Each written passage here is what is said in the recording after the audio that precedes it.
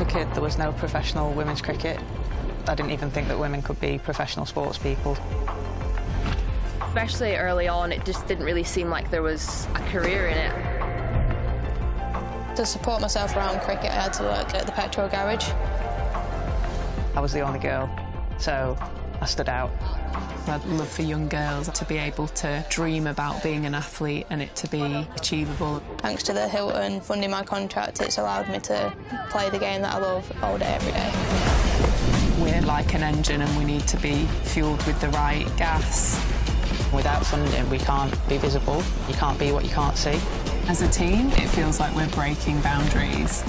Thunder and Lancashire always want to put women's cricket at the forefront, and now I think that's really shining through. It's mad to think that without the Hilton funding, like, we wouldn't be playing cricket every day, training. Well, we could be, but we wouldn't have any money. We wouldn't, yeah, true.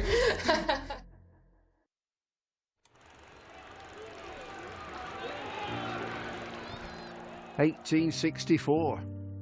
We were first class then, and we're first class now.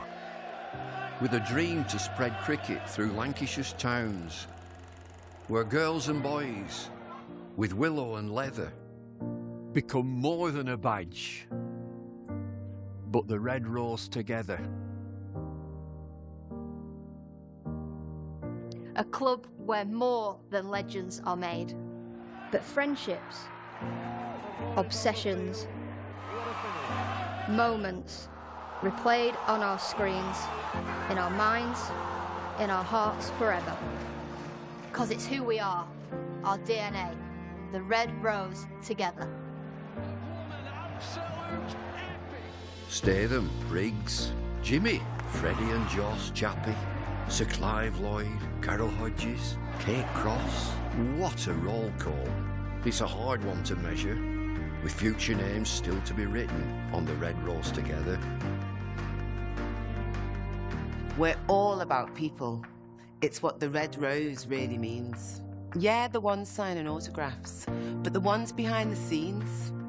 Our community, grassroots, the ones that feel tethered. Whether you're from here or belong here, we're the red rose together. And what about this place? Talk about world-class venues, internationals, gigs, events. You can choose from a menu of triumph, of disaster, of pain, or pleasure. We've seen it all at Emirates Old Trafford, with the red rose together. Red ball, white ball, lightning and thunder. Have you ever sat back? Have you ever just wondered how far we've come? The storms we've weathered, or how far we'll go as the red rose together.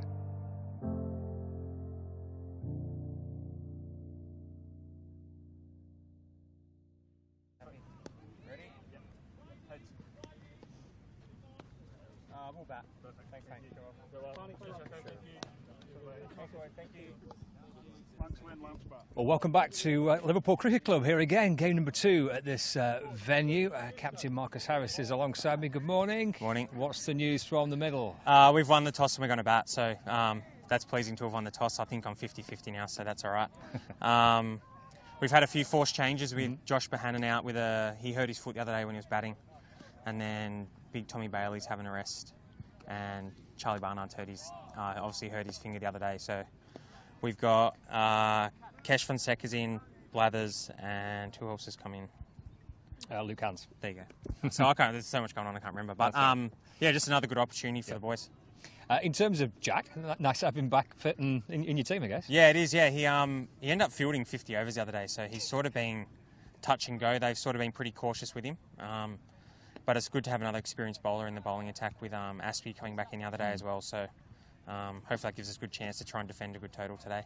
You've been kind of in games, haven't you? I know you can't qualify now, but in terms of the competition so far, you've had decent moments, haven't you, in games? Yeah, I think obviously your hands are tied behind your back a little bit with it really tests the depth of your squad this competition. So, and then to have the other day was a bit of a debacle just with, I think we had 3 blokes off the field at one stage and they were all bowlers. So just trying to manage that. But the effort from the boys has been brilliant the whole time. So you can't question that. And then, like I said, it's another 2 good opportunities today and Tuesday for some boys to have a good crack at playing some list day cricket. Yeah, for Kesh Fonseca, for Luke Hans, these are 2 young lads trying to make their way in the game, aren't they? Yeah. Obviously, this is Kesh's first go. He's been running the drinks the whole tournament, so it's good for him to have a crack. And then Hans, he's been in and out. He's only young, so he's only allowed to bowl a certain amount of overs a week, so he sort of had to be managed. But he's been really impressive in the games that he's played, and young Morsey as well. So, yeah, like I said, it's disappointing not to have won some of those games, but then we haven't had any blowouts or anything like that. We've been competitive in every game, which has been pleasing. Good luck today. Thank you, mate. The wait is over. The season is here with an all-new Lancs TV experience. Watch every 6, every wicket, every lightning-fast delivery. Streamed, live, all in one place. With expert commentary, exclusive behind-the-scenes access, and no paywalls. This is the Red Rose. This is Lancs TV. This is cricket.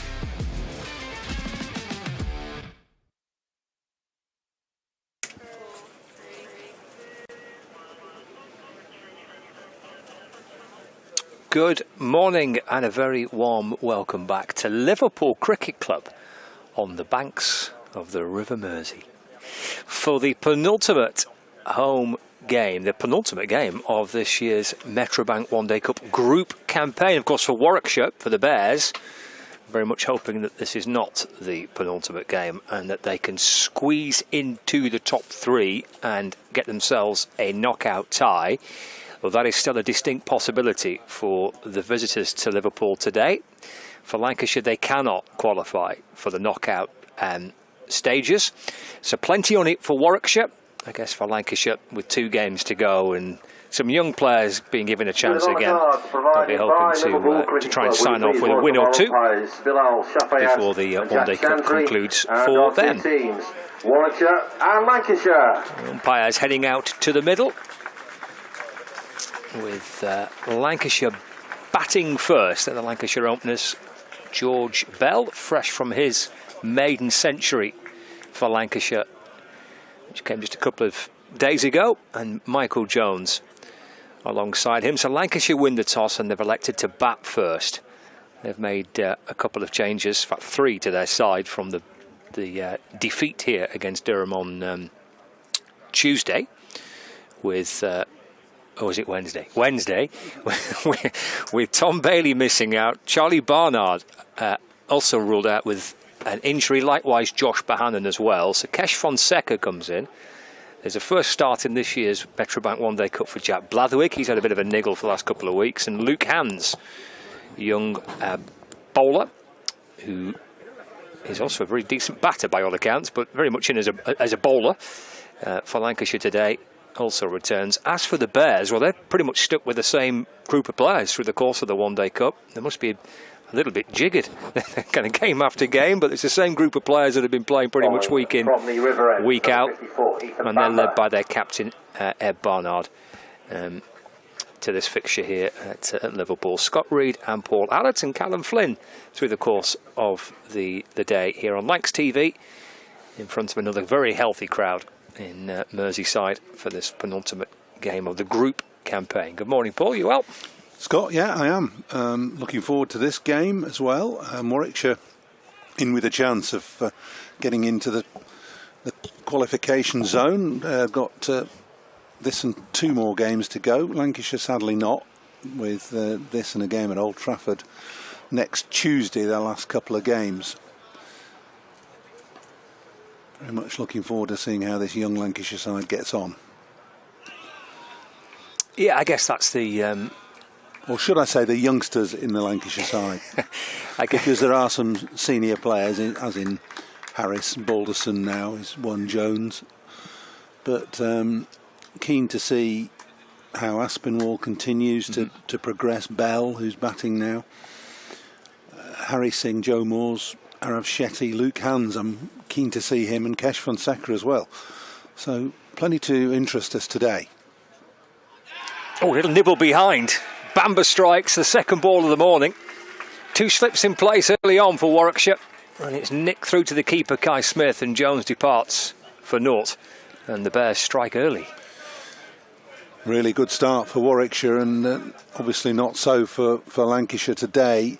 Jones was electric in his approach on Wednesday against Durham and got the side off to a brilliant start. Not so today. Taking a couple of paces down the track and looking to get onto the front foot very early. Ended up just feathering a catch through to the keeper, Smith. And it was a really good start for Barnard, who's... sorry, for Barnard, who's captain, but Bamba, who's bowling from the river end here this morning. Well, we were here on Wednesday for the game against Durham, and number 26, Kesh Fonseca. We're playing on the same pitch as we played on Wednesday. There was a little bit of kind of green tinge to the surface on Wednesday. It looks perhaps not quite as green as you'd expect a couple of days later today, but we're expecting movement early on with the new ball on Wednesday. We didn't see a great deal happen early on Wednesday. It's just done enough there, hasn't it? Well, it's done a bit, but it's not a good shot, really, is it? I mean, taking a couple of paces down the track, wide ball. He's just tried to defend it on a wide line, so would have been easier and better if he'd left that well alone. But I suppose the attacking intent was there. Anyway, Kesh Fonseca is at the crease now. First game in this tournament this year. Yes, first time in Lancashire's first team since August last year. Played a couple of games in the One Day Cup last season for Lancashire. Has been part of the squad that have been bouncing around the country, playing in these group games, but he's been fetching and carrying the drinks up until today. He was prolific talent as a young teenager, Kesh Fonseca. Stood out in early schoolboy cricket. Bears have got 3 slips in place here on the attack early on. Met in the middle of the bat quite comfortably. Yeah, Kesh was one of our scholarship players, if you like. We helped him get into Bolton School, where he's obviously completed his education now, and pretty successfully at that.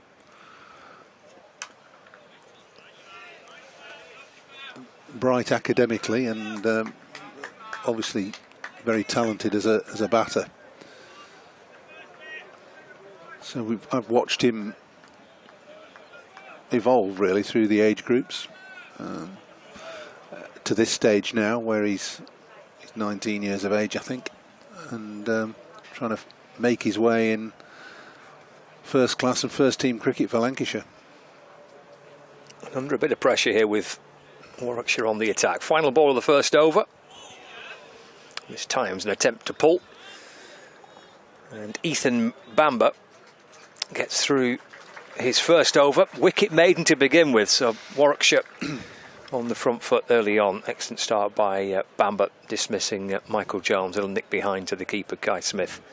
It's a 0 for 1. Perfect start as a bowler, isn't it? In limited overs cricket, maidens are rare, and to get a wicket in your first over as well is absolutely ideal. So Bamba on right on the spot from the word go. A little bit of movement as well, and doing a really good job for Warwickshire, and his captain Ed Barnard is going to start from the pavilion end. It's only Bamba's third game of the competition for Warwickshire.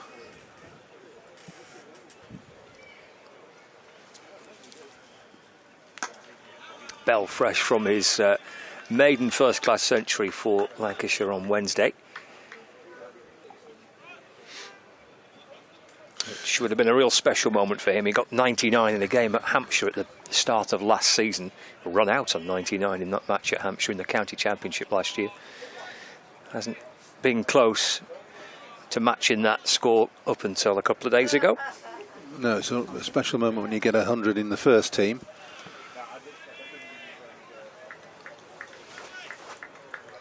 Yeah, and you could see the obviously what it meant to him, but also it was quite nice. He was batting with Josh Bohannon, and Bohannon's celebration when Bell reached 3 figures was kind of equally as enthusiastic as Bell's, really. Teammates enjoying the fact that Bell got to that magical 3 figures a couple of days ago. Barnard captains Warwickshire in this 50-over competition. Kai Smith with the gloves for Warwickshire.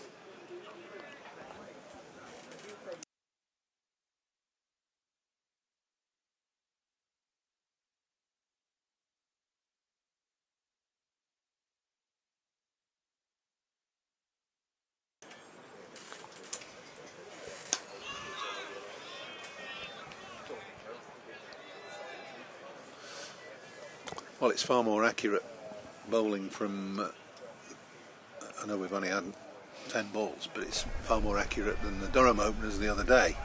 You just sprayed the ball around a little bit. There's been nothing to hit as yet from either Bamber or Barnard.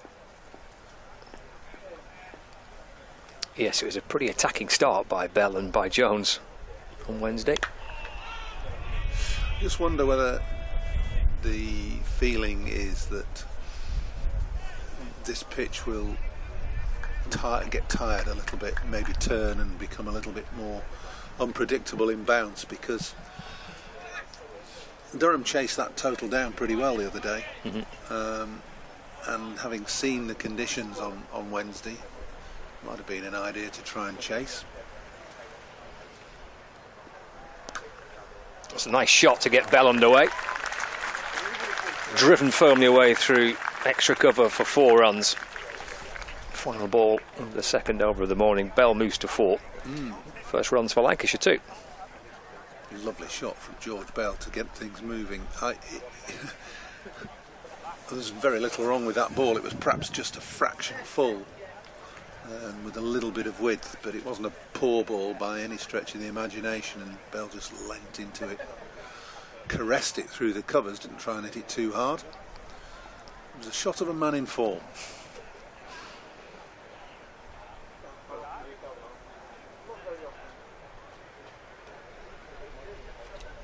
Still got 2 slips in place here. Nibbles through towards the keeper, Kai Smith. Slightly nervous glance over the shoulder from Kesh Fonseca. Well, that bounced and just held its line. Some good bowling from Bamber. Taking the 3rd slip out, might be encouraged to put it back in again. Only 2 fielders allowed outside the 30-metre circle for the first 10 overs in this first power play. Don't have to have catchers, but Warwickshire have got 2. Playing and missing for Fonseca. Yeah, it's a bit of an airy shot, that, isn't it? Nondescript. Not going to get you very far, Kesh, that. At best, it's going to get you a single down to 3rd man.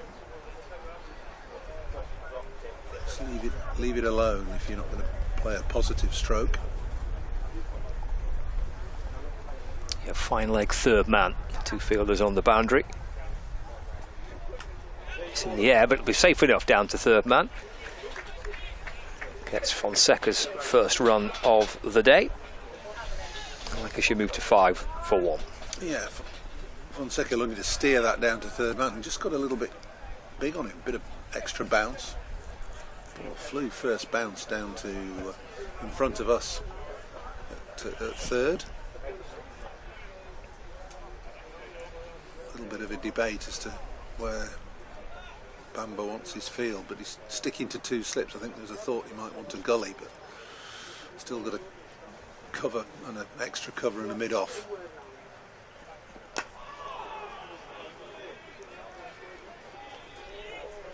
I mentioned how this pitch might go on and play through the course of today, and whether there might be a little bit of assistance there for spinners later in the match. Both sides got plenty of spinning options in their team. A couple of wrist spinners in the Warwickshire side. Yes, they're full of leg spinners. 2 of whom actually have not bowled much in this competition.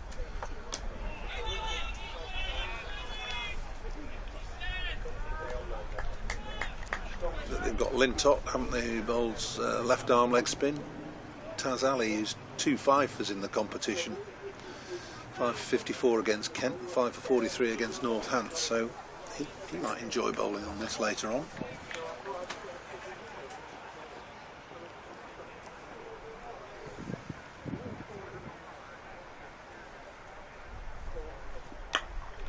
Dot ball to end the over.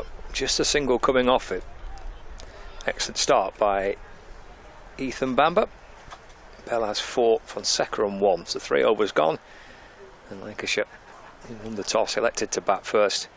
5 for 1. Yeah, Bamber played for Middlesex for quite a while, now at Warwickshire, obviously. Interesting character. He read theology at Exeter University, not because he had any interest in religion, which seems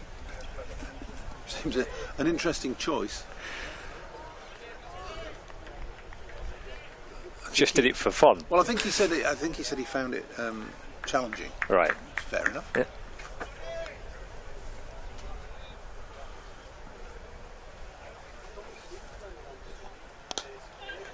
His runs here for Fonseca, driven away through the gap between cover and mid-off, and all the way for 4.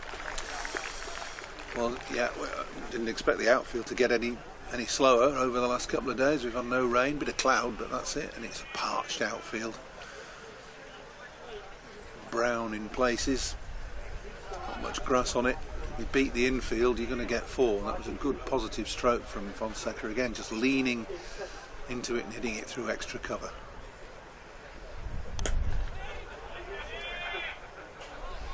You mentioned the outfield. It was it is absolutely rock hard.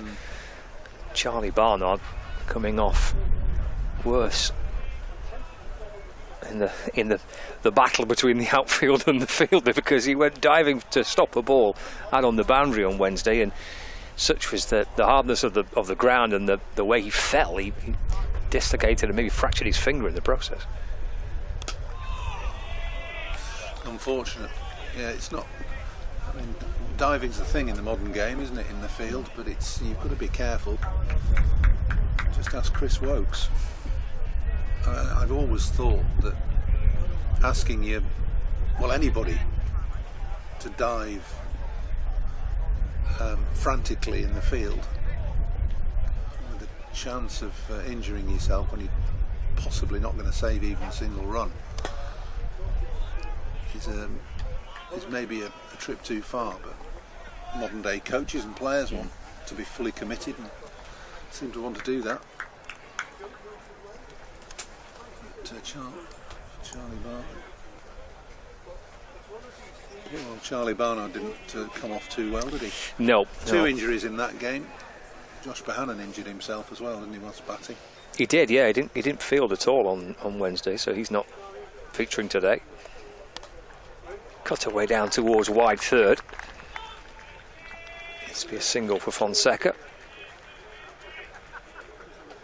Jake Lintott down on the third man boundary for Warwickshire. With the slide. Get a few grazes today on the old knees and shins, sliding around on this rock hard, abrasive outfield. Yeah, plenty of long sleeves being worn by the Warwickshire players, understandably so. Final ball of the 4th over. Nicely timed away through extra cover by George Bell. Doubles his score. Second boundary of the morning for Bell. He moves to 8. And 4 overs in. Lancashire 14 for 1. Yeah, Barnard just erring on the full side in that over, being driven a couple of times. Good shots from Fonseca and Bell. Again, not trying to hit too hard, just Bell on that occasion just finding the gap in the outfield.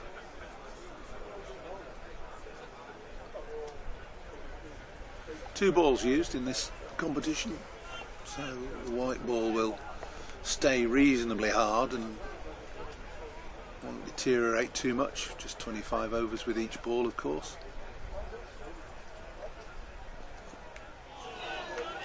Swing and a miss from Fonseca. It's flamboyant, wasn't it? His tail back in a fraction too, didn't it? Past Fonseca. Well, Bamba's been the steadier of the two. Already got a wicket. And only gone for a single so far. Nice bounce. Yeah, it's a bit there, isn't it? That has bounced. It's gone past Fonseca's forward defensive at glove height. Kesh just taking a look at the pitch, having a bit of gardening.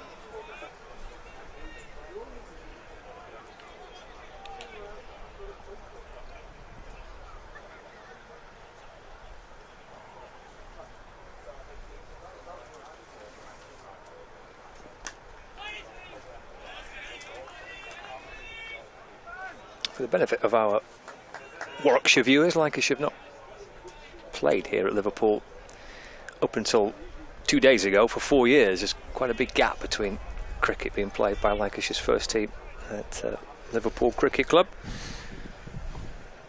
Southport, Blackpool, Sebba on the roster of grounds that Lancashire use for cricket away from Emirates Old Trafford.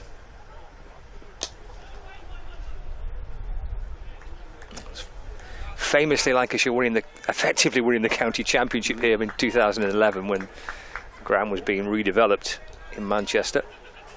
And they played all their cricket away from Emirates Old Trafford in the county championship, of which this venue, I think, hosted 6, I think, of the home games. So happy memories for Lancashire fans here. It's clipped away off the pads down to fine leg. Fonseca gets a single. Yeah, some memorable games in that year, 2011. Some memorable games down the years as well. You were mentioning to me about one of Lancashire's former players who's here today. Oh, it's in Simon Kerrigan. Simon Kerrigan, yeah. Got 9 for on here, didn't he? In one game in 2011. Yeah, right towards the end of the season, that, against Hampshire. Final ball of the 5th over is defended by Bell. So Simon this morning, part of the Warwickshire coaching setup. Yeah, he definitely will have very, very fond memories of this venue. It was always, in my playing days, was always a really good batting track. Pretty flat, quick outfield like it is today. I remember we played Hampshire here quite a few times, and I remember Gordon Greenwich scoring 300s in a weekend against us. Still got cold sweats over it. Well, sort of, yeah. We played here on Saturday, Monday, Tuesday in the Championship. We got one on Saturday and one on Monday afternoon, Tuesday morning. And on Sunday we played a Sunday League game at Old Trafford, and he got one there as well. It's a pretty good weekend for him. Yeah, wouldn't be the only good weekend he's had. Pretty decent. Yeah, he was limping at the end of it. But, Gordon was a dangerous man when he started limping. He knew he was in for scoring runs.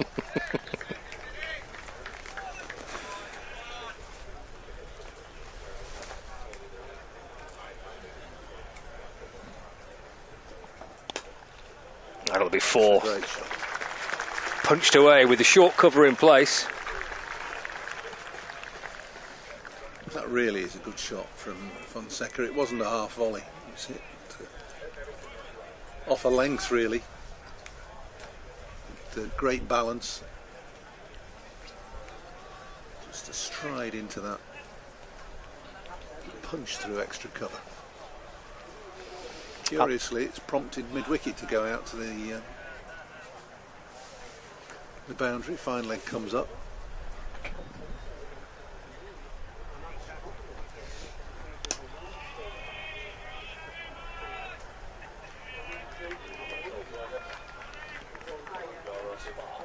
Been tempted to leave mid-wicket in the circle bowling this line and put cover out. Not look like getting hit through the leg side as yet. But Barnard is not only bowling, he's captain as well, so he can do what he likes. He's got the short cover in place. Alex Davis, who was at first slip, short cover. Short and pulled, and for 4. Well, it's interesting strategy is that, bringing fine leg up, then bowling a bouncer and getting pulled over to fine leg in the air. So the strategy not working for Barnard. Fonseca quick to latch onto that. The second boundary of the over.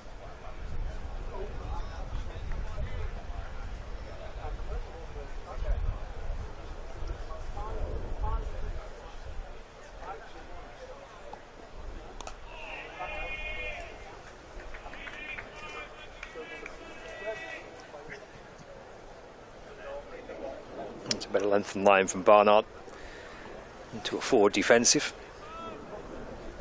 Fonseca on 15, Bell on 8.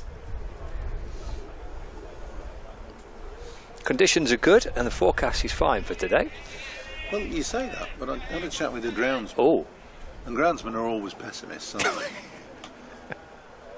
Final ball of the 6th over. Dot to complete it, 23 for 1. I said, good pitch on Wednesday. He said, yeah, not bad. Yeah. I said, your outfield's a bit parched. He said, I know. We've not had any rain for weeks. I said, oh, well, we're not going to get any, are we? He said, oh, it might be a bit around today. I said, oh, really? He said, yeah, there might be a bit of drizzle. Anyway, we'll wait and see. I didn't think there was anything forecast. No, me neither. No. Anyway, a bit of drizzle won't do this ground too much harm, to be honest. No, it'll better touch the surface, will it? Exactly. So 23 for 1 from 6. Steady start now after losing that early wicket from Lancashire. Offered appeal, Fonseca's been sent back. Backing up as that ball deflected out towards the leg side. Bell said no. Left arm throw from Jake Lintott towards the bowler's end. Fonseca may have been struggling with a direct hit. I don't know what he was doing there. There was never any chance of a run.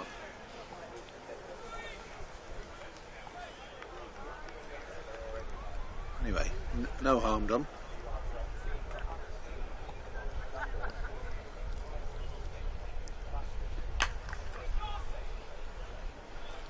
Early, quick call from Bell this time. No sooner had he hit it than he called wait, just to make sure that Fonseca wasn't going to do anything silly this time.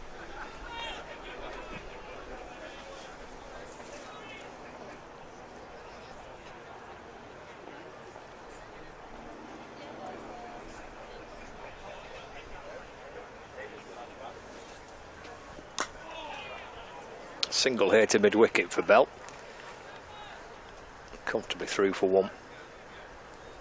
Yeah, that's more like it. Just nudged into that leg side area. Only 2 fielders there, a wide mid-on and a square leg. A comfortable single.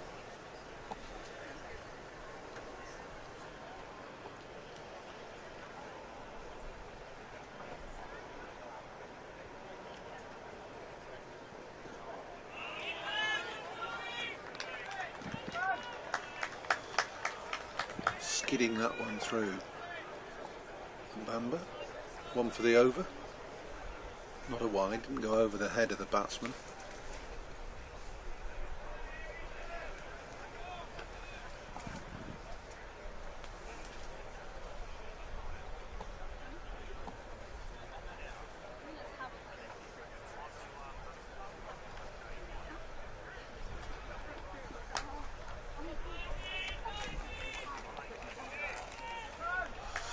He's just missed out there, Fonseca. Back foot drive, hit it straight at cover, slightly behind square. Nobody out protecting the boundary, of course, on the offside.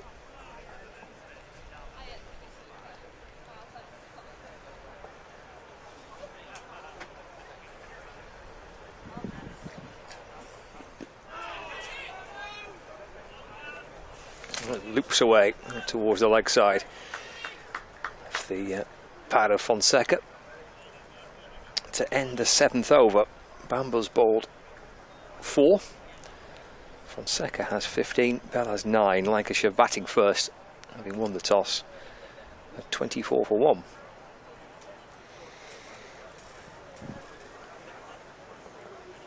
See just how dry the outfield it is. Swathes of brown patches around this big outfield. It's a big ground here. Impressed with Bamba this morning. 4 overs, 1 for 3 is a pretty decent return so far. He's got a little bit out of the pitch, a little bit of bounce at times, a bit of seam movement, no swing really. Ball very accurately.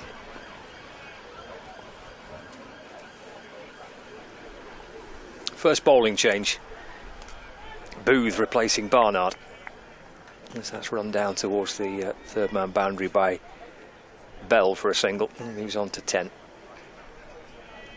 Michael Booth from the pavilion end, replacing his captain. 3 over spell from Eb Barnard. Yeah, Booth, 24 years of age, born in Zimbabwe.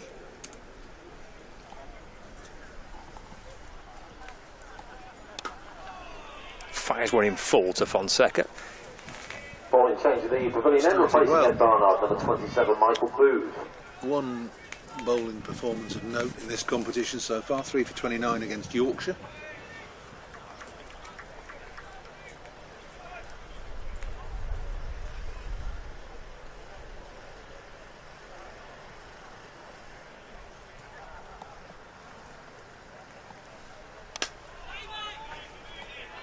Started well, strongly built, tall lad.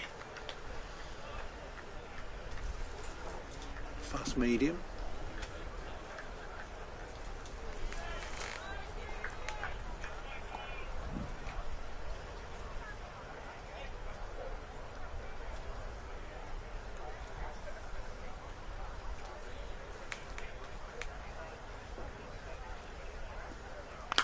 Short pulled by Fonseca. Out towards the boundary at square leg. Whipped that away with great timing over the rope and in towards the spectators for 4. Yeah, just too short this. Seized on gleefully by Fonseca. Really good pull shot, rolled his wrists, hit it firmly and down into the ground. Pushed a bit fuller by Booth. Fonseca able to defend it. Could be watchful in the crowd today. We need a couple of feet behind the boundary rope. At pitch level. One of those where you've got to keep your eye on the ball if you're watching in the crowd today. And that rope always kicks the ball, if it's hit along the ground, it always kicks the ball up to sort of waist height. The dot ball to M. Booth's first over. It's gone for 5. Just dropped short once, and Fonseca was able to latch onto it for 4. Aside from that, good start by Booth. 8 overs gone. With Lancashire 29 for 1. Fonseca's on 19. Bell is on 10. Warwickshire have got 3 games remaining in this competition, including today. So they have a game advantage over the teams that 2 of the teams that are directly above them, Middlesex and Somerset. So the Bears very much sniffing a chance to try and sneak into those qualification positions in Group B. 3 teams at the top, all on 16 points. Yorkshire, Somerset and Middlesex. Yorkshire have played 5, just like Warwickshire. Somerset and Middlesex have played 6. The Bears 4 points away from the top 4. Correction, top 3. As Bamba continues. Quick single by Bell. Oh, and the throw comes in towards the keeper's end. Slightly awkward one for Guy Smith. And they can sneak through for an extra run.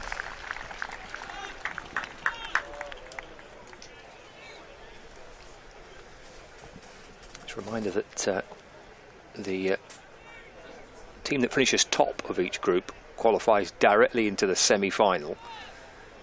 and then second and third will play each other across the two groups in a playoff game. Nicely timed by Bell towards square leg. Brings him 2. So the team second in Group A will play the team third in Group B, and vice versa. If you finish second, you get that playoff match at home as well. So Warwickshire very much in with a chance if they can leave Liverpool with a win. Still have a couple of games to go, and with a great chance of trying to reach the knockout stages for a second successive year. It's in the air, but safe enough by Bell. Through backward point towards the boundary for 4 more. I mean, both batters have been looking to get that ball through the offside off Bamber. That's the first time with any success.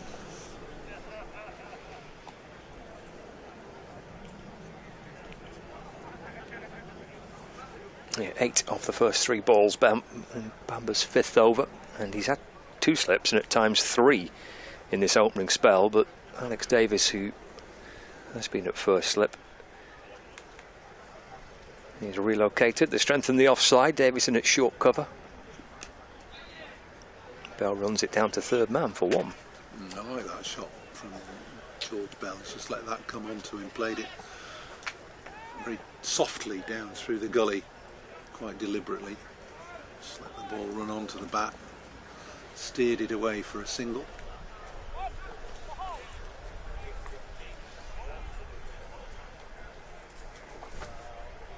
Confidence thing, isn't it, batting? I mean, it's a fairly obvious statement, but just think that George Bell, now he's got 100 under his belt, can kick on. Bit of variable bounce today from the river end. So 1 or 2 bounce, not alarmingly, but enough to discomfort the batter, and then that one stayed low. Maybe an indication of why Lancashire, on winning the toss, wanting to bat first, thinking the pitch will become more unpredictable.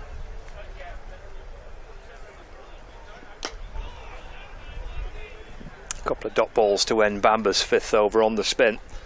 9 gone. Lancashire 38 for 1. Bell on 19. Fonseca on 19. Through the first half an hour of this Metrobank One-Day Cup fixture here on Lancs TV. I'll leave you with Paul Allott, and Callum Flint will be alongside you.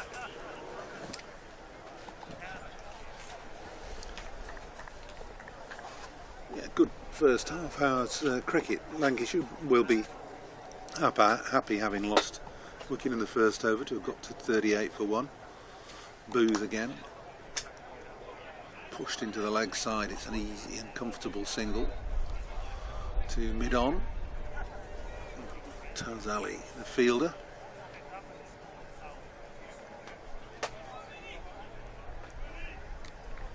Booth just only his 2nd over from the pavilion end.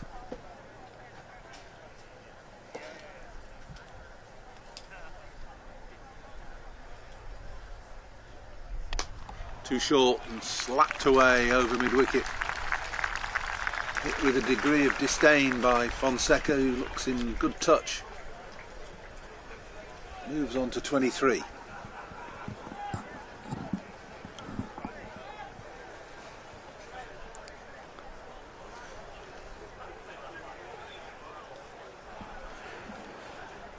Morning, Paul. Morning, viewers. Pretty good start now for Lancashire. These two just starting to settle, getting some rhythm. Snip back and hit Fonseca a little high above the pad on the back leg. It was an appeal, but I think more in hope than expectation, to be honest. Umpire Bilal Shafiat having nothing to do with that. Jack Chantry is the other umpire today. He's at the river end of the ground.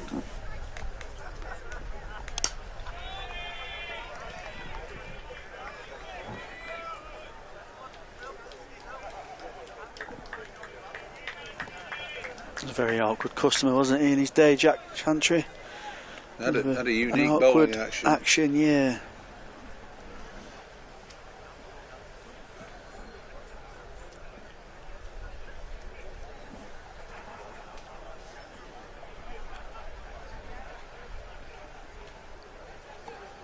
Quicker from Booth. That's hurried Fonseca, who's gloved it on the leg side, will get a single.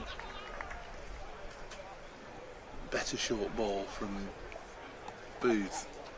A bit more venom in it.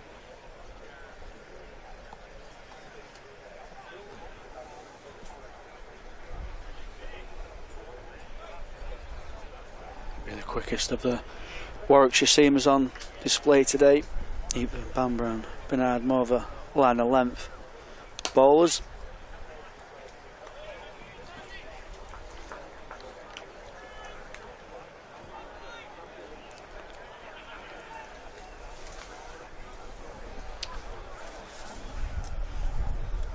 So 10 overs gone then, and that's the end of the first power play. Lancashire 45 for 1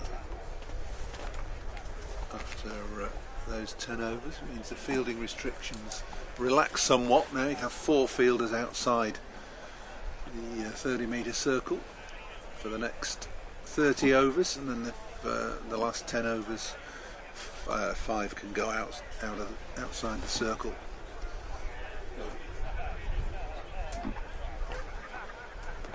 Still a slip in place as Bamber continues being the pick of the bowlers this morning.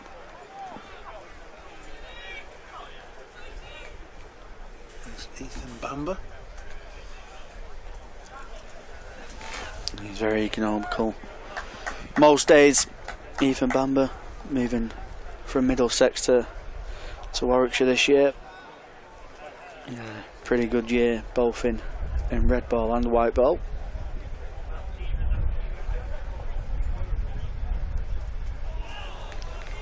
Come past the outside edge of the bat on a number of occasions this morning. That one not bouncing too much, but still carrying through to the keeper, Kai Smith.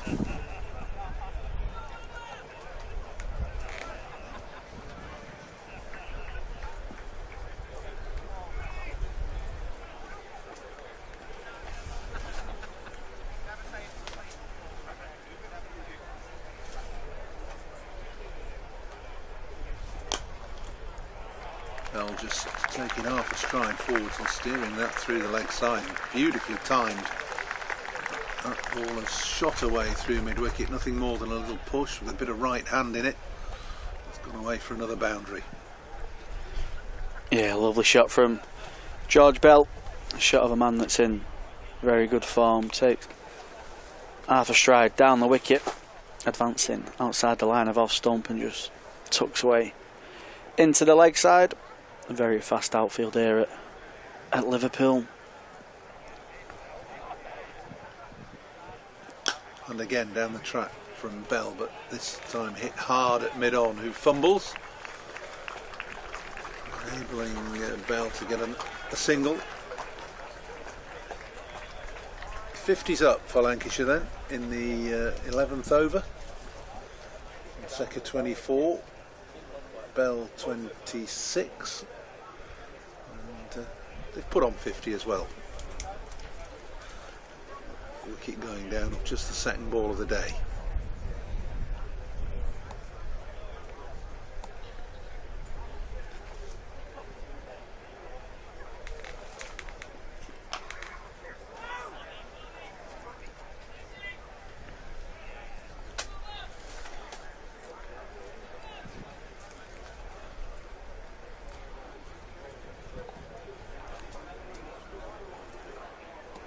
It's good from the two young Lancashire batters. George Bell, the more experienced of the two. Fonseca, his last first class game for Lancashire coming a year ago in August 2024.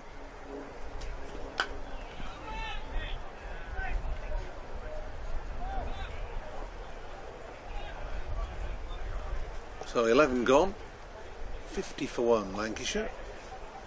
Bamber's bowled 6 of the 11.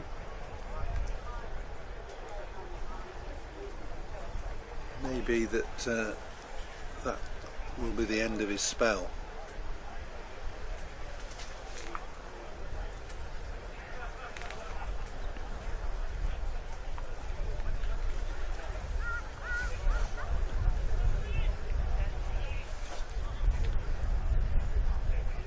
Warwickshire still being positive with the slip catcher as well into Booth.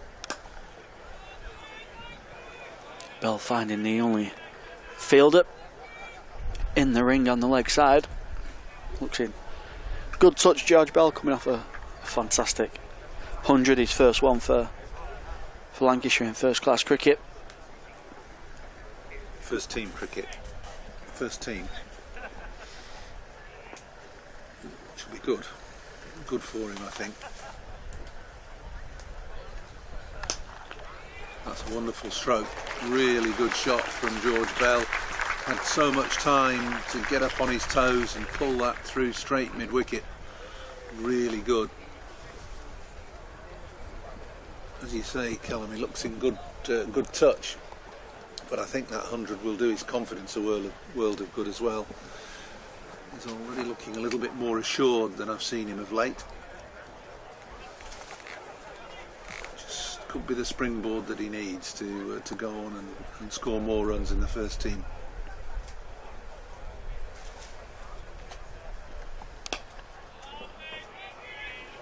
It's very clear to see Bell as all the shots, it's sometimes just getting that first 100 off the shoulder, just learning how to build an innings and get through them difficult situations. He had an excellent start on Wednesday with Jones at the other end when Lancashire got off to an absolute flyer against Durham, and then he batted through a bit of a trickier period where runs wasn't as easy to come, but he caught up again later in his innings. So, some good experience for George Bell that he'll look to take into the future, try and get himself back into that county championship team next month as well.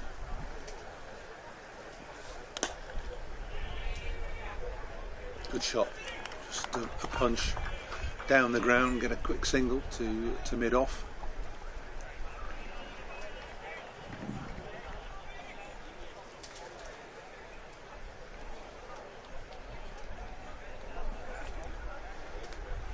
He looks well organised, George Bell.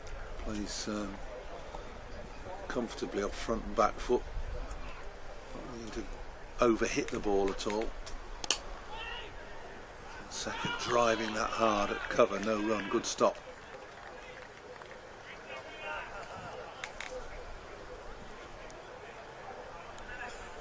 Another over, 12 gone, 55 for 1.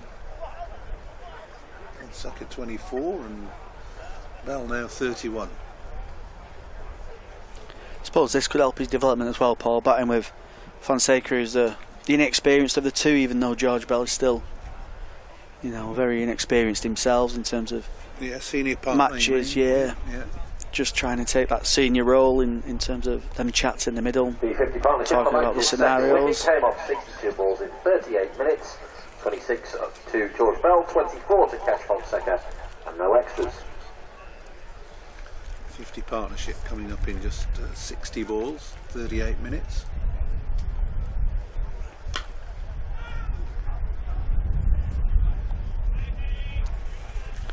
Ed Bernard returning. Yeah, Barnard, change of ends for him. A change of bowling at the River End, replacing Ethan Bamber, number 30, Ed Barnard. The team today started off bowling at the Pavilion end.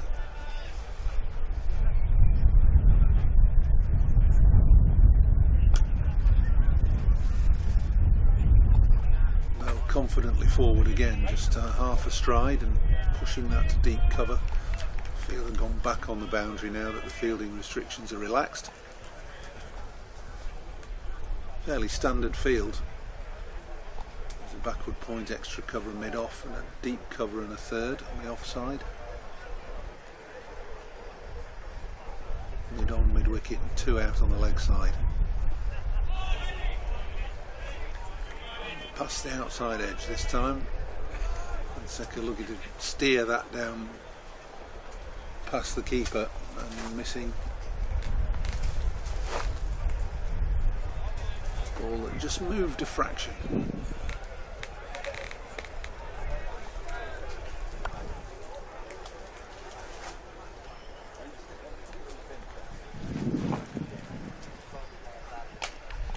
Too much width there, it's an easy single. Punch to deep cover point.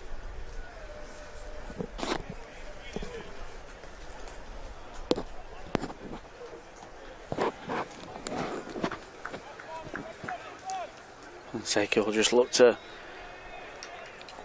try and rotate a little bit more, 25 off 42 at the moment. George Bell 32 off as many deliveries at the other end. Now 33. Good running that. Just a push and run from Bell.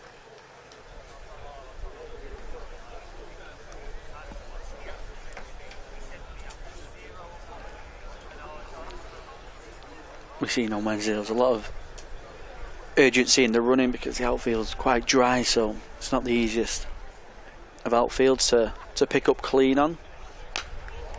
Smacked away over mid-wicket off the front foot by Fonseca, and that's gone all the way. First 6 of the day for Lancashire.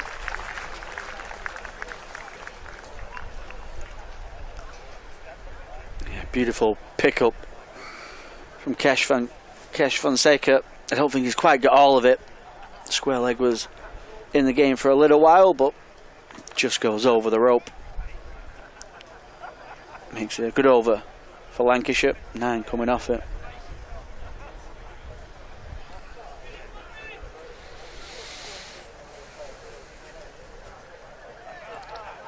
Well, already with 13 overs bowled, Lancashire should be looking at a score of 300 plus. Durham chasing down 320 odd the other day. Lancashire will obviously feel that they've got to get up towards that that sort of total to be in the game today. Long way to go, of course.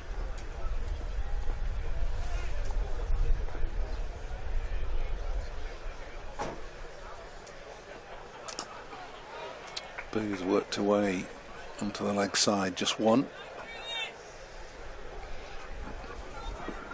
Yeah, the wicket showed no signs of any deterioration on Wednesday against Durham. There was no signs of any real spin. There was the odd ball keeping a little bit low in the first innings for Lancashire, but there was still probably runs left out there for Lancashire on Wednesday as well. Yeah, the innings just tailed away, didn't it? And they were looking for an injection of runs in the last 10 overs or so after that really good partnership between Bell and Bohannon. Innings just tailed away a little bit. I think we've got a broken bat here for Kesh Fonseca. Looked fairly innocuous, that last delivery, but Fonseca immediately signalling to the dressing room that his bat's gone.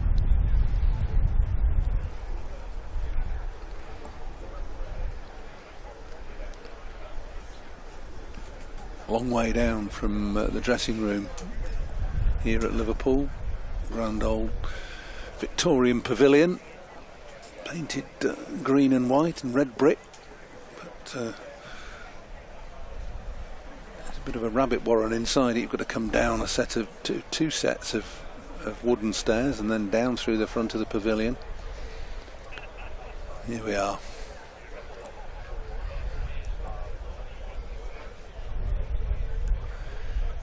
New bat safely delivered.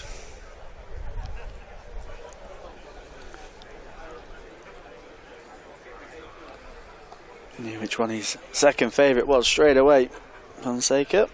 Just the 3 bats being run out to him to have a look at. Very precious about the bats these days.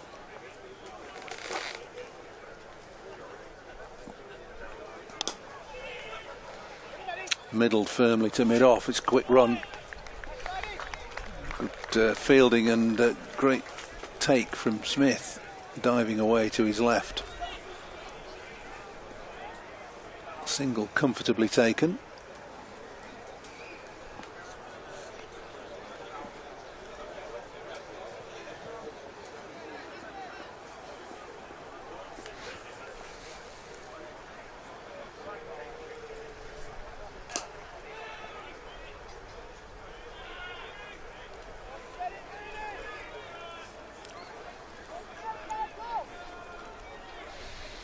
We've gone really full to Bell, trying to get that Yorker in.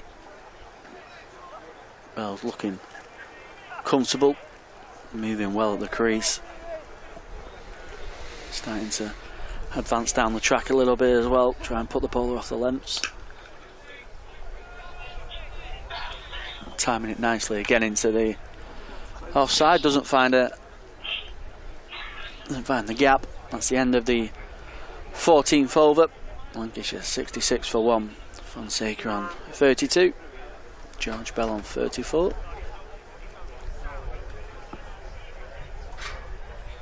So if I'm in that far in, then it gets rid of it, but obviously.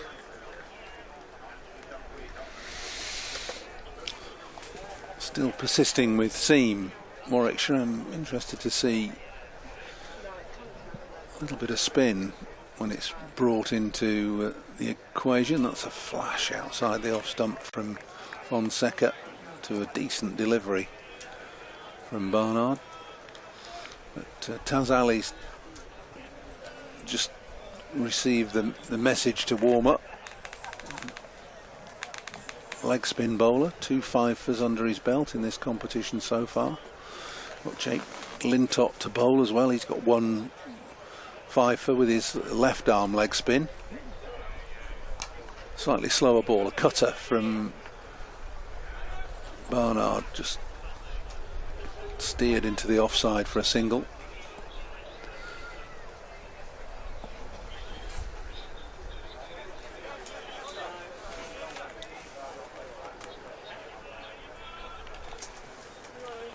Ali warming up vigorously down in front of us.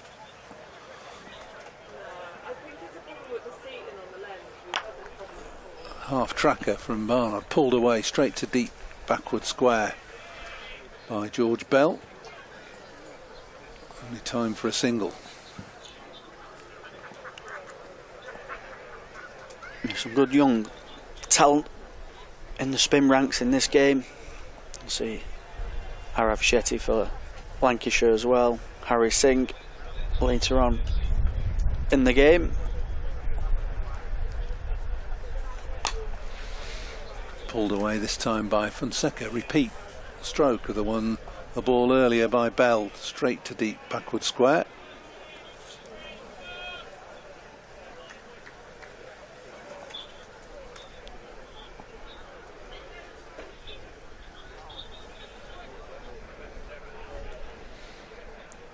He continues to warm up in front of us. He's bowled about 3 overs already.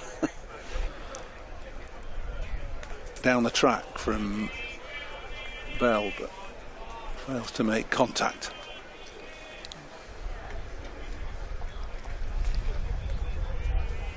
He just tries to get that away 2 square. George Bell advancing down the track and getting outside the line of off stump again, which has been a bit of a plan to the Warwickshire skipper.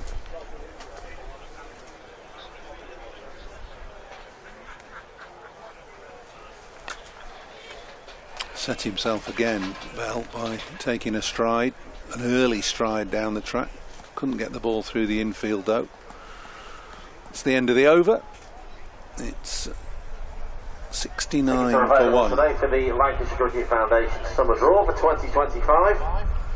The prizes will be drawn next Tuesday. back at Emirates Old Trafford during the game against Middlesex. First prize is an overnight stay for 2 in the Hilton Garden Inn with a private balcony. So it is going to be Taz Ali to come on from the pavilion end. First sign of spin today. England bat. And the third prize, an overnight stay at the Hilton Garden Inn for a Lancashire match at Emirates Old Trafford. Exciting young talent, Taz Ali. I think it's several will be making their way around the ground. 2 fifers already in this competition. Lancashire Cricket Foundation.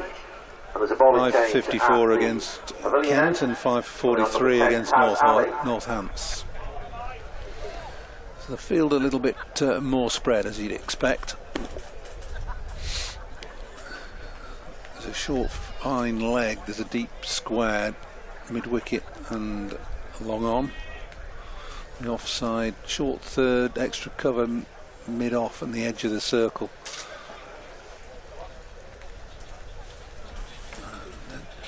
Deep cover and deep extra cover, I think. Difficult to pick out the blue colours against the crowd. So Taz Ali's first ball, it's a half tracker and slap to mid-wicket, who misfields, and Seka gets a single.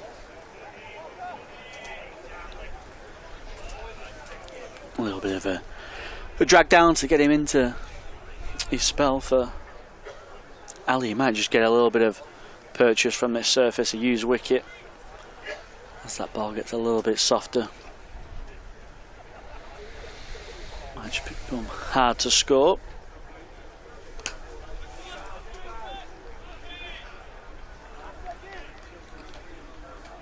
Bell will certainly look to be productive, he'll look to be proactive, utilise the crease. Sweeps well, both a standard sweep and the reverse sweep, so even though he's got them options to fall back on as well.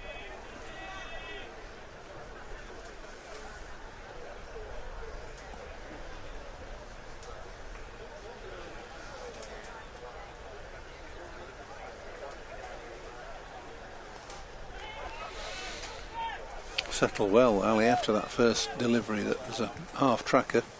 Bowls a decent pace. And it's pitched up. The subsequent 4 deliveries. Deep backward square in now.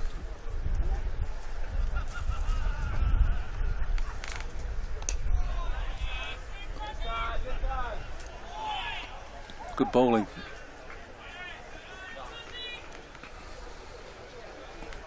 Yeah, good from Ali. Wide of the crease, targeting them stumps. George Bell trying to get it through the offside, but finds the inside edge into the leg side.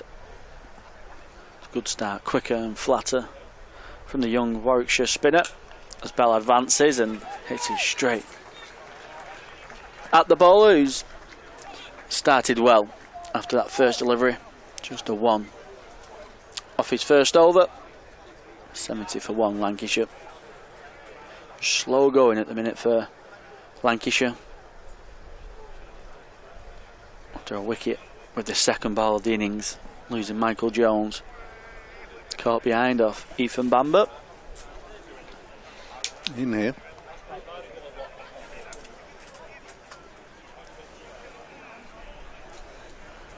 Warwickshire skipper is going to continue.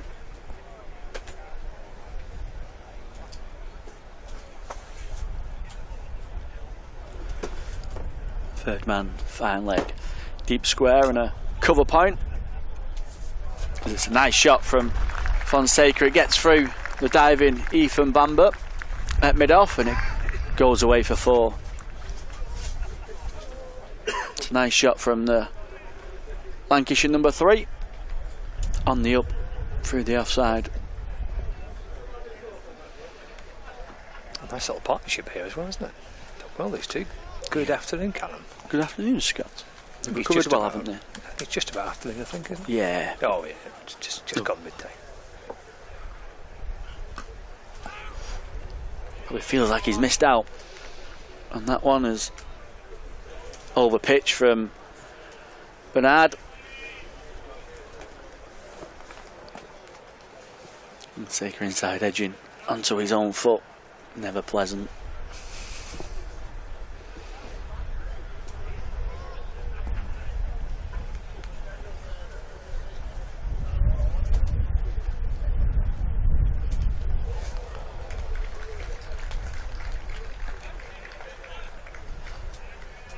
Bit of innovation from Fonseca, a short delivery from the Warwickshire skipper, just staying in the pitch a little bit. Plenty of time for Fonseca to play the uppercut. It's a nice shot, wasn't it? Yeah, probably did. One of them shots that just looked like they deserved the four, didn't it? Just a single.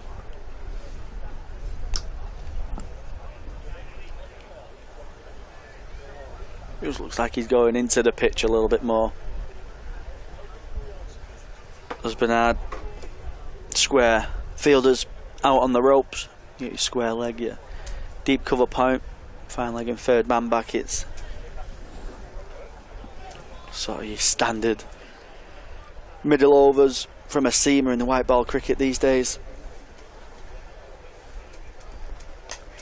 Run in, banger, hit a heavy length, get the batters hitting square, easier to control. Yeah, it's not too dissimilar tactics to what you'd see used pictured at Old Trafford, is it really? With big boundaries to try and hit. Kind of use the ball into the pitch, just back of a length, get the batters hitting square like that. That one's played nicely from George Bell. Probably 1-2 minute short deliveries in that over. George Bell, plenty of time to just turn that behind square, get to four. We didn't really see too much success, though, did we, with the short ball on Wednesday either. No. Every time it kind of went in short, the batters looked like they had plenty of time. You often judge a batter with how they play the short ball of where the ball goes, and a lot of them was going in front of square, which indicates they've got plenty of time to play it. Bell on that one, just turning his hands on it to beat the fielder. Yeah, there wasn't too much success with it on Wednesday. Be interesting to see how the spinners get on today. This, of course, is the same pitch that was used on Wednesday. We've got a few spinning options in their side, a couple of leg spinners in their team. Might become a little more trickier as the day goes on. This is good, though, isn't it, by Fonseca? Bell's obviously benefited hugely from that century he got here a couple of days ago. First for Lancashire. Fonseca's not played in the first team since last season, so his chance here to have a run out. A quick single, that. Yeah, every time I've seen him play as well, he looks a real classy sort of operator. He looks compact. He times the ball nicely. Looks like he knows his game, where he wants to score. 42 or 55, he was threatening getting stuck in a hole not too long ago, but he's a couple of quick boundaries and his scoring rates, looking a lot healthier now as well. George Bell looking for the slog sweep, finds the under edge, gets a single. It's good for George Bell's development, this as well, being the most senior of the two, trying to operate through a tricky period, losing Michael Jones early, and Fonseca joining him out there in the middle, who's, like you say, not played for a year for Lancashire in the first team. So it's good for George Bell's development as well. Yeah, these are the type of battles you see quite a bit in this year's One Day Cup. In the last couple of years in the One Day Cup, you've got a young bowler here, Ali, only 19, against a couple of the young Lancashire batters. Run out chance here at the bowler's end. Bell sent back. There's been a few times between these two where they've not quite got the running on the same wavelength. Bell having to put the full dive in. Try and scramble his way back in towards the crease. There's been a bit of hesitation at times between Fonseca and Van Bell. off an appeal as to whether that just ran up and caught a little bit of the bat of the glove as it looped in towards the gloves of Kai Smith. End of the over, 83 for 1.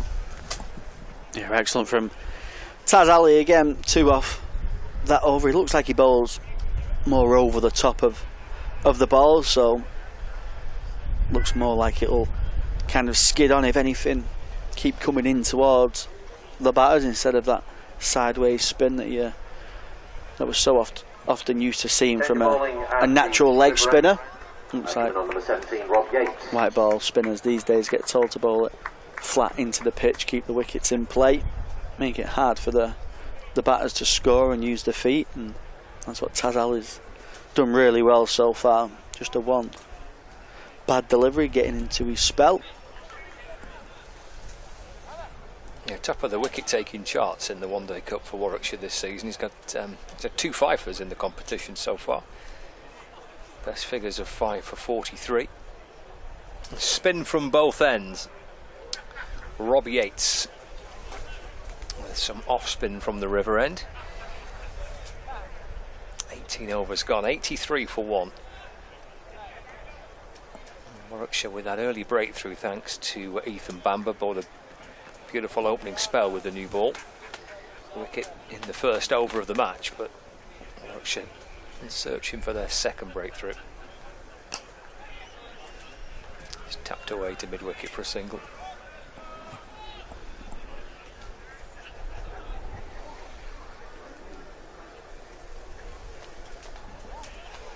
Yeah, spin from both ends. Might see George Bell being a little more proactive to the right arm off spin of Yates. The ball coming back into both batters, which will suit George Bell, a strong sweeper of the ball.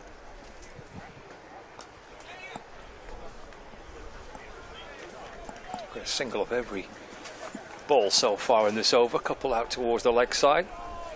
Just chopped away through the offside where Bamber fields. Booth is there at backward point.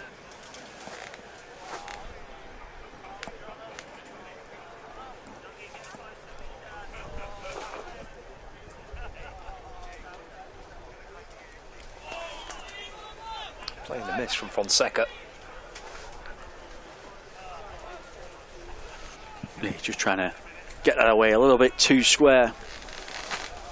Trying to hit it sort of backward a point. Looked good when he's been committed with a full face of the bat as Fonseca. Just a little bit of grip from Yates.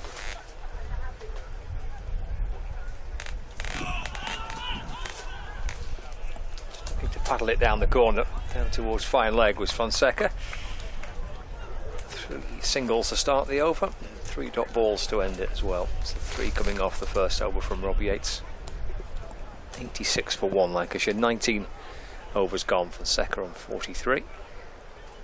And George Bell 43. Not out. Fonseca's best score this. Not played that much cricket in Lancashire's first team, just a couple of games last season. First appearance this season. He's got himself his top score in Lancashire's first 11. Got a great start, terrific opportunity here for both batters. Bell, we mentioned in the runs a couple of days ago, but lovely chance for Fonseca here.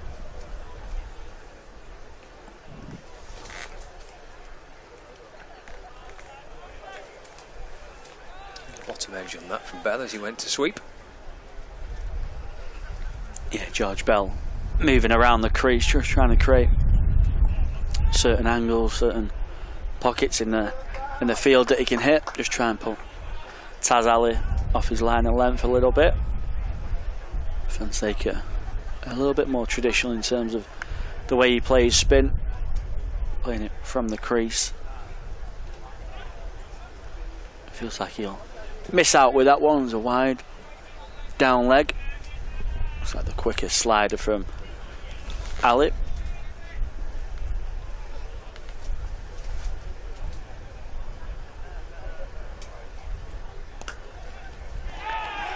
Caught.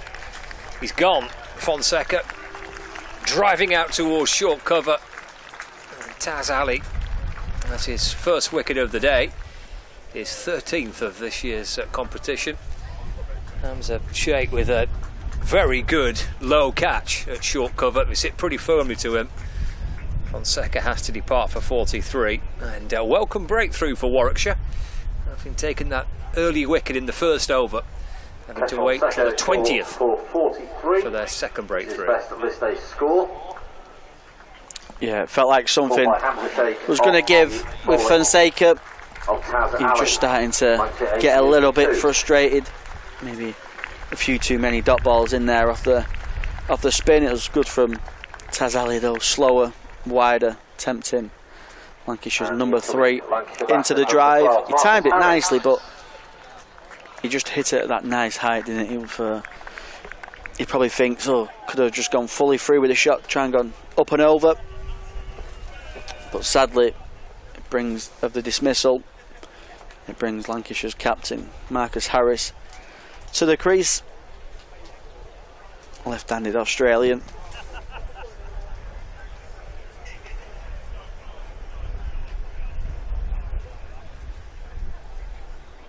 Yeah, a couple of 50s through the course of the group campaign for Marcus Harris this season. Top score of 95 in the Metrobank One Day Cup so far for Lancashire.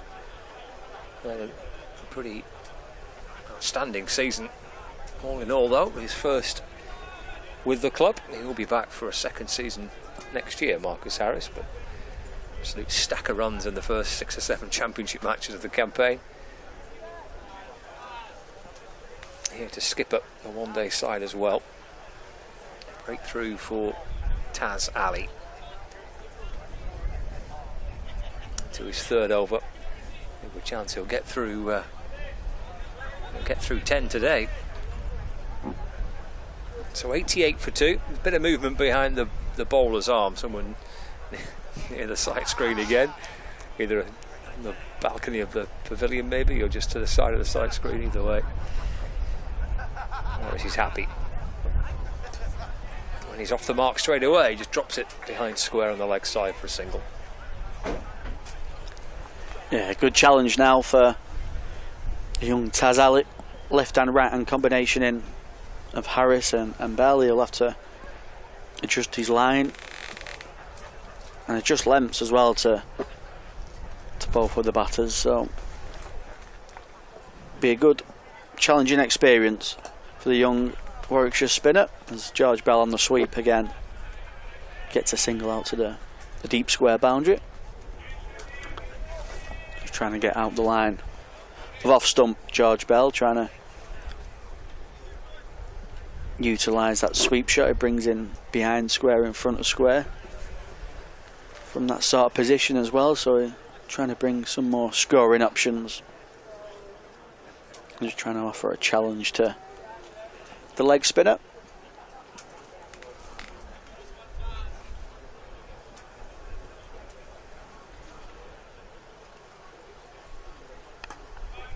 At 43 by Fonseca. Just going one past his previous best listed score, which was 42, which he got on his debut against Middlesex last year. So new list A top score for Cash Fonseca, but gone for 43. Runs for Harris again through the offside, nicely timed. Punched away off the front foot through extra cover. Zem Malik sweeping round in the cover boundary to field. Harris comes back for 2, so he's on to 3. Decent stuff though by Taz Ali. Wicket taking over for him. 20 gone for Lancashire, 92 for 2. Harris on 3 and George Bell on 45. Lancs TV, live from Liverpool Cricket Club. Second successive match here being staged by Liverpool.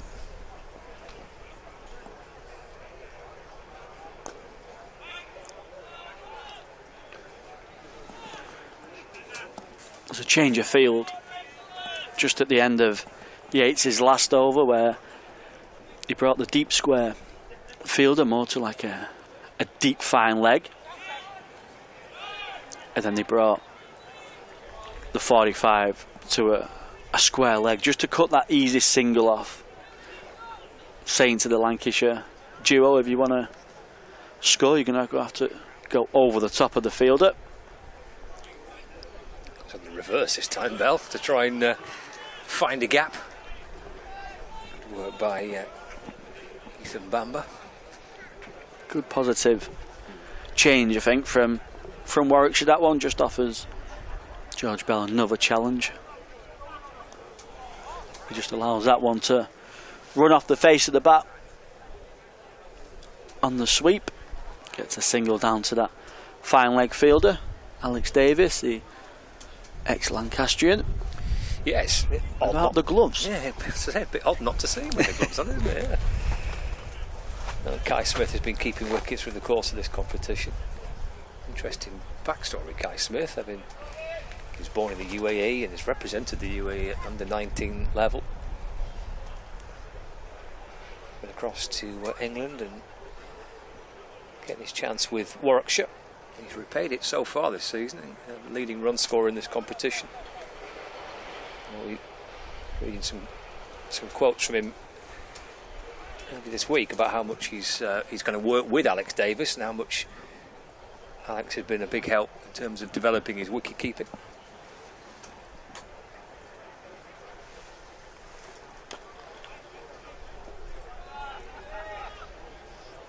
That's the brilliant thing, isn't it, about this tournament, and you know, that's the positive that the Metro Bank Cup brings with the youngsters playing alongside some very experienced county cricketers, and you're getting the experience of taking the gloves for a young Kai Smith with Alex Davis in the field, sort of as a mentor for him, so that'll be really good for his game in the future. And that's kind of what I suppose Lancashire might be looking at for these last couple of games, might they? They can't make it through into the knockouts, so try and give as many youngsters as much experience as possible. They've got Luke Hans in their side today. I think he's still only 16, I think. Oh, he gets the LB. Bell's gone for 46. Looking to sweep Taz Ali. Sweeping across the line and missing. Ball hitting his pad and going on to hit the stumps. Bell out for 46. And second wicket for Taz Ali in successive overs. 46. Yeah, it's really good again from the young spinner. George Bell was looking to sweep more or less every delivery from Taz Ali, but he hadn't really had any success of note with that shot. He got the odd single, a couple from the inside edge as well, so the young spinner was still targeting the stump, wasn't afraid to concede a boundary from that shot, but he got his reward by sticking at it, hitting the pads of George Bell right in front of the stumps. An easy decision for the umpire. Brings another youngster to the crease for Lancashire, Harry Singh.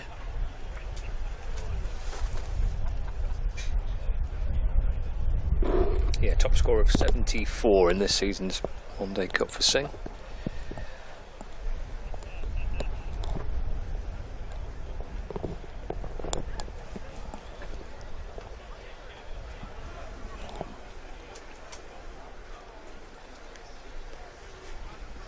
Well, a good kind of 15-20 minutes this for Warwickshire.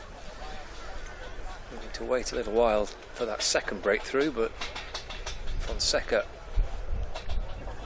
falling first to Taz Ali, and then the very next over, first ball of the next over, Bell trapped LBW. He's got two new batters out there. Experience of Marcus Harris, the experience but exciting prospect of Harry Singh. Yeah, two set batters again. Gone for Lancashire in pretty quick time, similar to Wednesday when they lost Bell and Bohannon. Just a little bit of a rebuild to do for Harry Singh and Marcus Harris. I guess that's what 50 over cricket can do, isn't it, Callum? You do have that time, don't you, to try and settle things down. Allows you time to get in, wickets in hand. Those final 10 overs, teams can kind of back themselves to catch up if they need to. Yeah, you've always got plenty of time in the 50 over game. Harry Singh the other day came in the last 10, which isn't naturally his game. He's more of a top order batter. Naturally, you'd say he's probably an opener or a number 3. So this might just suit Harry Singh, allows him just to get into the game, soak a little bit of pressure up, and just bat some time. Like you say, you always catch up later on in your innings. There's plenty of options to score. The boundaries are pretty hittable here at Liverpool. The outfield's very fast, so it's more just about now how they can get through this tricky period. More problems behind the bowler's arm. Marcus Harris, he's waving his arms around. The umpire, the bowler, they're all pointing, sit down there, move there.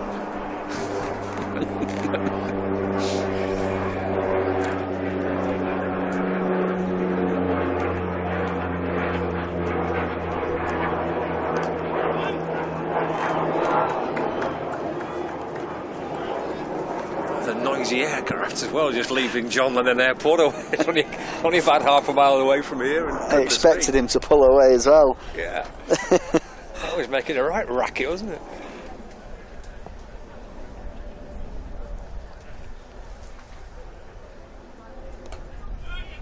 It's a quick single there, Harris.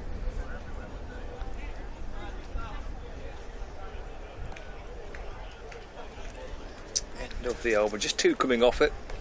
And the wicket of George Bell as well. 22 gone, 95 for 3. Lancashire, Harrison 4. And Singh on 1. Yeah, another excellent over for Warwickshire. Just a little bit of a rebuild to do for Harris and Singh. Singh will enjoy batting with the Australian. Marcus Harris, plenty of experience in the international game. Plenty of runs in his locker as well, so could be a good period for Singh to bat with an experienced international. He plays down the ground, gets a single. Marcus Harris was out stumped on Wednesday, probably hasn't looked back at that dismissal. No, he was quick to turn on his heels and disappear back to the pavilion, wasn't he, on Wednesday after that? Just forget that, scratch that one off.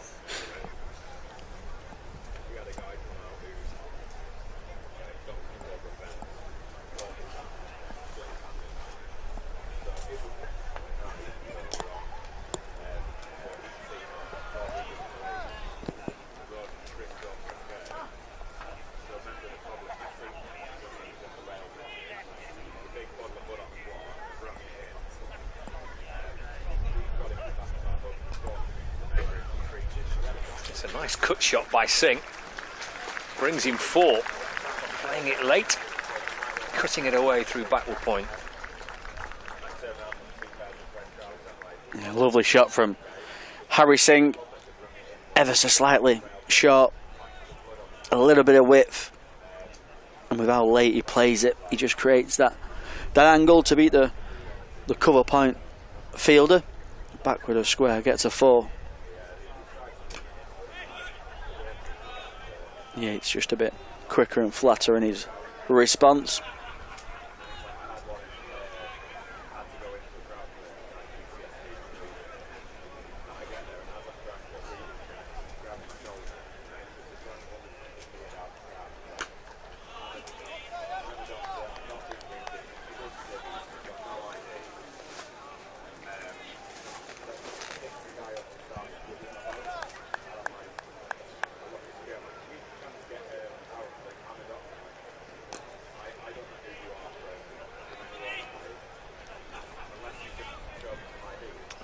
Coming off the over, 23 gone.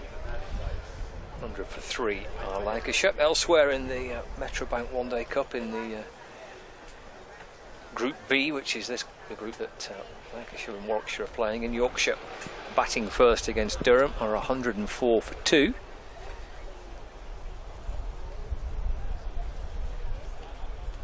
Lythe out for 37. Iman Ulhak for 22. Game taking place at North Marine Road in Scarborough. So Yorkshire 104 for 2, 22 overs into that game against Durham. A couple of games in the other group, including Worcestershire against Glamorgan. 103 for 1 are Glamorgan batting first at New Road against Worcestershire Rapids.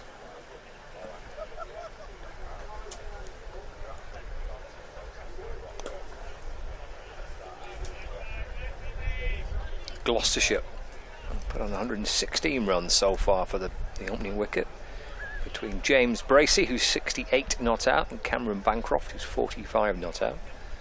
Gloucestershire 116 without loss, 22 overs in against the Notts Outlaws. That game taking place at Trent Bridge.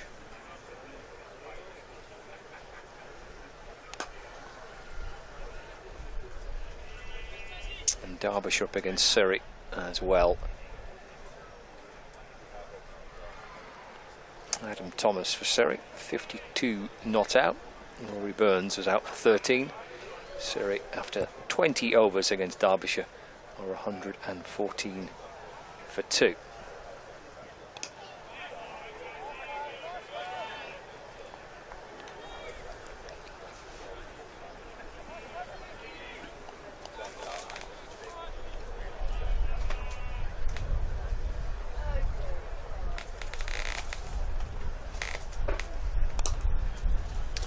Shot clipped away by Marcus Harris through the leg side for a single. That North group, dominated by Gloucestershire, have won every game, played 5 and won 5. Top of the pile in Group A, Hampshire in second place, 4 wins from 6.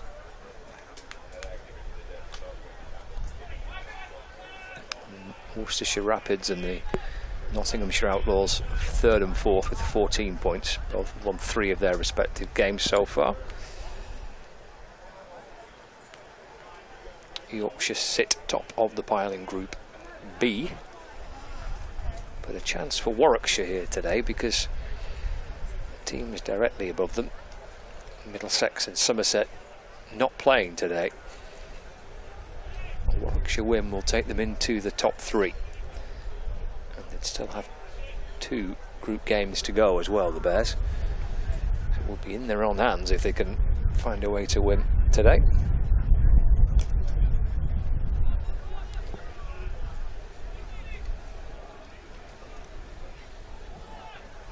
Beaten semi-finalists last year in the One Day Cup, Warwickshire. Did lose to the team that went on to win it in Glamorgan.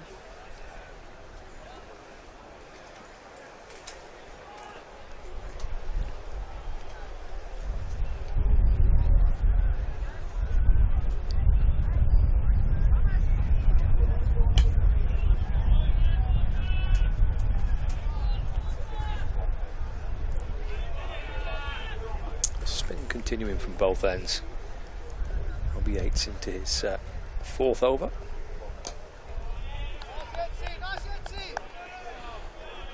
Yeah, rebuild obviously needed for Lancashire, but they just need to be careful that they don't just let Warwickshire keep getting through these overs quickly without many runs conceded, spin at both ends.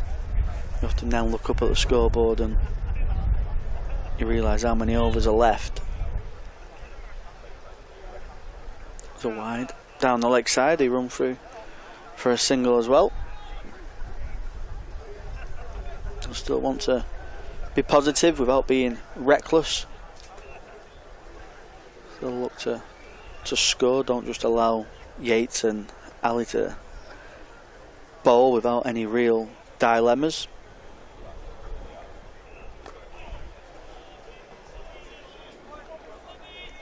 I guess that's where the running between the wickets in this little phase is important, isn't it? When you've got spin from both ends, if you can work it around into gaps and just keep ticking along 4 or 5 and over with singles if possible.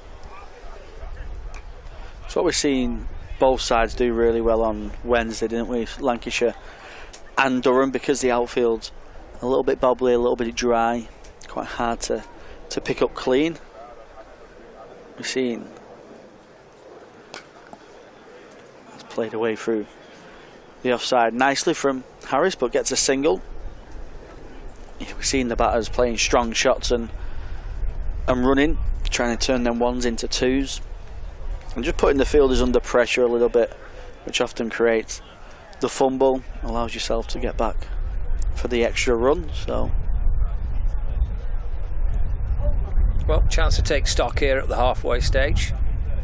The drinks coming out for the players. Gone of Lancashire's innings. The score 107 for 3. 25 over mark. Lancashire have Harry Singh on 6 and their captain Marcus Harris on 9. 107 for 3 at the halfway stage of the Lancashire innings. Having lost both opening batters and Kesh Fonseca as well. Jones out. Just 2 balls into the Lancashire innings. Nicky one off to the keeper. The bowling of Ethan Bamber for naught. Bell and Fonseca rebuilding nicely following that. 88 run partnership between George Bell and Kesh Fonseca. Fonseca fell for 43, caught by Hamza Sheikh. The bowling of Taz Ali, driving into the offside, caught at short cover. Bell went to sweep. Ali, in his next over, struck on the front pad, was given out LBW for 46, leaving Harris and Singh. For Warwickshire, Ethan Bamber has bowled 6 overs. Has bowled very nicely through the first 6 overs, opening the bowling from the river end. Opening 6 over spell, 1 for 17, with 1 maiden in there as well. So he's got 4 left. Ed Barnard has bowled 6 overs for 44. He's got 4 remaining. Michael Booth with an opening 4 over spell went for 19. And then we've seen spin in tandem here. Ali and Yates. Ali's bowled 5 overs, 2 for 14. In tandem with Rob Yates, who's bowled 4 overs for 13. So halfway stage. It's 107 for 3.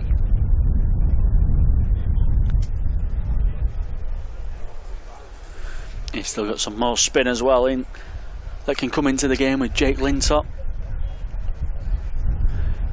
Experienced campaigner. He's played quite a bit of franchise cricket now under his belt. I think he was in the 100 last year. He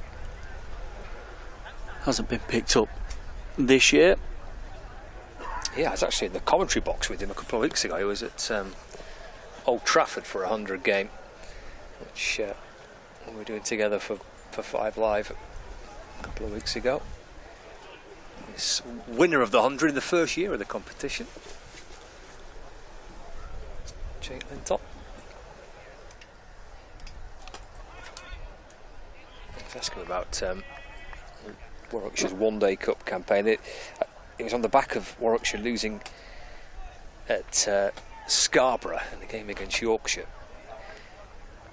But he was telling me on that occasion when they were up in the commentary box how much he'd kind of enjoyed the competition so far this year. Enjoyed being in and around some of the Warwickshire younger players. Very much a senior man, but enjoyed watching some of their younger spinners bowl. Not seen him yet, Jake Lintott. But he will be required at some stage, you would think. Callum Flynn takes a break and Paul Allett's back alongside us as we creep into the second half of this Lancashire innings. That single down the ground by Harry Singh takes him on to 7 and Lancashire to 109 for 3. What do you think of that LBW? It's okay. Okay. From this, well, not. I was standing in the pavilion and. Okay. From this angle, that wasn't the greatest angle. No. What did you think? I don't know. I'd like to see it again. Yeah. Don't know if we can, but I'd like to see it again. Let's see if we can get it back on the replay, the George Bell LBW.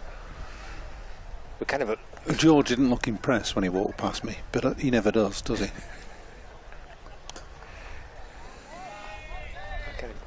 Ground level at long off here, aren't we, when Harris is batting, so it's not the greatest. No, I was right behind the bowler's arm. But anyway, he's out, so there's not much we can do about it. Oh, it's a bottom edge there by Harris, almost dragging it back onto his stumps. Bowled well, Ali, hasn't he? Really has. Yeah, impressive spell this. 18-year-old leg spinner. 6 overs, picked up 2 for 17 now. So 110 for 3, 26 overs gone. Well, he's tall, and I like the pace he bowls at as well. I mean, doubtless he can toss the ball up if he wanted to and take a bit of pace off it, but on this surface and these conditions, he's bowled admirably well. Hardly bowled a bad ball.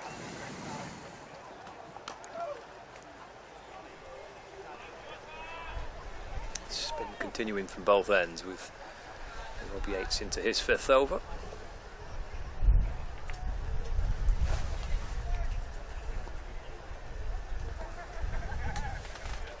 Yeah, it's not quite as easy against the spinners, is it? Especially the way they've bowled.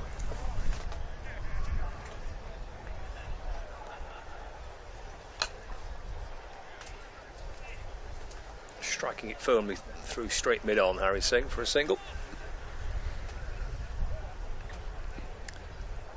Yeah, it'd be interesting to see how Harry Singh plays. He strikes me as being a traditional batsman, and that's not a bad thing. Very correct. I want to see how he adapts to this situation.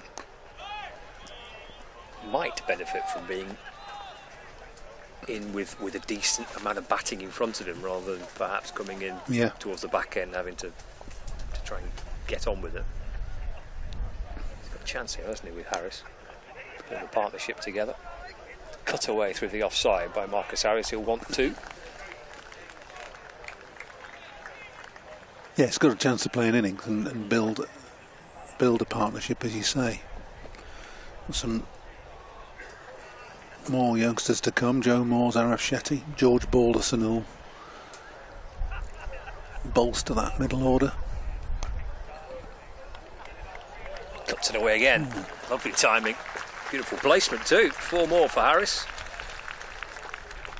Well, he waited well there, didn't he? That was the thing. Waited and waited, and then that enabled him to hit the ball backward of square.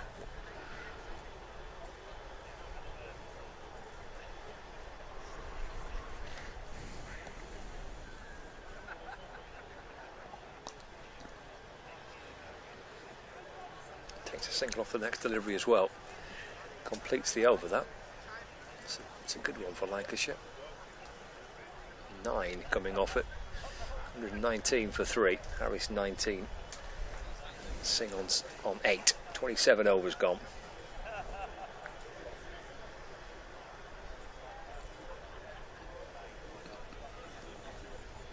going to see Jake Lintott, who I mentioned a few moments ago.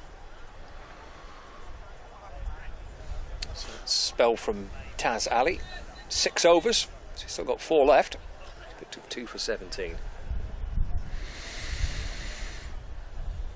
Well, yeah, it's a question of when you get your bowlers in, isn't it, into bowl, and there's a realisation that that spin has been harder to get away than seam in the last few overs. So Lintott coming on with his left arm leg spin. It would have been a temptation to keep Taz Ali going. Sorry, Paul. Need that again. Crept up on us, that one, didn't it? It did. Yeah.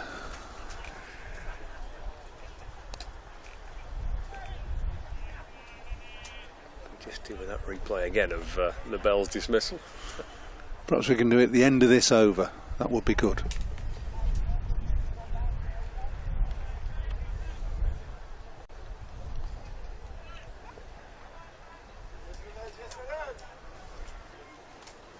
Lintott's been restricted to playing just white ball cricket for Warwickshire this season. He hasn't played any red ball cricket.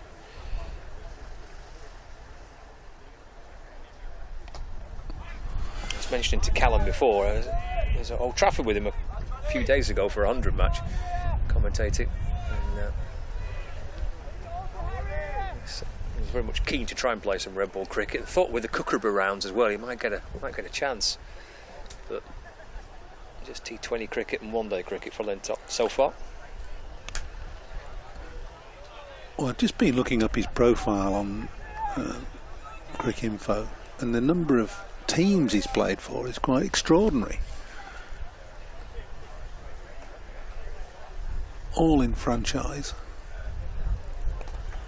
And not surprisingly either. Abu Dhabi Knight Riders, Birmingham Bears, Fortune Barishal, Sam Palmy. Perhaps you can tell me where some of these are, Scott.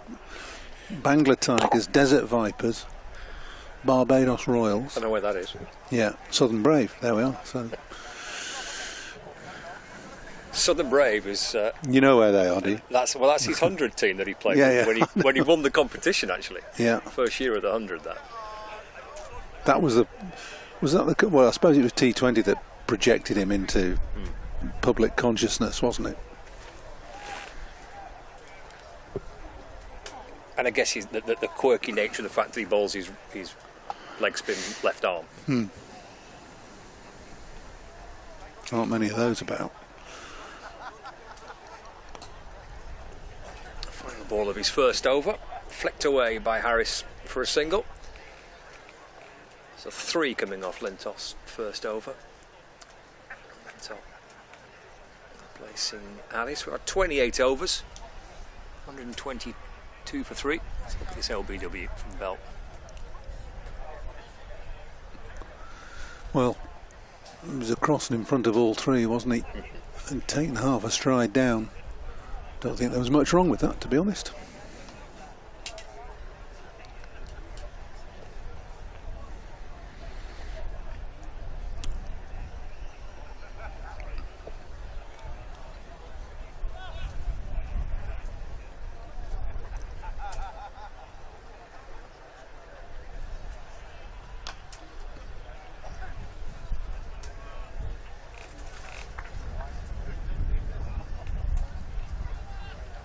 Single to start the 29th over.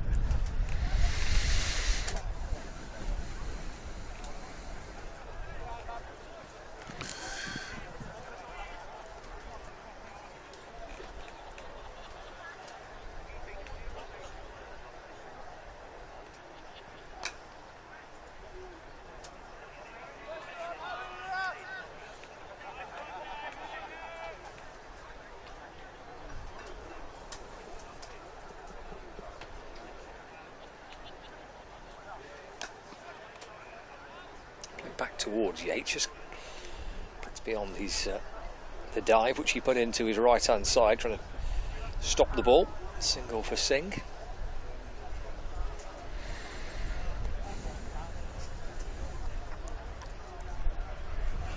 Yeah, getting close to the point where Lancashire will have to start to press the accelerator.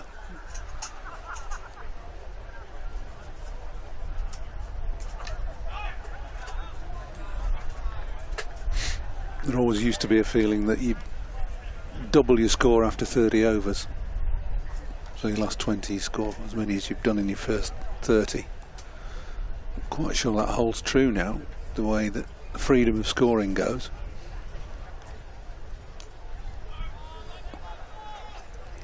Yeah, kind of teams backing themselves to get kind of 100 in the final 10. Yeah.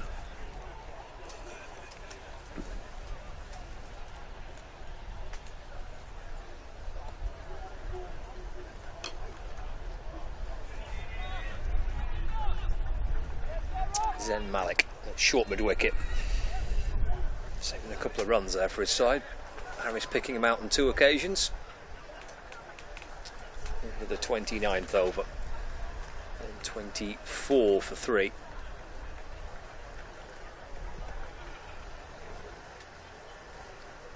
A decent crowd again inside Liverpool Cricket Club. I think sold out. I think it was on Wednesday, and I think there's pretty much sold out again today.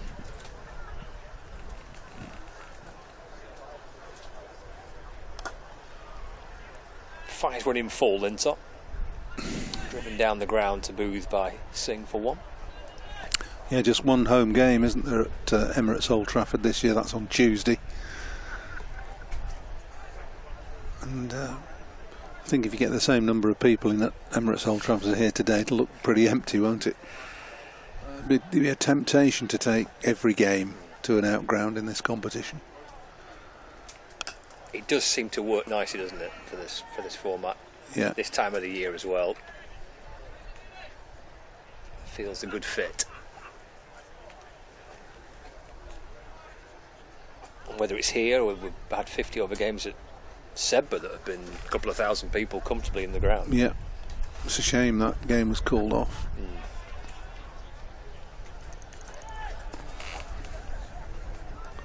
Yeah, Lancashire's opening group match this season at Sebba School against Northamptonshire, but even though it didn't, well, the rain came the day before, really, and then just little kind of bands of rain every other hour or so, just killing off any prospect of play.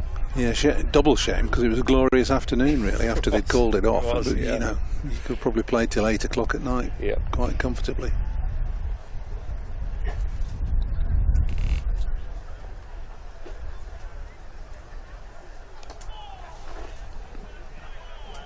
Flat and quick from Lintott. Spinning back in towards Harry Singh. Playing with the spin, working it out towards Rob Yates. Okay, he's only got 1 ball left. He's through his over pretty quickly, Jake Lintott. Yeah, this is something Lancashire will have to guard against. The speed the overs are taken away from you. That's a thick edge down towards third man. Singh takes a single, keeps a strike as well. 5 runs coming off the over. 129 for 3. Yeah, tough going. Harris 24 off 36 and Singh 13 off 22. 20 overs left. And strategy will be interesting here, because it's not looking easy to score. 3 wickets down, plenty of batsmen to come, but there's a need for an injection of pace into the innings.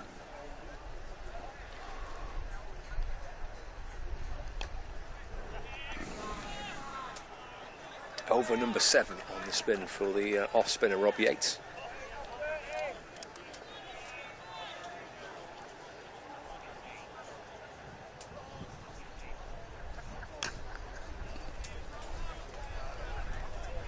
If Yates wants to bowl out here, 10 on the spin, they do have Taz Ali still up their sleeve. He's still got 4 overs left, so there's a period here where they still, if they choose, operate pretty exclusively with spin Lintott and Ali and Yates.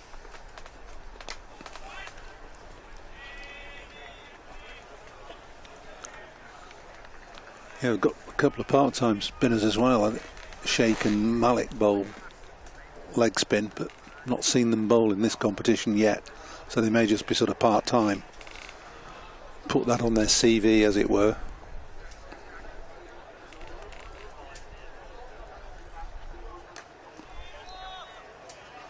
Yates bowling really steadily. Not taking a wicket as yet, but going at less than 4 and over.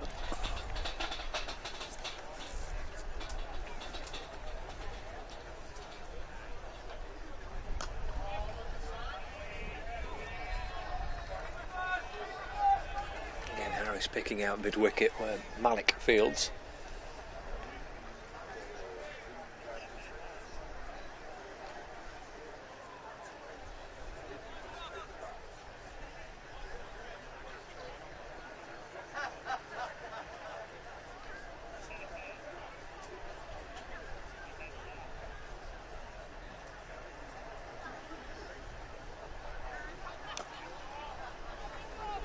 Single down the ground to complete the over. Happy stuff from Yates, just 2 coming off it. 131 for 3. Good over. Good over. So, I'll keep on saying it's time for Harris and Singh to take the initiative now. Not being made easy for them, I'll grant that, by the way the Warwickshire bowlers are performing. Lintott with a bit of mystery in leg spin and googly. And Yates with good variation, good pace on his off spin.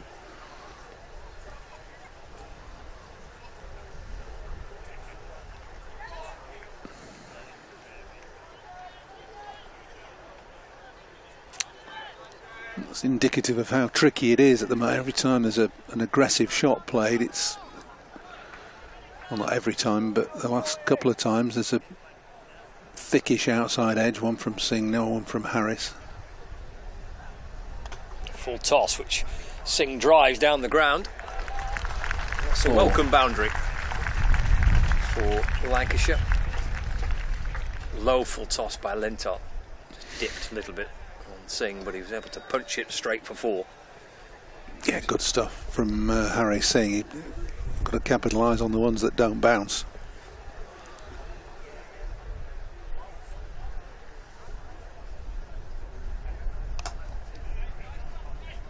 Takes a single through mid-on. Moves to 19, so 137 for 8.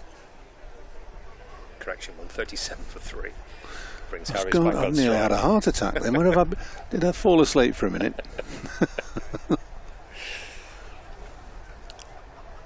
Sure where I got the 8 from, to be honest with you. No, anyway, these things happen.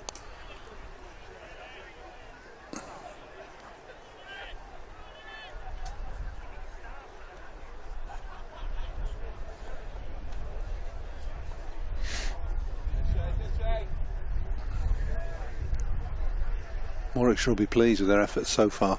This is good steady bowling performance. The seamers bowl well.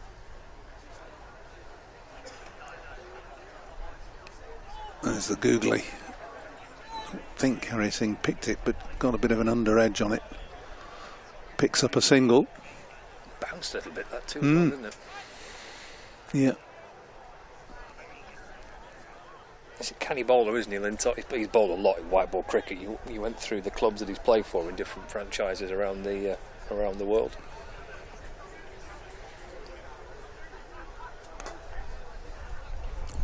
Flatter and quicker to Harris. Driven down the ground. Keeps the single, keeps the strike as well, taking that single. Harris to 28. 32 overs gone. Yeah, rattling through the overs. So over rate's good. Even the seamers got through their overs quickly. Been playing less than 2 hours, and 32 overs bowled is pretty good by modern day standards. Yeah, helped with quite a bit of spin there. Ali, Yates and Lintott.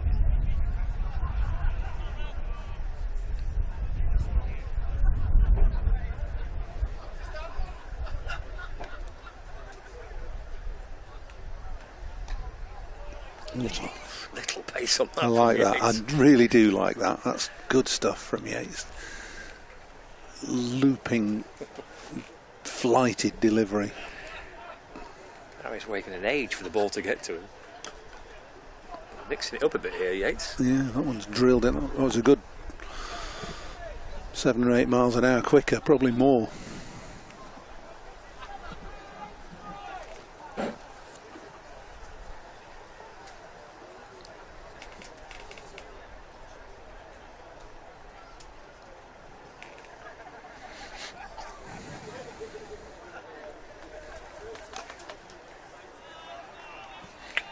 Got off his own bowling as well, Yates. Got to be as a spinner. Expect the ball to come back at you. That was hit hard by Harry Singh.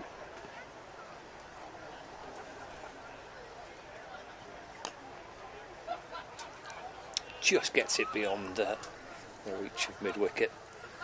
Makes a single. Bowling it flat and firing it into the surface, not allowing either Singh or Harris to use their feet to him. Can't get under the ball.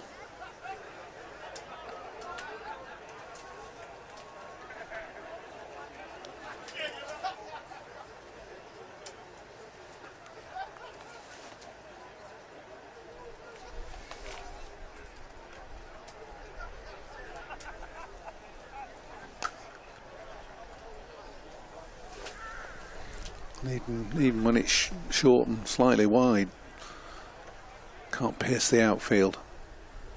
Deep cover, getting round, straight to him really. Getting round to that, just a single.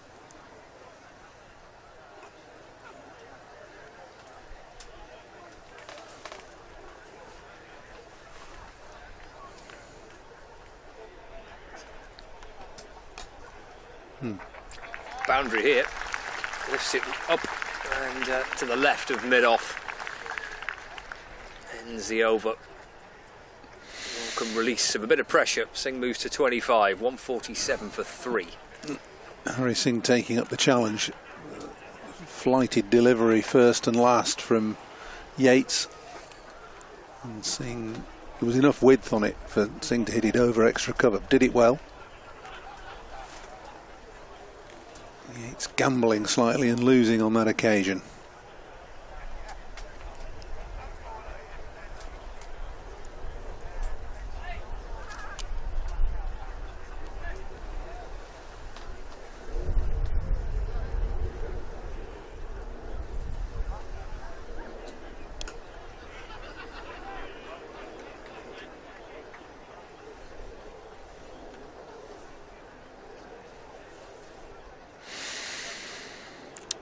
Yeah, 148.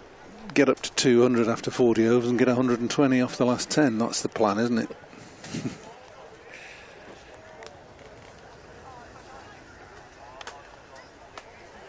He's his feet here. Singh coming down toward Lintott. Well,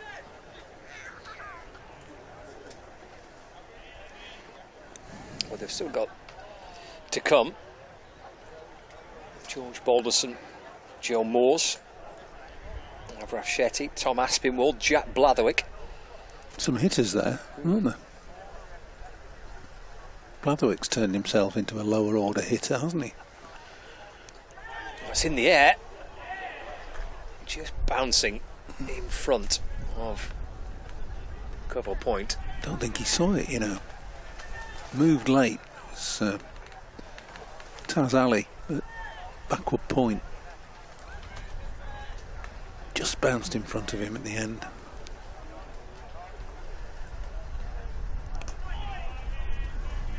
Clipped away through the leg side for 1.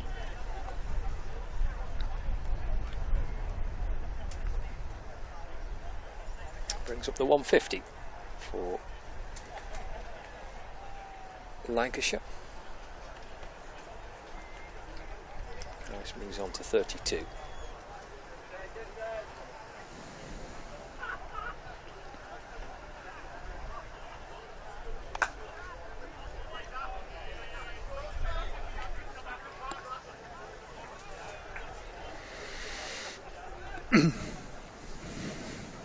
Might be seeing a slight change of tempo. Michael Booth has removed his sweater.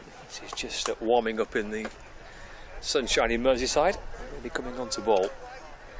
He's coming into field here from the long on boundary. Oh, and not fielded cleanly. Allows Singh to come back for 2 more.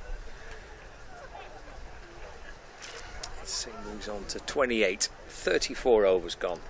So 152 for 3. Got themselves a partnership set, these two. They've put on 59 runs together now. Harris has 32. Singh has 28. 16 overs left.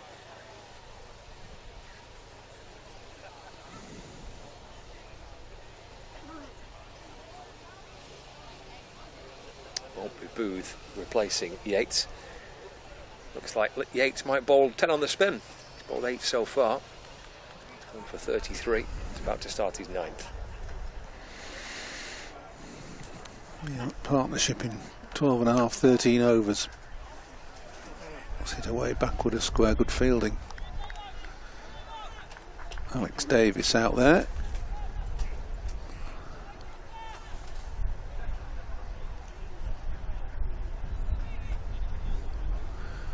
Down to bat at 4, Alex Davis. Thought he might have opened and given it a bit of a bash.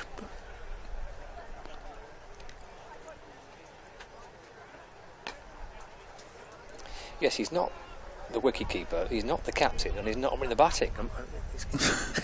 Alex, you're confusing me. You know, we're doing at least one, if not all 3 of those things. Yeah. And in previous years he's been playing in the 100, hasn't he? So. He has, yeah.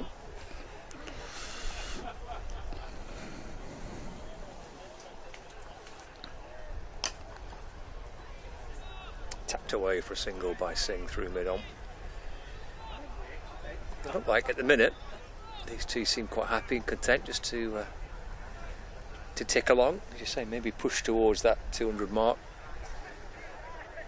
With wickets in hand, might allow them to accelerate in the final 10. Davis having to come round to his right here, having to put the dive in, which he has done, and then for a second time to tip it back beyond the boundary. Has it gone for 4? It's gone. Yeah, he's given up. It was a decent effort from Davis, stopping it to one side, leaping up and trying to flick it back to his left. In the end, all that hard work does see the ball hit the boundary. So 4 runs.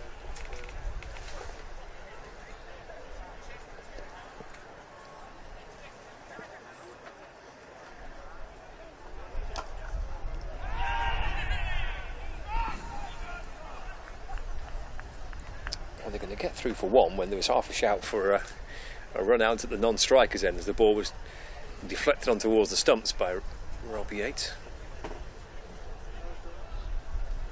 And they cross for a single.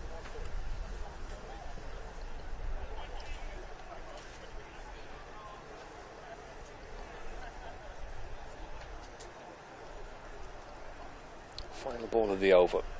Offside strengthened again with Bamber, who comes to backward point. Muscled out towards the leg side, but Davis is there to take the catch. And Harry Singh departs for 29. Rob Yates has his first wicket. Davis with a comfortable catch in the deep. Lancashire 4 down, 161 for 4. 29 off 34 from Harry Singh. He'll be disappointed to have done the hard work, and having had an opportunity to go on, has just picked out Alex Davis in the deep mid-wicket. A pretty comfortable catch, made to look very easy by Davis, straight to him really. So Harry Singh goes on 61 for 4 as Scott departs.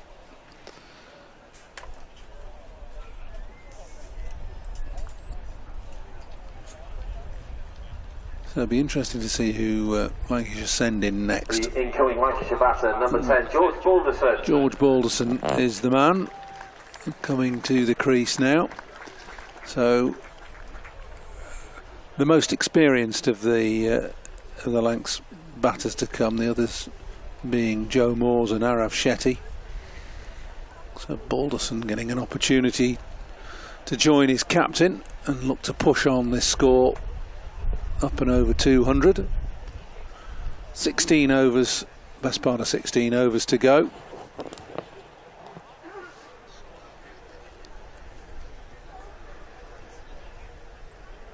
So Callum's here now. Yeah, Wicket, a decent time for Warwickshire there. You felt like something was going to give for Lancashire at some stage. You felt like one of these two just had to try and shift the gears ever so slightly. Whether they look to back to 14 score around 75 to 90 off them last 10, try and get themselves up to around 260, 270.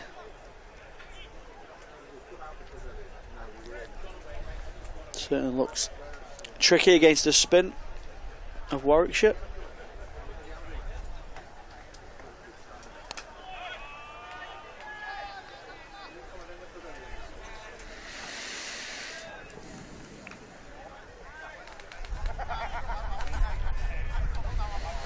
So Lintott to continue that wicket falling off the last ball of Yates' 9th over. Harris nudges that away to deep square for a single. Gets George Balderson on strike. Two left-handers then, quite obviously at the crease now.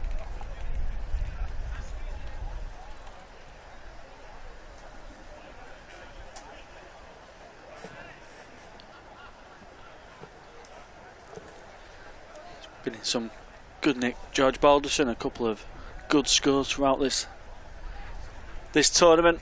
Surprised he didn't come in a little bit earlier on Wednesday against Durham.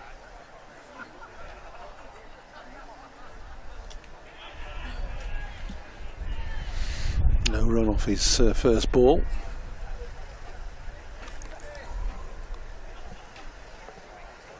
Not got much time to play himself in now.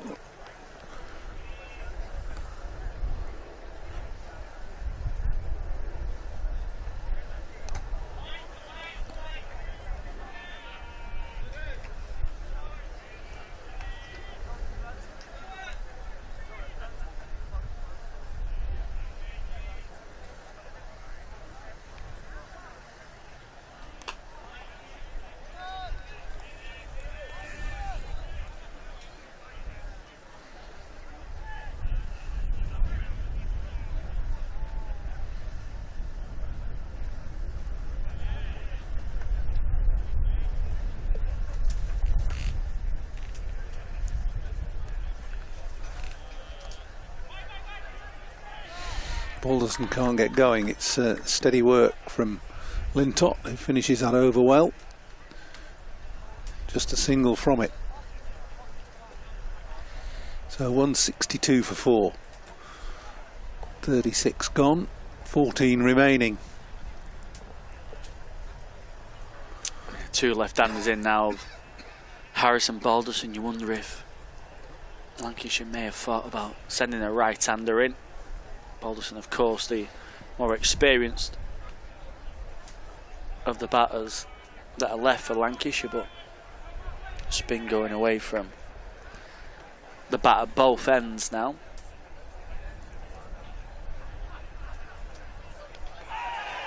Bold. Beautifully done by Yates, just defeating the forward push of Marcus Harris, who's gone for 41. Lancashire in a spot of bother now. 5 down as they lose their captain, and Yates is continuing to bowl a really good spell. That's a key wicket. Yeah, lovely delivery from Yates round the wicket to the left-hander, top of off stump. Marcus Harris just trying to push it into the offside, just a little bit of spin, beating the outside edge and hitting the top of off. He's bowled really well, Rob Yates. He's changed his pace up very well, bowled it into the pitch, give it a little bit of flight. He's varied it, his lengths.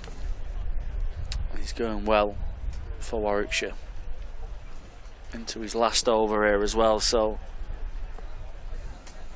Good wicket to get for Rob Yates.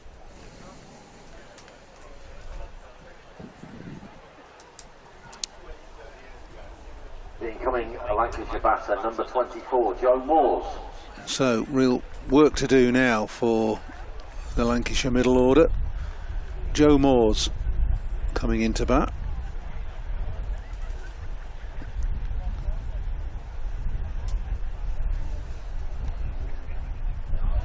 Only not 17 for a few weeks, so Cheshire boy, of course, King's Mac. Another left-hander.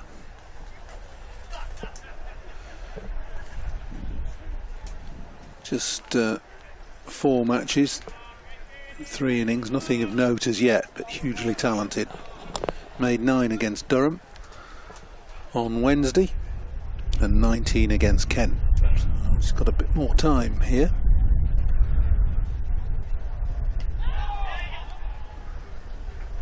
And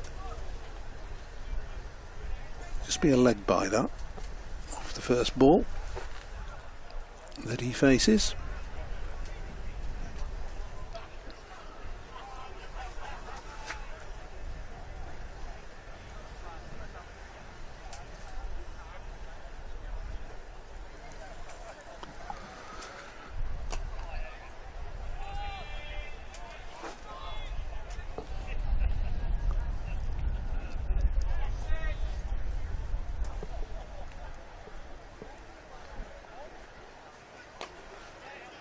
Balderson away finally.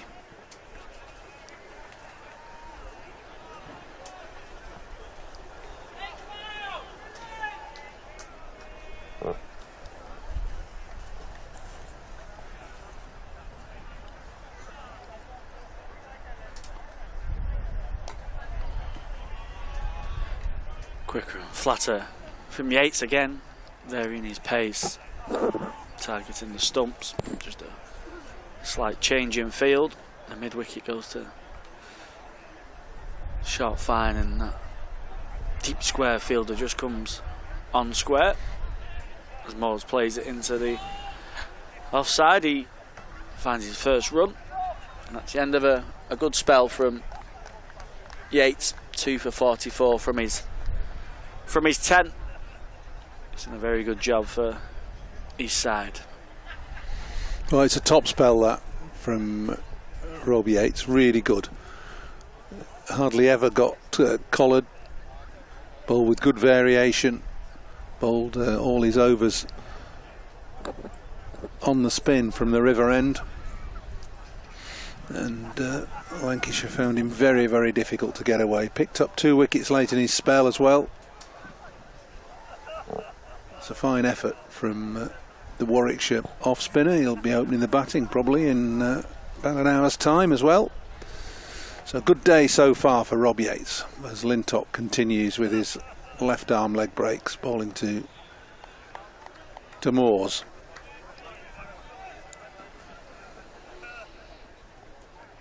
Two left-handers for Lintott, slip in. Warwickshire still going, still being proactive in that field. Been very attacking in that inner ring today. It's a single for Moores into the offside off the back foot.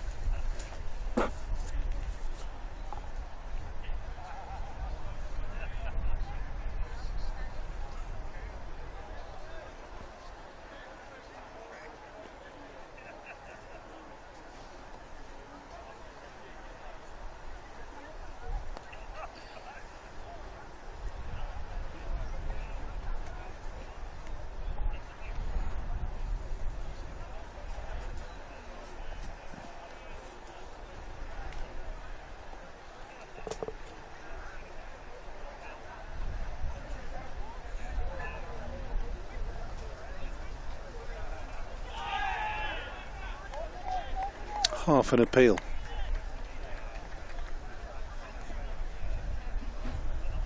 But it's come to nothing. Not quite sure what they were appealing for. Caught behind or stumping or whatever. Yeah, I think they went for the stumping in the end, but Nothing from the umpire.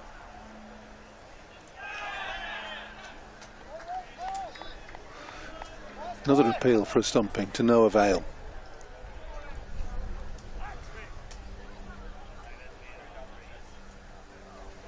Very similar again, Jake Linton beating the bat of Moores, just trying to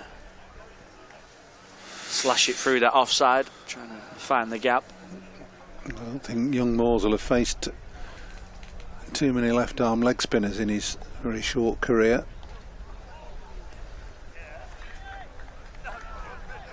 Learning experience. 167 for 5.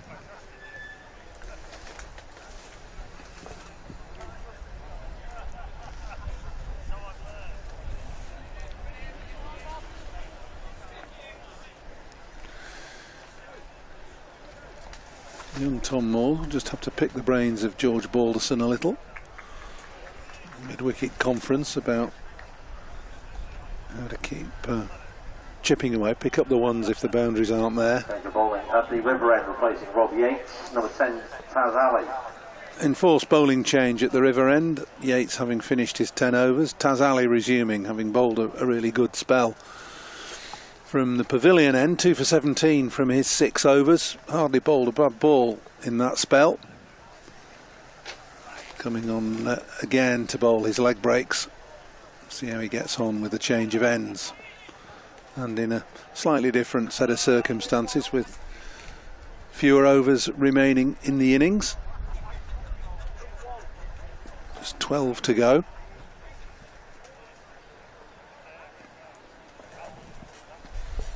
Balderson on strike. Dragged down and it's been clattered straight to mid-wicket. It was a long hop and it's resulted in the fall of George Balderson, who picked out mid-wicket unerringly. Could have hit it absolutely anywhere, but drilled it straight to the man in the circle. And Ali's return brings him a wicket immediately. Yeah, so often when you're on top, you get away with deliveries like that, and it produces a wicket for Warwickshire. Not the way that they would have expected. A drag down. George Balderson could have chose anywhere on the leg side. He's not got under it enough to go over the top of the fielder, and he picks the mid-wicket man out. And it's a good catch in the end. Hit it quite well, George Balderson, but it's a 6th wicket for Lancashire. Lancashire in a real spot of bother. 167 for 6 now. 2 new batters at the crease. Zen Malik it was who took the catch. It was hit hard at him. Brings Arav Shetty to the crease, another youngster on the Lancashire staff.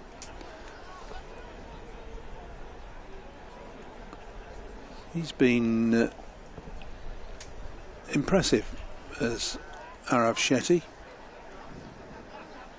Bowls off spin, and in this side batting lower middle order, but he's had scores of 26 not out against Durham, 27 not out against Yorkshire, and chipped in with wickets as well, 2 3-fers. So it's been an encouraging start to his Lancashire career. There's a slip in place for him now as he takes guard.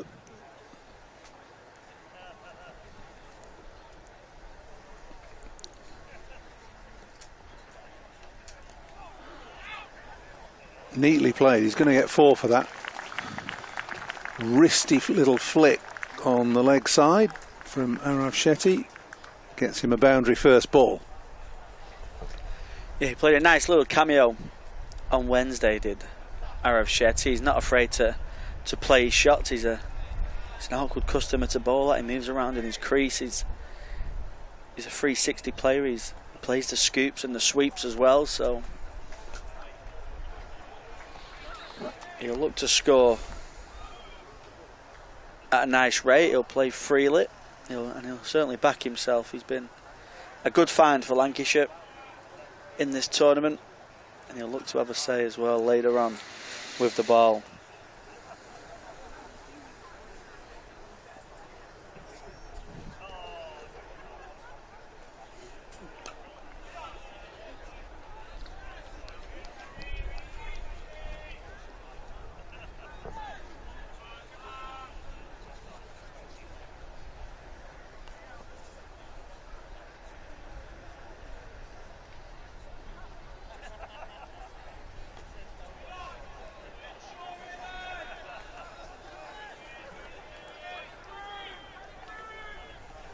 Good from Ali again, good line and length and good pace. Just restricting Moores, and Moores this time tucks it away off his legs into the leg side, finds a single, keeps the strike. Another good over from Ali, his third wicket. 3 for 24 off his 7. Good going so far from the youngster.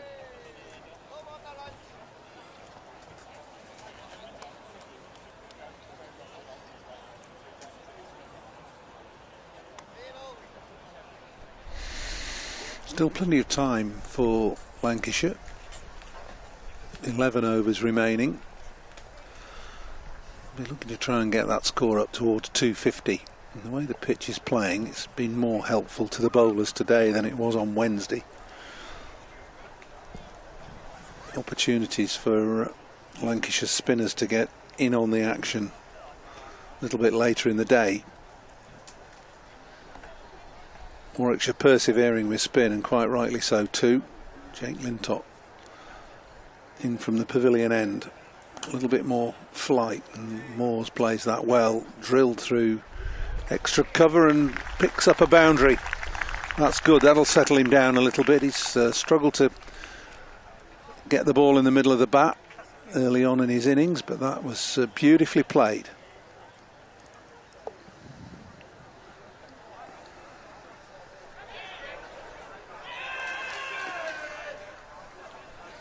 Big appeal, quite some excitement from Lintott. Thought he got an inside edge onto pad. Nothing doing though.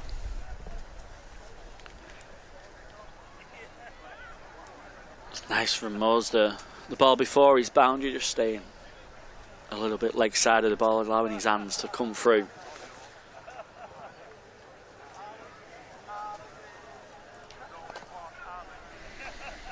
Attempting to repeat the shot. A bit more width on it. It's a bit square up.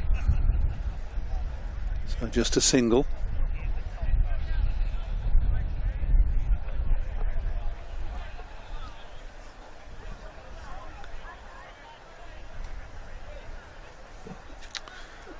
Brings Shetty on strike for the first time against Lintott.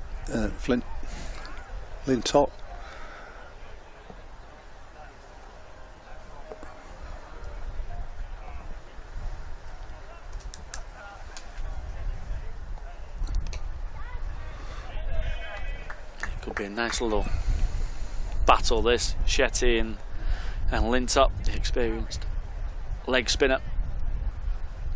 First a young up and coming spin bowler in Shetty, who is no mug with a bat either. Coming back for 2, I'll have to hurry, and does.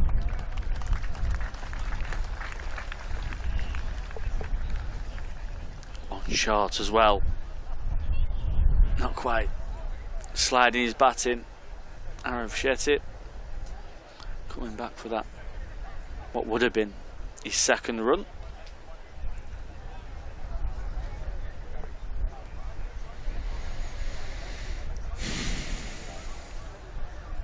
Just the extra fielder coming over to the offside, the mid wicket goes to a backward square.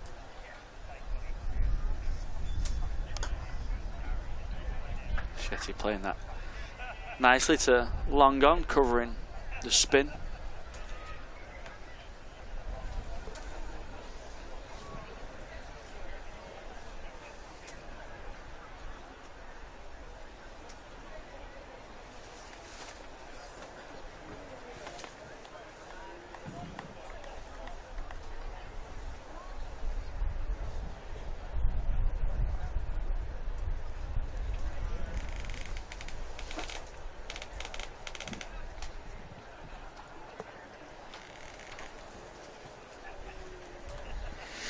So we're into the final power play now.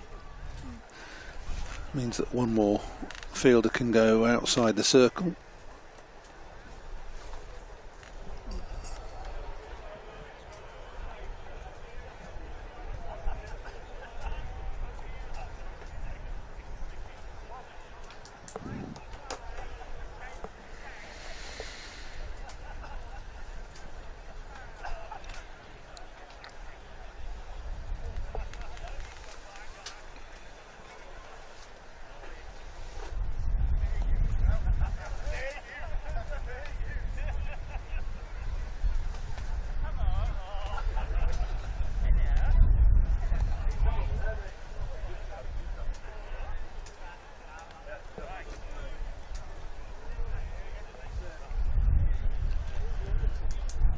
Got to change your bowling. Quite sure why Taz Ali's out of the attack. Johnny is on.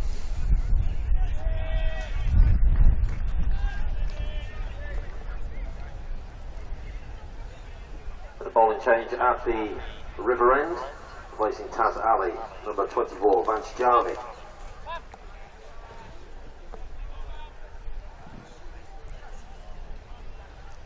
Johnny will bowl his off spin from round the wicket.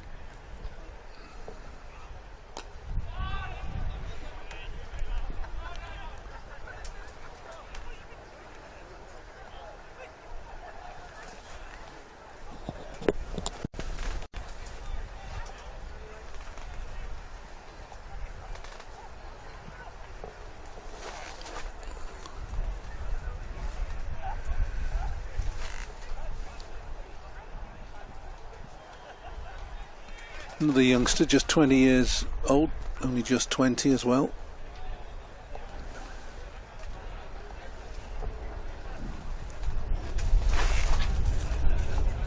Only his second bowl in this competition this year, got 1 for 13 against Middlesex.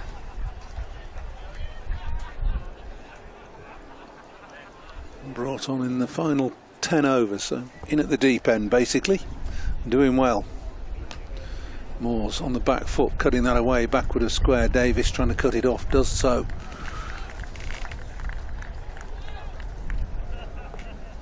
Not before Moores can scamper back for a second run.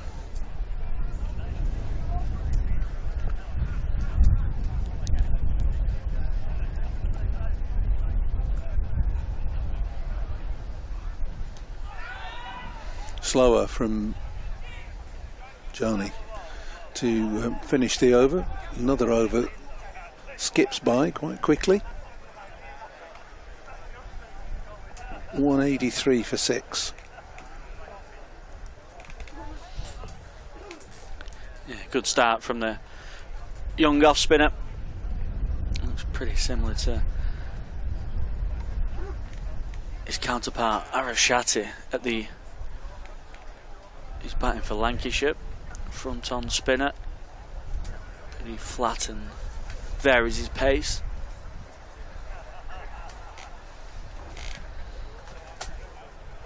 Shetty and Moores now just need to find a way to get Lancashire up to 240, 250. 9 overs to go. Jake Lintott still with 3 overs to bowl. Shetty plays that one nicely through the offside, but only get a single. The experienced Ethan Bamber, who could come back on to bowl, but at the moment you don't see any reasoning for the pace to come back on. Spin doing all the damage so far.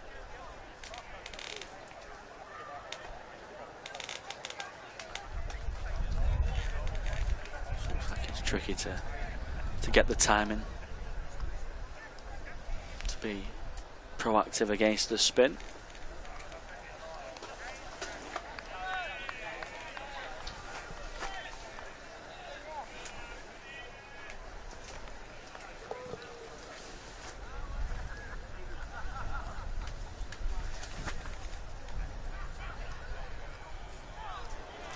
Well, ball by Lintop Googly. Beats Moores on the inside edge, beats the keeper and goes through for 4 byes.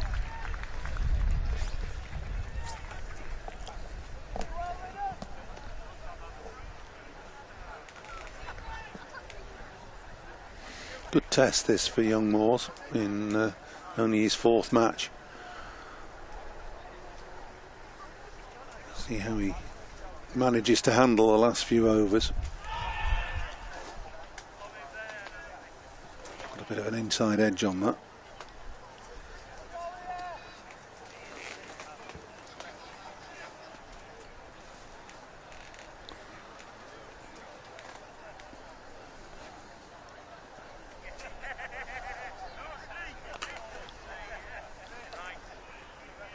It's good from Moores, just up on his toes, punching it into the offside. These last couple of games now for Lancashire, real sort of development for the youngsters. No signs. Well, we can't get through to the knockout stages now, Lancashire, so the experience for the youngsters vital for the future. Shetty plays that one into the leg side for a single. That's the end of another good over for Warwickshire and Lintop. Just a couple of singles off the bat and a 4 byes as well through the bat of Moores and beating the keeper as well.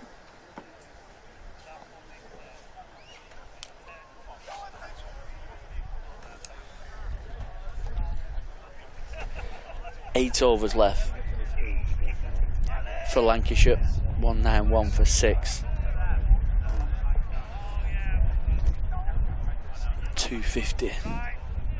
60 off 8 overs. Could these two somehow get Lancashire up to that?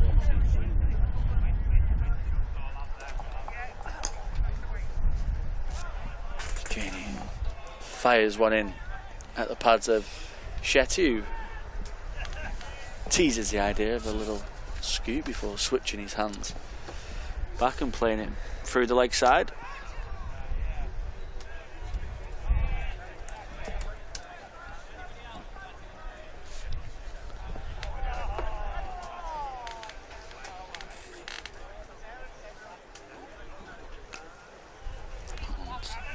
Punched through the offside. Shetty just giving himself a little bit of room to the leg side. Finds a deep cover fielder for a single. Tough going for Lancashire at the moment, Scott. It is. They've bowled really well, haven't they? The spinners in the middle here have just kind of put a real stranglehold on Lancashire's attempts to try and push on.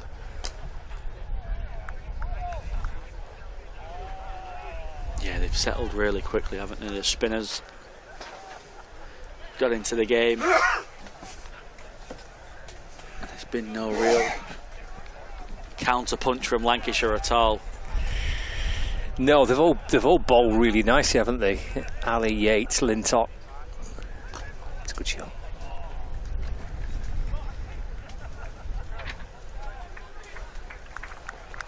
Good running as well from Moores to come back for the 2. He used Ali for 6 overs from this pavilion end. Saved him up for 4 when Yates was finished from his 10 from that end. He had Lintop has bowled 8 from this end. Those 3 in particular, they've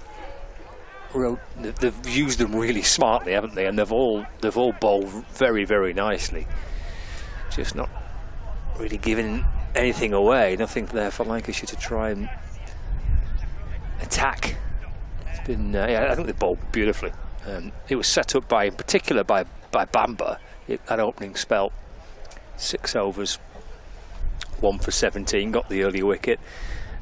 So nice work early on with the from the seamers, and then the spinners in the middle have done a really good job to try and frustrate Lancashire. Just not really been any chance to try and free up their arms and try and get going a little bit. Got 7 overs left. Shetty and Moores, still a bit to come with Blathwick, who can hit it as well, but going to need a good 7 overs, this, isn't it, from Lancashire?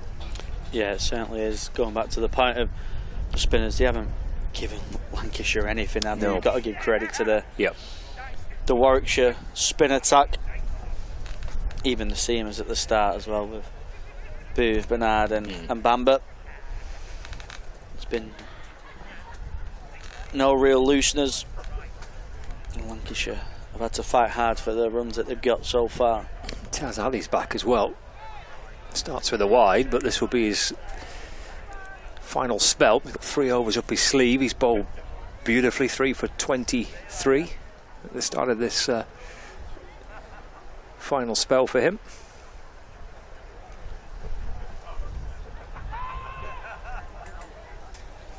A couple of wides to begin with, mind you. Yeah, just trying to slide the ball on, isn't he? Trying to not give Shetty any width. He's a very wristy player. Hits the ball well.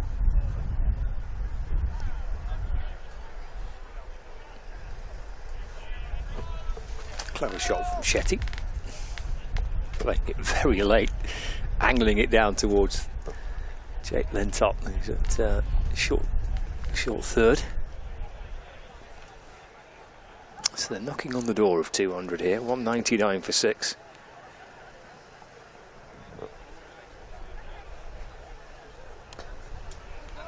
Quick up from Ali.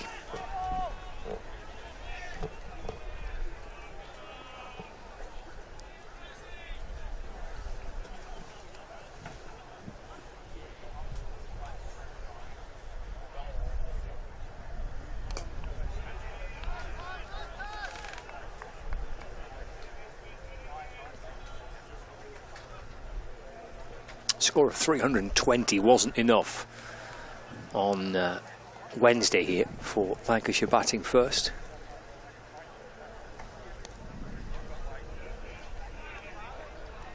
Dragged out to square leg for a single to get Lancashire to 200.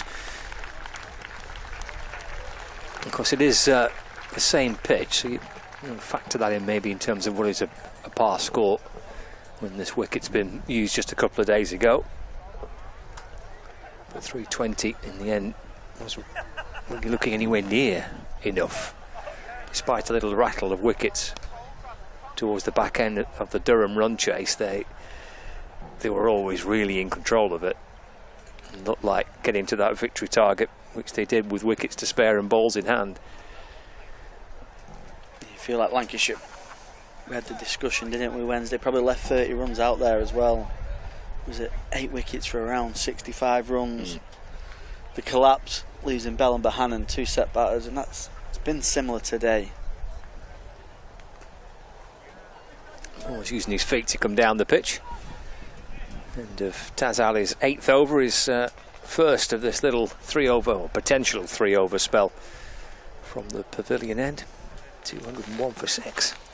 Yeah, it's been similar today when they lost the wicket of Fonseca and Bell.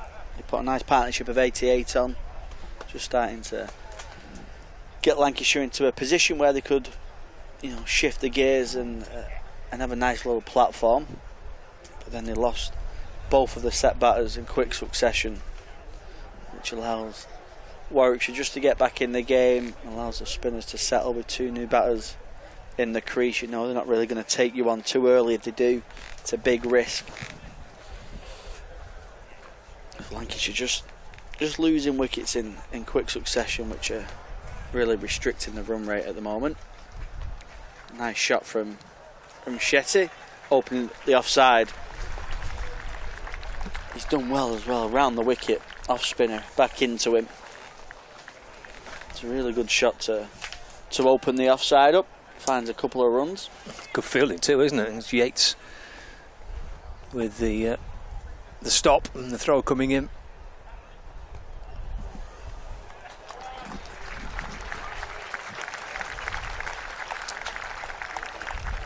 Shetty just finding the boundary. Probably the first real bad delivery of note, you would say, today from Warwickshire. Onto the hips of Shetty. Janey just firing a quicker one in. Not quite hitting his length. He's a real tricky customer. Is Arav. He moves around the crease a lot. He's got brilliant wrist. He just hits the ball into awkward little areas, doesn't he? He's been probably kind of the standout player, hasn't he? You know, you're looking at about every county is the same, and Warwickshire, I'm sure that likewise. You look at Taz Ali for Warwickshire, he's had an excellent group campaign. Kai Smith with the bat for Warwickshire as well. I guess Shetty for Lancashire, who's got a short-term contract just to get him through this one-day cup competition. So it's a great opportunity for him to try and impress with this short contract through the course of the month, and a couple of little cameos with the bat, and he's bowled nicely as well.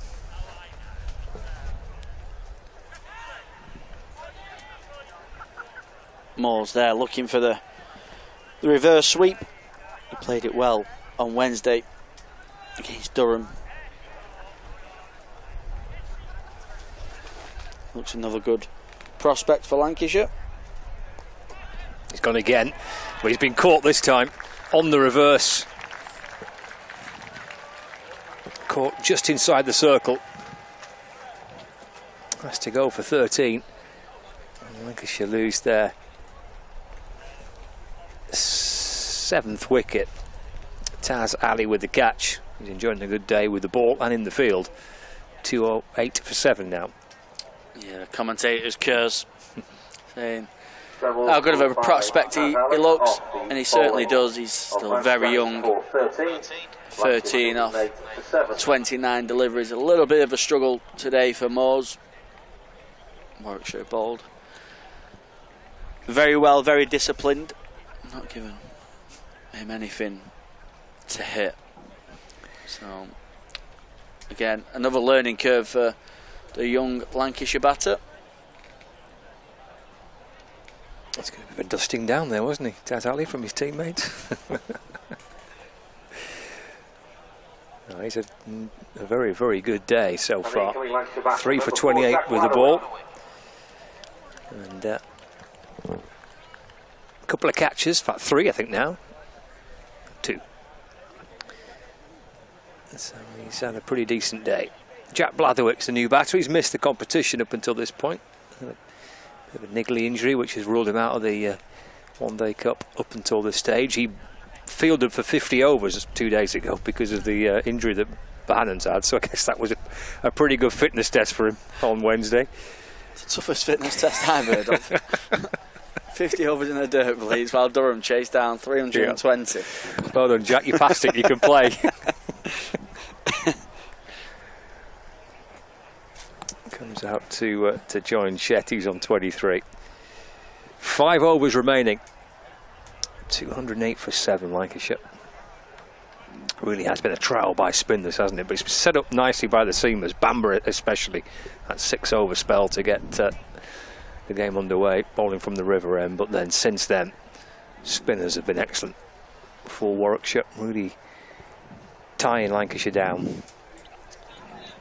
Yeah, they have. There'll certainly be questions for Lancashire. Could they have been a little bit more proactive with the footwork? Could they have moved around the crease a little bit more just to try and put the spinners off? But I suppose with the scoreboard, they've not really had the chance too many times in terms of risk and reward and taking the spin on.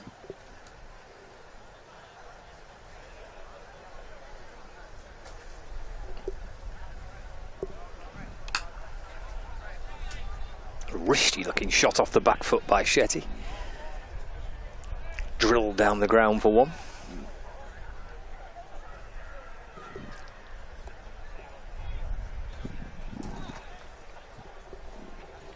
Blatherwick. He's certainly improved his batting, hasn't he? Definitely has. He's been a little bit of a finisher. A couple of really decent little cameos with a bat in T20 cricket in the group stage. Off the mark straight away here. Might have well been pushed up the order if Lancashire was still fighting for a place in the knockout stages. He may have used it as an opportunity to give the youngsters some time out in the middle in some tricky situations. Shetty just finding the single off his hip.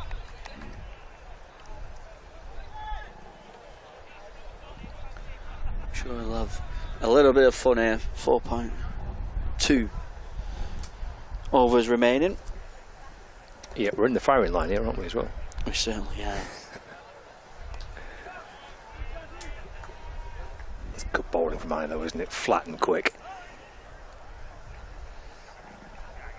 Yeah, everything just kind of skidding on. We've seen no real signs of any sideways spin from this wicket today.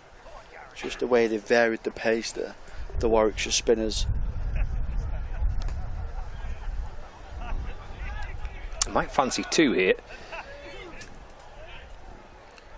Instead, Michael Booth coming quickly up from the leg side boundary, denying Blatherwick the chance for a second, but he will be on strike with 4 overs to go.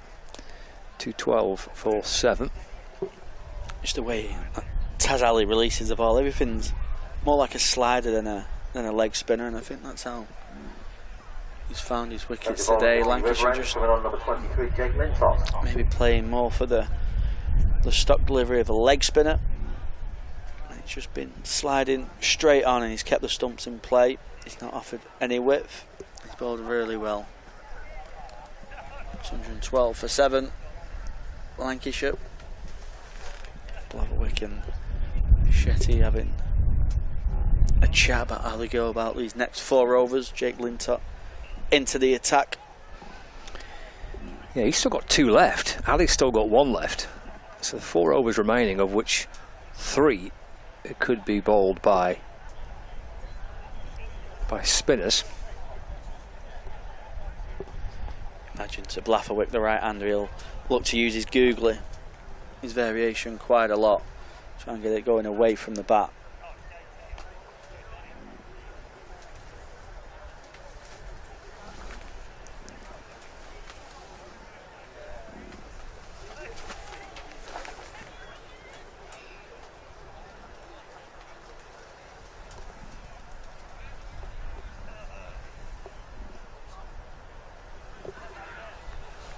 Shetty's back on strike. He's looking leg side. Hitting leg side as well. Might be getting 4 for it. Dive comes in from the man at long on. Even with the dive. All the way for 4 runs. Dave was trying to come round from mid-wicket to cut it off as well. Shetty gets a boundary. Yeah, good from Shetty. Deep in his crease. It's not a drag down at all from Lintott. Shetty deeper in his crease makes that.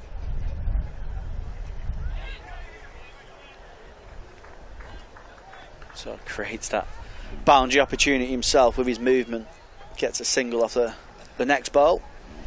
Yeah, it's nice, isn't it? Just working it down towards third man for 1. Again, Shetty's done well here. 30 off 25. Have a big part to play a little bit later with the ball as well. Just sneaks through into the gloves of Kai Smith. A bit of bounce there for Lintott.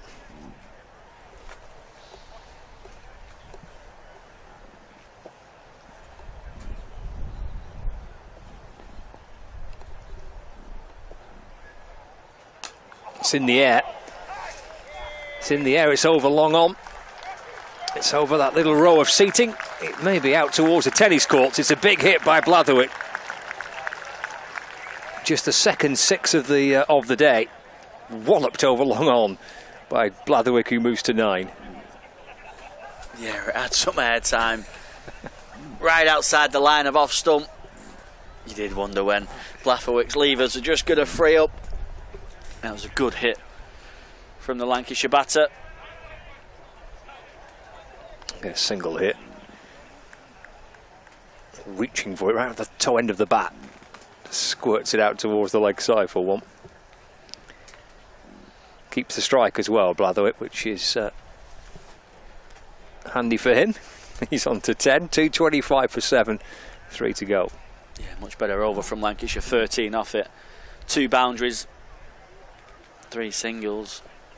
Good from these two. Blatherwick will certainly look to play his shots, look to open up them big levers. You just have to be careful with Ali skidding it onto the stumps. Might look to go at the young spinner, maybe use his feet. Single out towards Alex Davis on the point boundary. As we get the 48th over underway.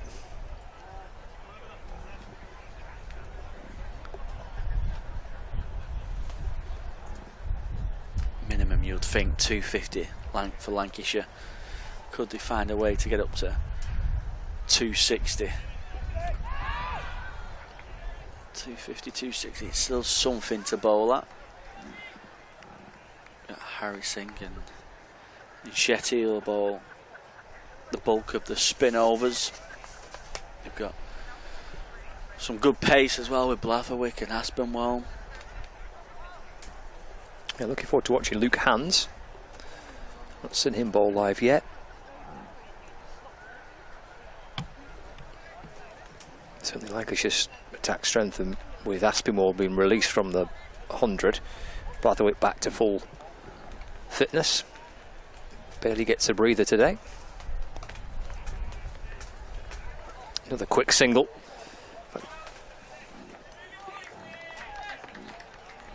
So a run off the first 3 balls of the over from Taz Ali. This is his 10th and final one. He's had a very, very good day for Warwickshire. 3 for 35 with 3 balls to go.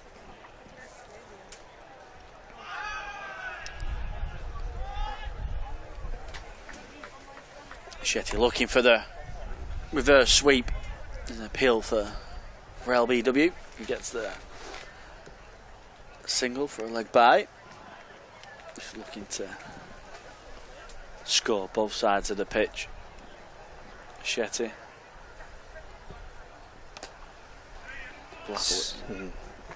Into the leg side, doesn't find the gap, only gets a single. He's swinging hard here, isn't he, Jack Blatherwick? Yeah, a few members might have just bums off the seats just for a slight second when they see his levers just start to go then. He's a big strong lad, and as we've seen already, he gets hold of it, it can go play a fair distance.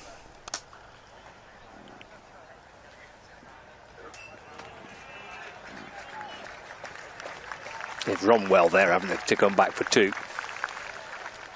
And Rob Yates with the stop on the mid-wicket boundary. It's Taz Ali done for the day. He'll be thrilled, Callum, with his work. Picked up 3 wickets. He's gone for 38. His figures went off the screen pretty quickly, but I think 3 for 38. Excellent work from 10. Yeah, he's been highly impressive with the control that he's bowled. We all know leg spin is the hardest art to bowl, but the youngster's done very well. He's varied his pace up nicely. He worked over Kesh Fonseca earlier on in the day, but he's bowled nicely. He's kept the stumps in play and he's kept it very simple as well. I think that's what been most impressive about the spinner, how simple he's kept it.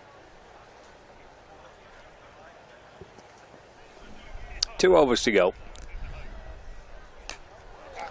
It's in the air. He's not got a hold of that. It's caught. 8 down. Lancashire. Blatherwick's gone. Going for a big hit off Lintop, who claims his first wicket of the day. Blatherwick out for 13. 232 for 8 now. Yeah, he probably feels like he's missed out a little bit there. Back of length from Lintop. Looked like he just stuck in the pitch a little bit, finding the top edge of Jack Blatherwick. Might have been the googly as well, so taking it away from from the batter. A simple catch. And a wicket for Jake Lintott, his first of the day.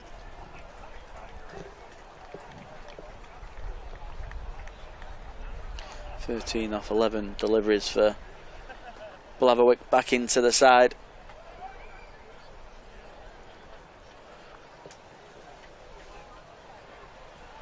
He brings Luke Hands. I think will be the new batter. The incoming Lancashire batter, number 77, Luke Hands. His job now will just be get Shetty on strikers as much as possible. 34 off 28. The impressive spinning all-rounder. He's had some lovely cameos so far for Lancashire in this competition. He'll look to try and finish his innings strongly and take a little bit of confidence himself into his bowling in the next innings.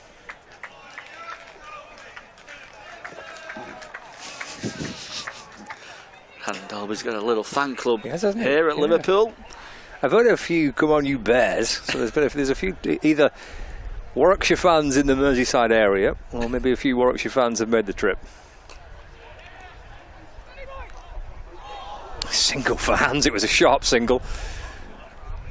Little push and go to mid-off. Hands a shake with a throw at the stumps. He's got one. He gets Shetty on strike. Yeah, he's done his job, but he nearly sacrificed himself by doing so. Excellent fielding at the short extra cover. He's ran around to mid-off, cut it off and had a shot at the stumps. Could have been really tight with a direct hit.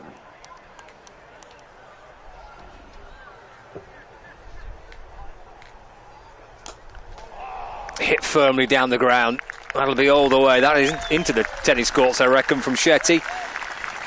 6 over long on. Yeah, just bouncing up towards the fence which separates the cricket ground to the tennis courts. Shetty moves to 40. Half a chance here of a little 50 for Avrav Shetty. Saying that, he's gone. Very next delivery. Lintott gets another for him. Lancashire 9 down. 239 for 9. Shetty out for 40.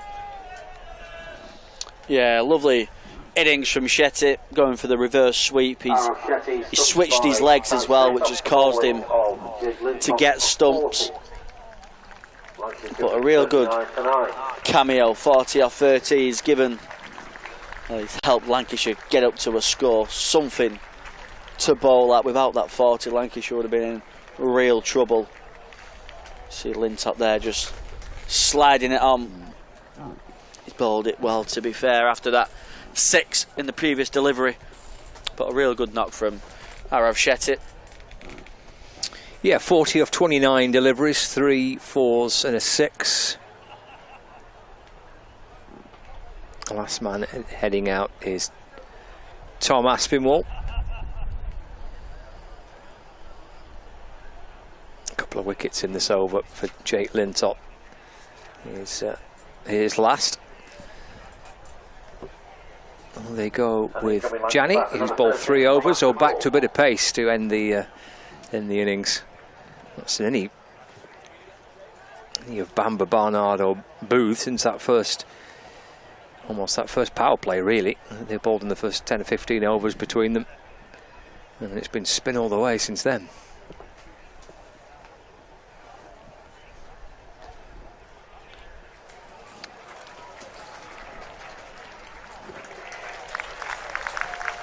Lovely start from Aspinwall on the reverse sweep straight away. He gets a good chunk of it. He beats the backward point fielder, and he beats the deep cover fielder as well. Finds the boundary. Good start from Aspinwall. You mentioned trying to get to 250, Cal. I might just give them a little something here. It's within range. 243 for 9. Who knows? Could yet be a competitive score. Mentioned 320 wasn't enough a couple of days ago, but conditions could have changed, situations change. 250 might be defendable. Aspinwall this time going the other way with the sweep. A little paddle sweeps to pick up a couple of runs. Good finish to the over for Lancashire. 2 wickets as well for Jake Lintott. Yeah, it's 13 off the over, wasn't it? But a couple of wickets in there as well. The Blatherwick wicket and then Shetty as well. So 1 over left. 2:45 for 9. And we will see the return actually of Michael Booth to bowl the final over of the innings. They've been excellent, Warwickshire. Really good with the ball. Bowling the final over of the innings, number 27, Michael Booth from the pavilion end. Fascinating to see the run chase too as well. How good a score is 2:45 for 9 with 1 over to go. Find out soon enough. Hands on strike for Lancashire. Luke Hands.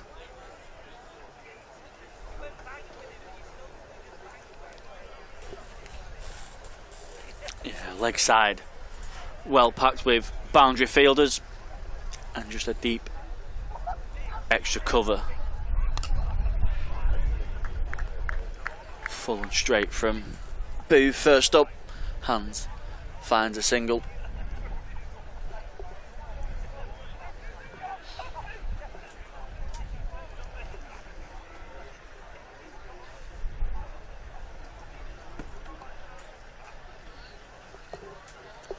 This field just allowing Booth to go where he wants to go, full and straight or into the pitch leg side as well, which he does there with an off cutter. Just dives through to the wicket keeper, doesn't get up much at all. Good bowling, isn't it, by Booth, deceiving Tom Aspinwall. Pace off. I guess his challenge here, can he get through these final 4 balls without conceding a boundary? He knows that Aspinwall will be after him.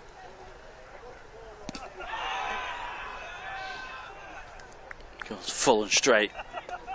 That time ends up meeting Aspinwall on the full. Probably feels like he's missed out any kind of bat on that, and he finds a gap. It's 4 runs.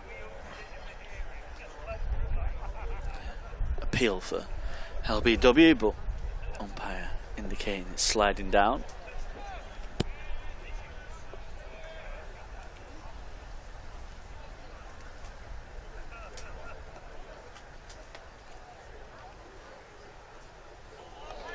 That's a good short ball.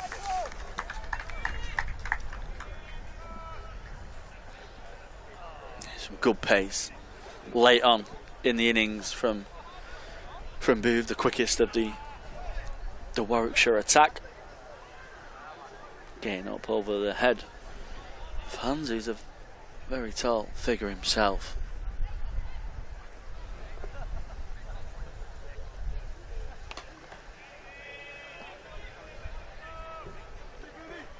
Wider this time, a little bit of a cutter. Hans trying to give himself some room to hit it through the offside, doesn't get enough of it, gets a single. Aspinwall, 1 ball to finish up. Can he find the boundary, get Lancashire over 250?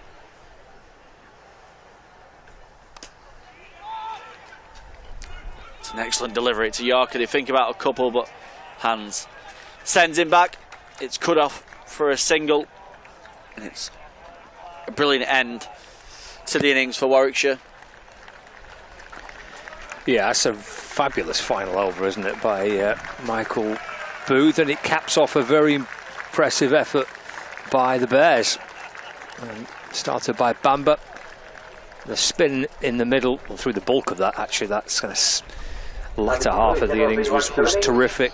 From Taz Ali, Jake Lintott, Rob Yates, all bowling superbly. Feels like, Callum, doesn't it? Especially on the back of what we saw a couple of days ago. Never entirely sure until you see both sides have a crack, but it just feels like a very impressive effort with the ball by Warwickshire. Yeah, it does. You've got to give credit to Warwickshire. They've given from ball 1, they've given Lancashire absolutely nothing. Bamber getting the wicket of Jones in his second delivery.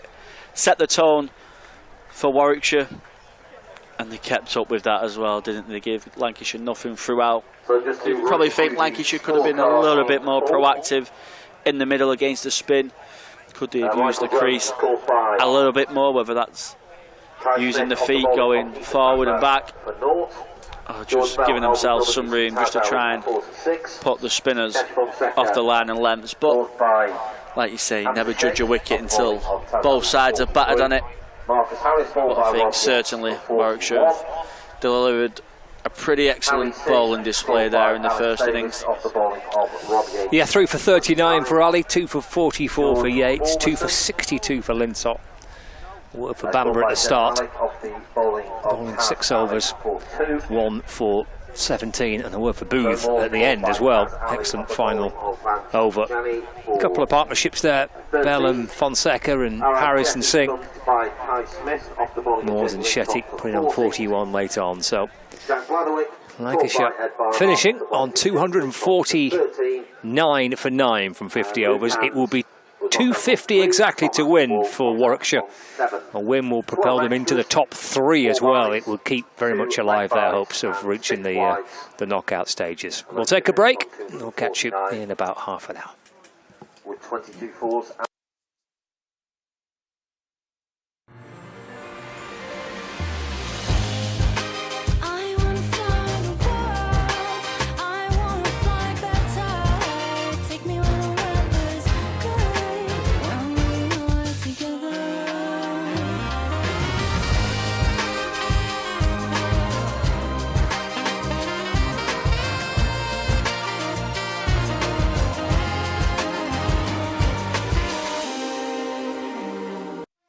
When I was a kid, there was no professional women's cricket. I didn't even think that women could be professional sports people. Especially early on, it just didn't really seem like there was a career in it. To support myself around cricket, I had to work at the petrol garage. I was the only girl, so I stood out. I'd love for young girls to be able to dream about being an athlete and it to be achievable. Thanks to the Hilton funding my contract, it's allowed me to play the game that I love all day, every day. We're like an engine and we need to be fuelled with the right gas. Without funding, we can't be visible. You can't be what you can't see. As a team, it feels like we're breaking boundaries. Thunder and Lancashire always want to put women's cricket at the forefront, and now I think that's really shining through. It's mad to think that without the Hilton funding, like, we wouldn't be playing cricket every day, training. Well, we could be, but we wouldn't have any money. We wouldn't, yeah, true.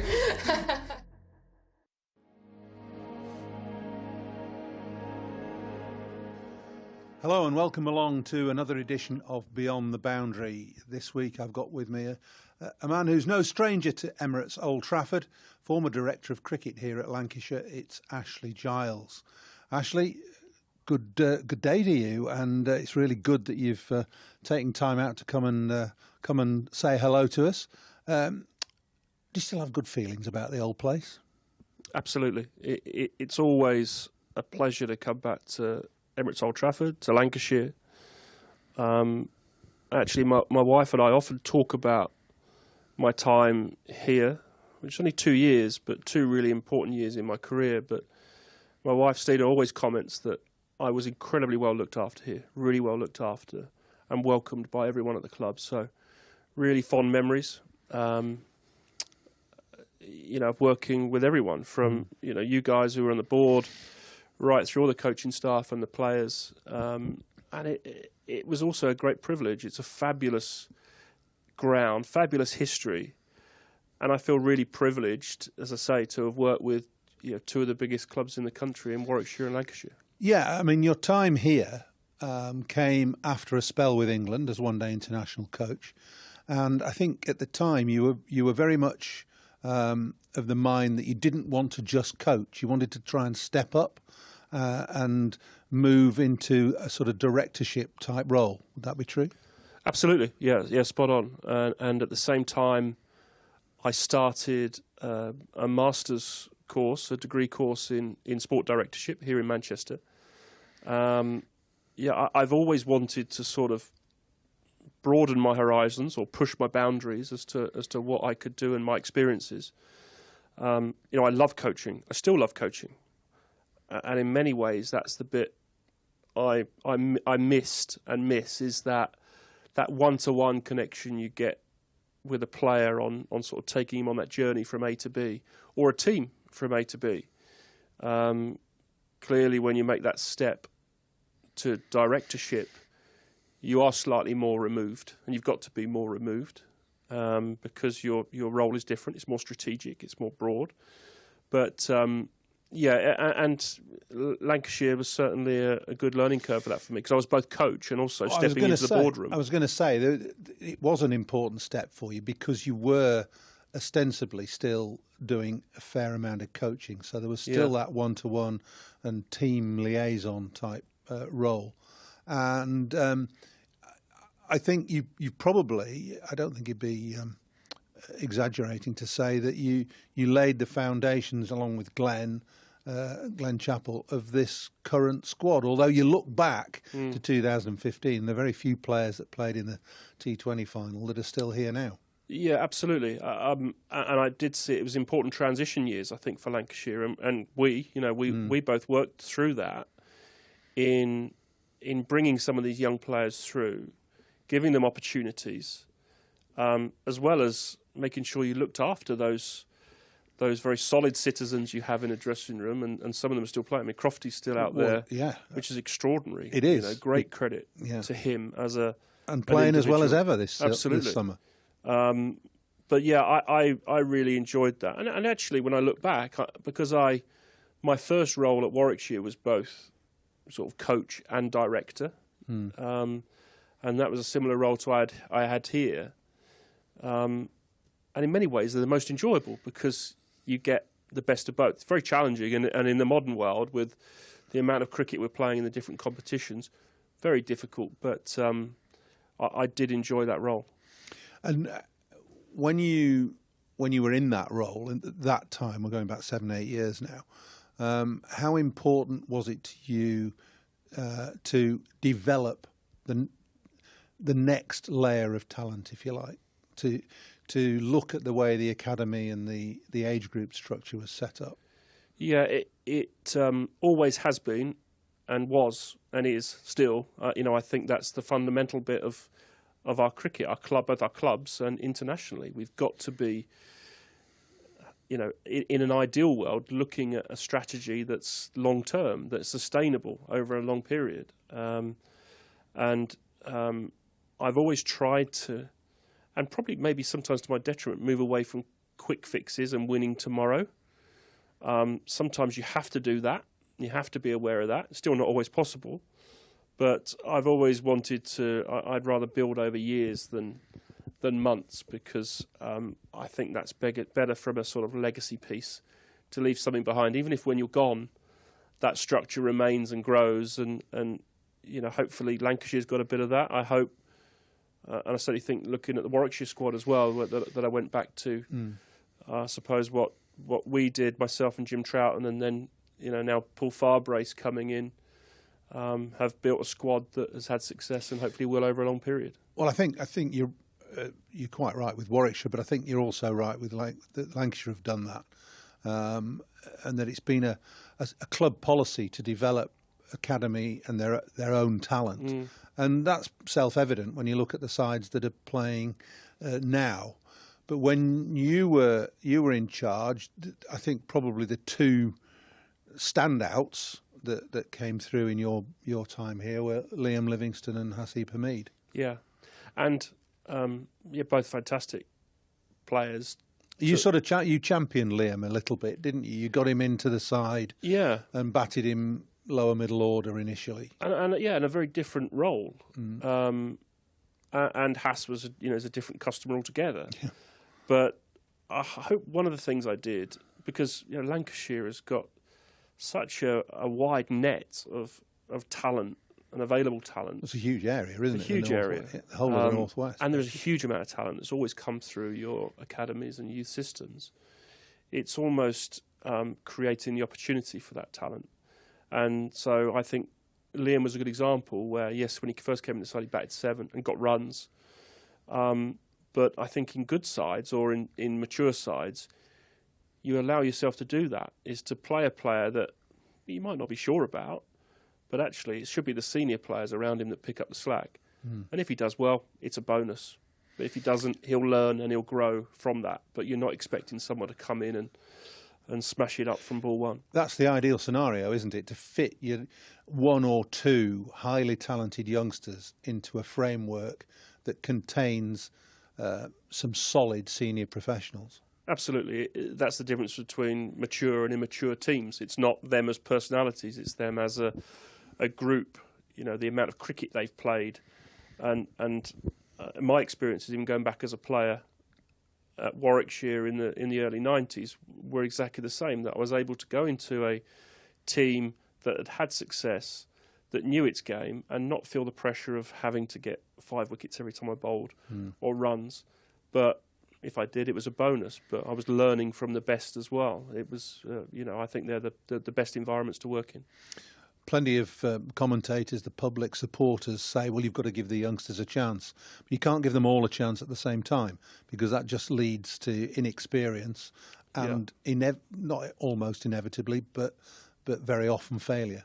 Absolutely. You can ruin them. You can burn youngsters and getting that timing right. So sometimes you put people in. I think back then, even Saqib was another example who we played, but always with the mind, well, you might have to pull them out. They might not be quite ready, but you want to. I'd rather err on the side of giving them an opportunity to pull them back than never knowing, just sitting on the sidelines. But it's got to be in a controlled way that doesn't, as I say, and you said, burn them. Do you think our county system, from a county perspective, allows the development of talent to come through sufficiently? And I'm not necessarily pointing this towards England. Yeah. Whilst everybody probably admits that the county system is there to try and provide England players of the future, it would have to do that. Would be part of it, but it has to stand on its own 2 feet as well, as far as I'm concerned. Yeah. So, and is it set up to do that now? Well, if I just talk about that, I think I always saw my role as a head coach, director of cricket, and I think you did as two-pronged. You absolutely your responsibility is to try and win things for that county. That's why you're there, and that's what you're being paid for. But we also have a responsibility to try and produce England cricketers, and you've got to try and move these two things along together, which isn't always possible. And there are times when the short-term pressures become really big. And so the choices between playing a young player, giving him opportunities, giving him time, perhaps, are somewhat conflicted by winning tomorrow. And I think many of the counties have faced that problem. Many of the directors of cricket have faced that problem. And in a system that has promotion, relegation, not saying that's right or wrong. We're not going to get into that debate, I don't think. But it can place those pressures. Well, there are so many different variables and systems that are promoted, proposed, talked about in terms of divisional cricket for the county championship. Whether it should be 3 6s, 10 and 8 as we've got now, or 12 and 6, or whatever. I mean, you can talk, and we've been talking about this in my lifetime in cricket, 45 years, never come to perhaps a satisfactory conclusion. But having said that, you're probably ideally positioned now and placed, having spent enough time in the county game and having an elevated position in England, within the England setup, to realise that there is always going to be a bit of a conflict between county and England. Always. And I'm not sure how you can get over that. Well, and I'm not sure, but I made the point during the winter, which I don't mind repeating, is that there's got to be, both sides have got to come together on this. There's got to be collaboration on what the best thing for the English game as a whole is. At the moment, I'm not sure those things are aligned. We're obviously playing a lot of cricket, a lot of different formats of cricket, and I think we've got to I mean, ultimately for Championship cricket, which is what we're here for, which I'm watching today, which is great, because we're watching two good teams on a good pitch at a great ground. You know, it's really, really going to be, it's tough cricket.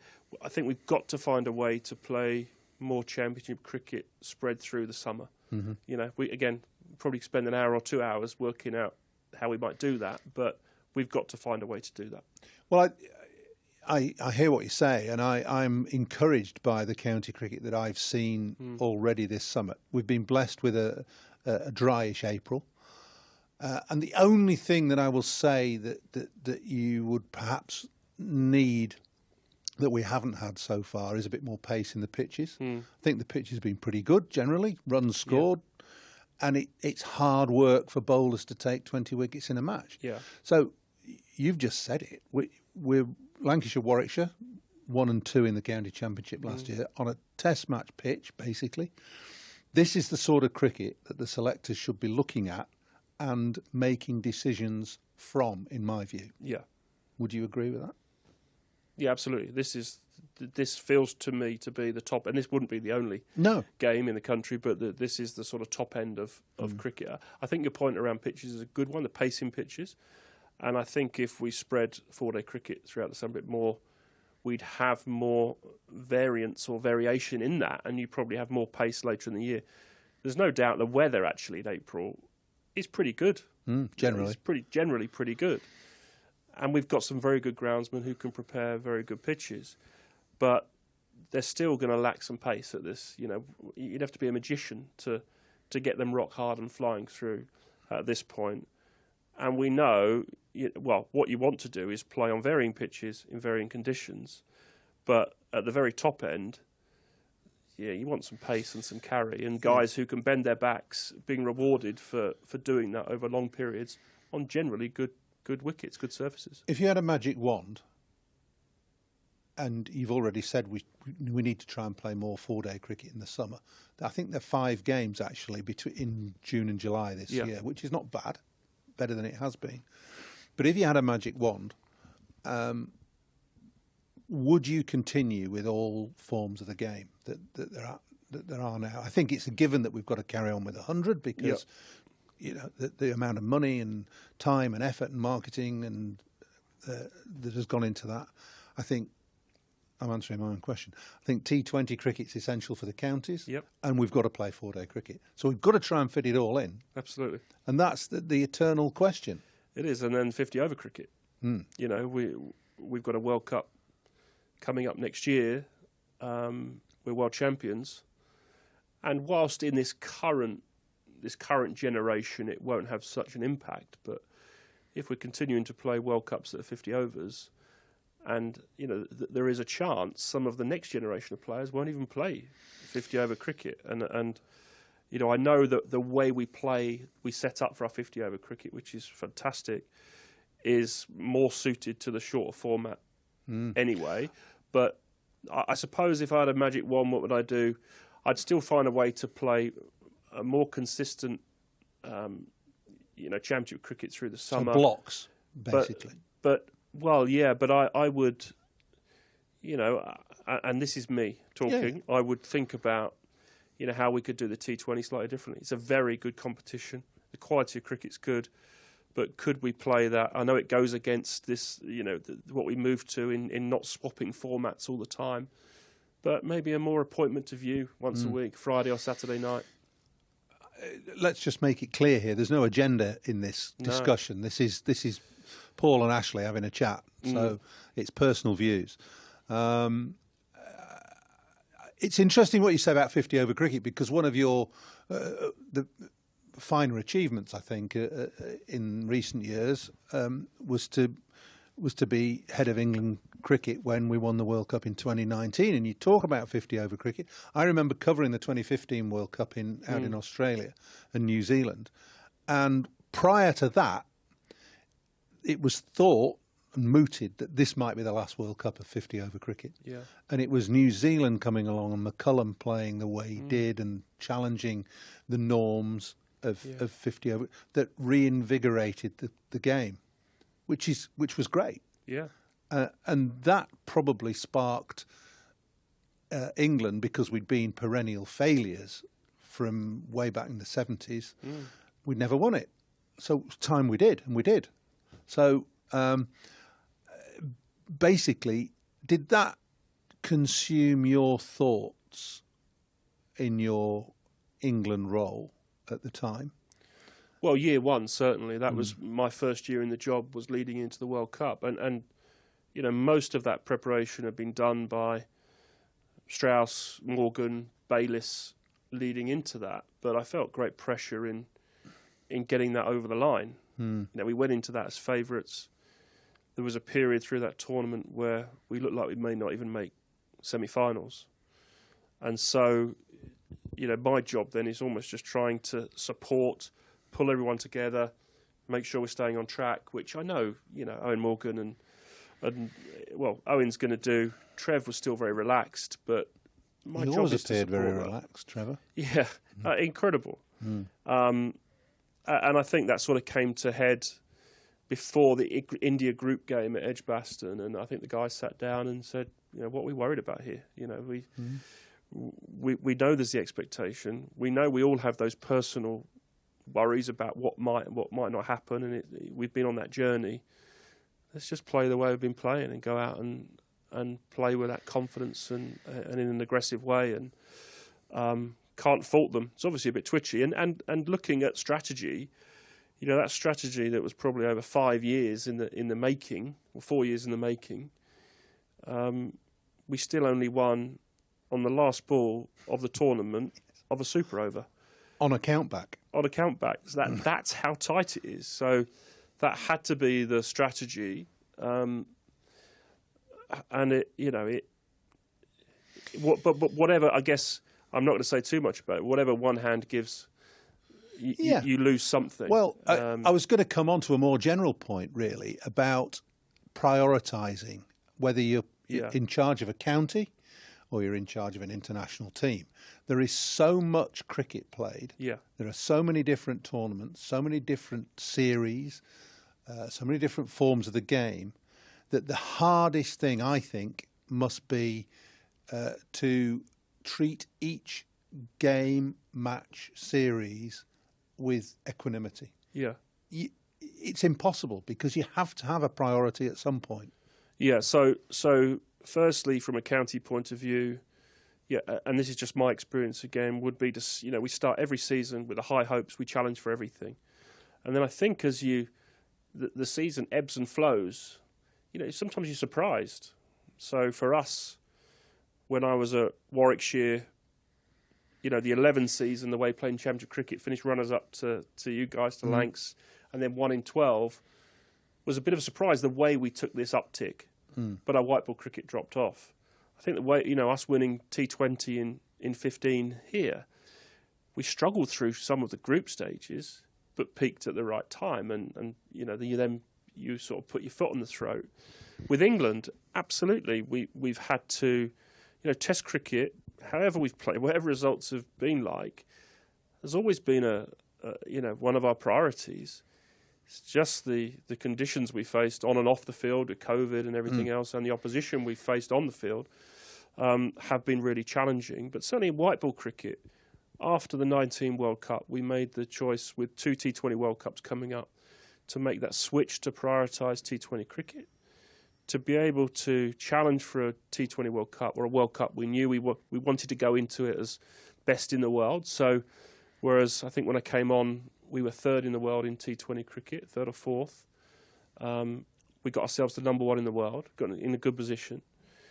Our 50 over went from 1st in the world to 2nd in the world, but that was a strategic decision that we didn't have a 50 over World Cup for a few years, focus on T20, and so we're happy with that. And, you know, barring a couple of overs that went wrong in the UAE, we played some really good cricket in that World Cup and could have been double white ball champions. But so in that terms, yeah, there's a lot of thought goes into the prioritisation. Do you think that in England we have this? It's a preoccupation, but do we have too much emphasis on Australia and the Ashes? Or is it right to do that? it's clearly an emotional series, a very important series. And you played in one of the best Ashes series of all time in Absolutely. 2005. Yeah, it has. I played in 81. Yeah. So, both iconic series amazing. in a way. And huge historical importance. But because of that, they almost become watershed moments. The fallout from the last series, again, we won't go into too much, but generally happens around World Cups and Ashes, because they're deemed as the most important thing. There's emotion, there's the history, etc., etc. And now we live in an environment that is just craves 24-hour news, and sometimes there's got to be change. There's something's got to happen, but there is a lot of importance placed in those series. And I think, going back to something we talked about just a minute ago, it's becoming more and more difficult, I think, in any sport, and cricket, and particularly county cricket, was probably immune from that a few years ago, to set your target about building long term. I've got a 5-year plan. Well, you might not get 5 years. You've got to win next year. Instant success. Yeah. And that leads you to making some decisions that maybe you wouldn't in other cases. That's an interesting point. I mean, the public demands success. Players want success. They're not in the game a long time, are they? They don't want to be necessarily part of a side that's going to win in 5 years, because they might not be playing then. Yeah. So it's a very difficult balancing act. Having said all that, well, welcome back to Liverpool Cricket Club for the second innings of this match. For the run chase, 250 on the nose for Warwickshire, and if they get it, then they're in with a real possibility of qualifying for the knockout stages. It will propel them into the top 3, and with 2 games remaining, it would allow them to kind of have their Metrobank One Day Cup fate in their own hands, with final 2 games to go. Of course, we know that Lancashire cannot qualify, but can they find a win or 2 to complete their group campaign? Well, they've not potentially got as many runs as they would have liked, but they've got 249 for 9 from their 50 overs, so 250 to win for the Bears. Rob Yates and Ed Barnard win the batting for Warwickshire. George Balderson to get things going from the river end for Lancashire. Scott Reed, Paul Allott, Callum Flynn to take you through the run chase. 250 the target, Paul. What do you reckon? Well, I think on the surface of it, I think they're probably a few light. We were looking at 300, but as a sort of minimum. Having said that, I think the pitch is playing not quite as easily as it did in the game against Durham. As Warwickshire get their first runs. Nice crisp drive from Rob Yates through extra cover for 4. But if you bowl floaty full half volleys, then you're going to get hit through the covers for 4. So George Balderson with a couple of looseners, which he can't afford. Lancashire will have to bowl really well to keep Warwickshire challenging for this total. They're not as spin heavy as Warwickshire were, and it looked as though it was more spin conducive. Flashed away left of second slip, down towards the 3rd man boundary, through for 1. And the other thing you've got to bear in mind is that Warwickshire are a confident team, aren't they? They've been playing well in this competition. They've got a good batting lineup. Barnard, Yates, Alex Davis, pretty experienced, 3 in the top 4 there. So I think they've been going well. So it'll be a tough ask for Lancashire to defend this total. It's better from George Balderson, better length, a little bit more zip in that delivery as well. Yeah, 3 wins from 5, the Bears. Just on the edge of those qualification places. The top 3 secure a knockout spot. Yorkshire, Somerset, Middlesex all on 16 points. A win for Warwickshire today will push them into the 16-point mark. That's good again from George. can't afford warm-up balls, and he's bowled 2. You know, it's just a given that you've got to be on the mark from ball 1. Probably not used to opening the bowling, George, to be perfectly fair. Interested to see how Luke Hans performs, warming up at short fine leg.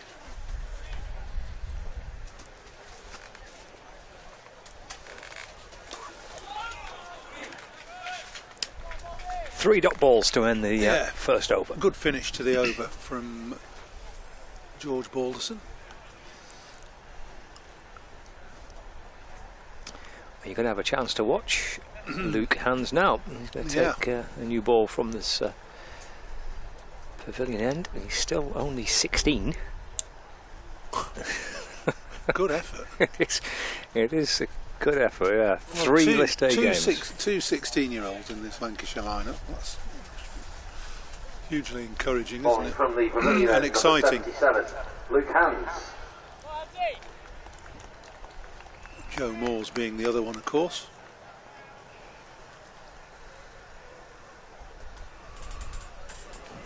Well, he's a big lad for 16, isn't he? Yes, yeah. I presume there's some kind of restriction or some kind of guidance as to what he can do. Short and wide and carved away by Yates out towards the offside for 4. Yeah, you're limited to the number of overs you can bowl in cricket, not just senior cricket. Right. These have been brought in over the years to protect younger bowlers from undue stress and strain, and predominantly back injuries, I think. So everything's carefully monitored and measured.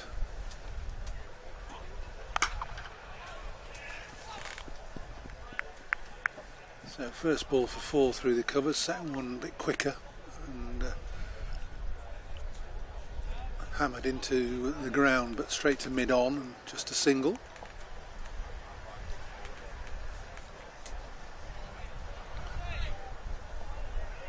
Yates picks up a single, gets off strike. Barnard on strike for the first time to Hans now.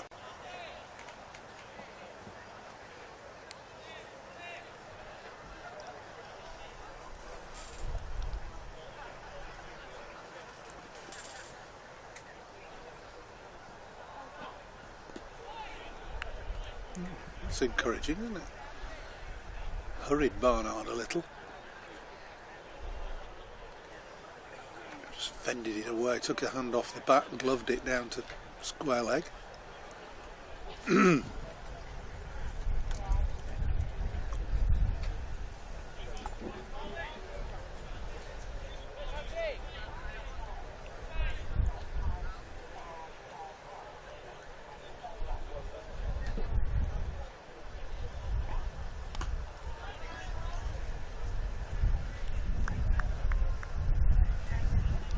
Well, I like what I see so far.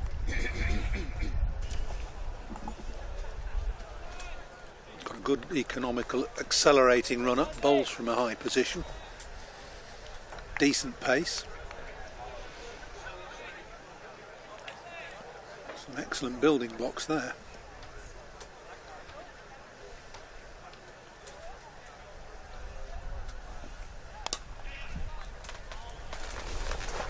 Nudged away through the leg side by Yates for a single. He's on the academy intake this year, Luke Hans.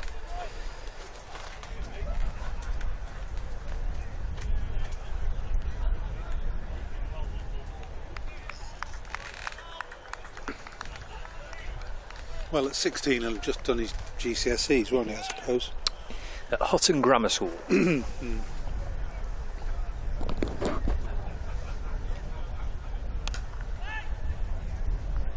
Gets through Moores at backward point. Gets Barnard his first run as well. Luke Hans completes his first over. 2 gone. Warwickshire 13 without loss. So it's a good start for Warwickshire. A couple of boundaries already. They'll want to keep up with the run rate. They won't want to get behind the rate. It doesn't look an easy pitch to accelerate on. Lancashire found that. So I think the Warwickshire approach will be to, certainly during the power play, to be mindful that if the ball's there to be hit, they'll hit it. A little bit like that. That's into the tennis courts. Tennis courts, yeah. It's a big hit by Barnard. Straight and high, back over Balderson's head, all the way for 6. Playing a nice, gentle tennis game, and the cricket ball's coming your way.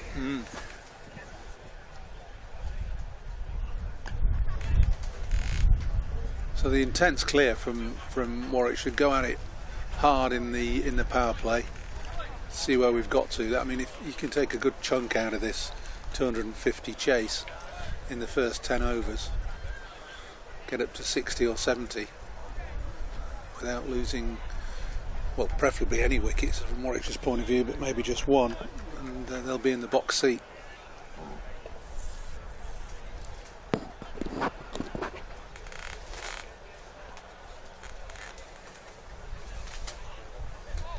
Hold. A little bit more zip in that one from George Balderson.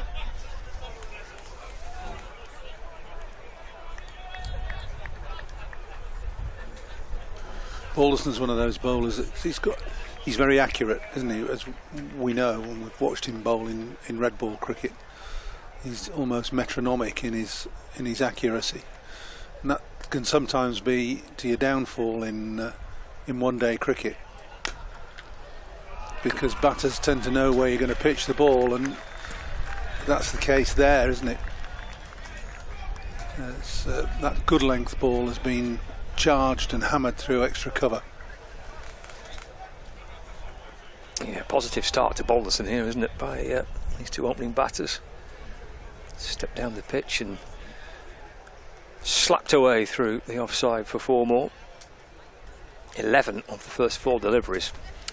George Bell's called for the helmet, so he's going to go and stand up to the stumps, which will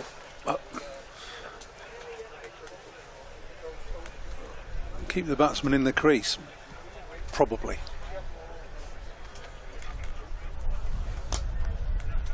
Well, beats dive of Shetty inside the circle on the offside. 4 more runs coming freely here. The 2 opening batters.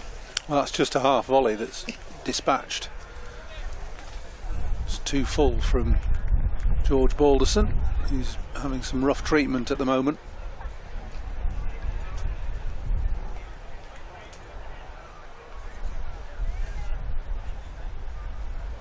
Yates is 19 of 10. Top ball to end the 3rd over. Good start for the Warwickshire opening pair. 28 without loss, 3 overs gone.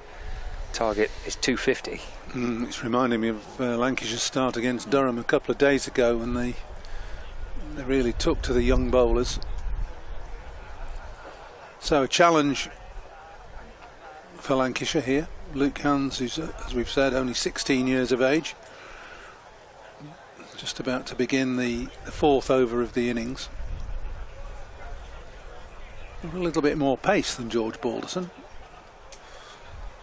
but can't have much more protection. Only allowed 2 fielders outside the circle in the first 10 overs in this Metrobank Cup competition.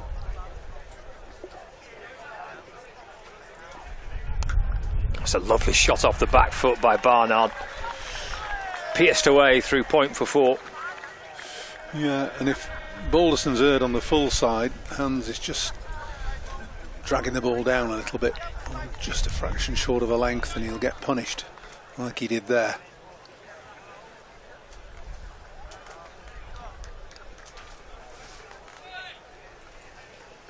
Barnard to 12, 32 without loss.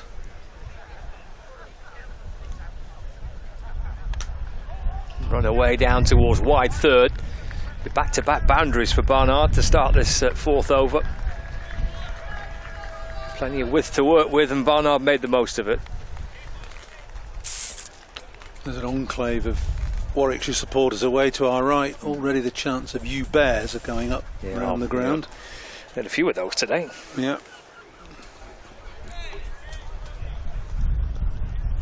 Barnard 16 from 9.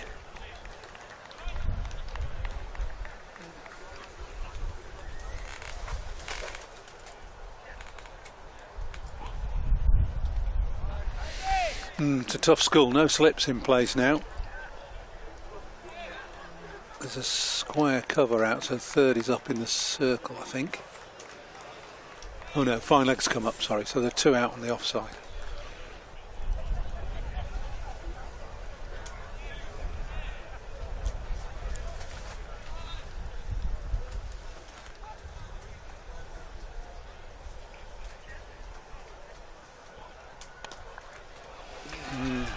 Four again, down to third man.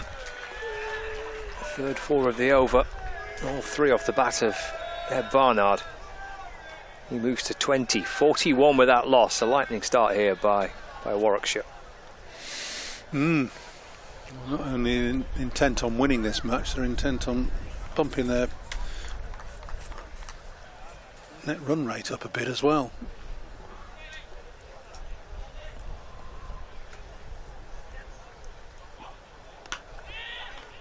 Drop and go, through for a quick single. It could yet be important that for Warwickshire. Pretty tight, isn't it? If they win this, it's 3 teams on 16. Yeah, it never hurts you, does it, having a good net run rate.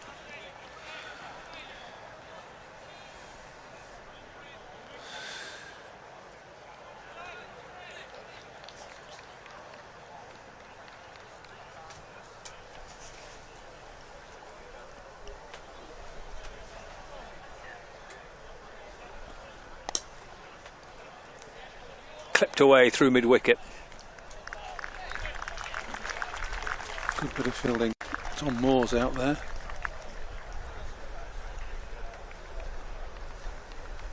Yeah, Yorkshire currently top of the Group B on net run rate. Goal difference. You can tell I'm doing football again, can't you? On net run rate. And they've finished their 50 overs on 354 for 7. They're at Scarborough today, taking on Durham. That's the end of the over. Tough one for young Luke Hands. 3 boundaries in it. Ends with a dot ball. 4 gone, 44 without loss. So Durham set 355 to beat Yorkshire in that match at Scarborough. Finley Bean unbeaten on a century, 102 for Yorkshire. Also runs there as well for James Wharton. He made 84. Will Luxton making 46. Yorkshire, the current Group B leaders. So Warwickshire have a real chance here to try and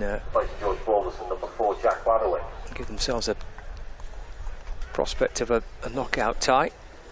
Still got 2 games to play after this one as well, Warwickshire. Lancashire got 1 game left. Their fate is sealed in terms of qualification. Jack Blatherwick replaces George Balderson.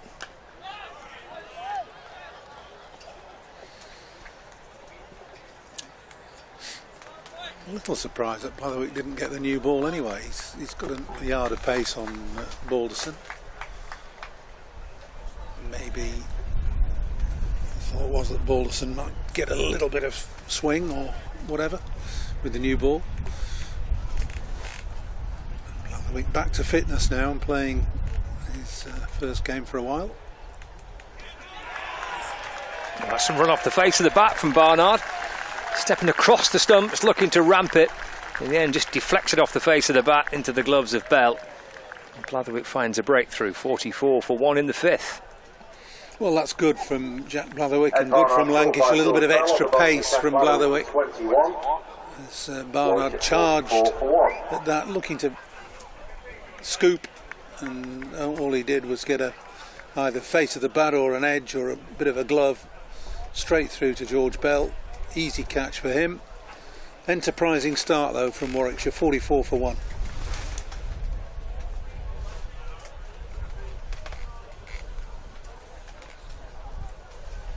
Yeah, I guess if they think that Lancashire are light here on runs, trying to make use of that power play, the first 10 overs. Yeah. Go pretty hard early on. Yates and Barnard certainly doing that. Might just check their progress a little bit. Who's in that first wicket? Zen Malik, new batter. Zen Malik. Joining the experienced Rob Yates. So 44 for 1 in the 5th. Blatherwick strikes just his second ball. Yeah, Zen Malik's probably a new face to the Warwickshire team, but he's not a youngster. He's 27. One score of note this summer in this competition, got 44 against Somerset.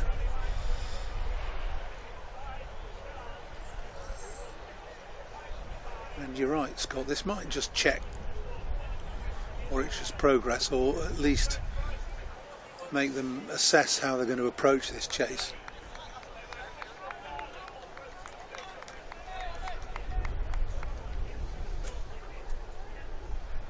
Slip in place. Top of the bounce there, Malik, and just steers it down through that gully region. There he sings at slip. Goes a pace or two to his right to field the ball.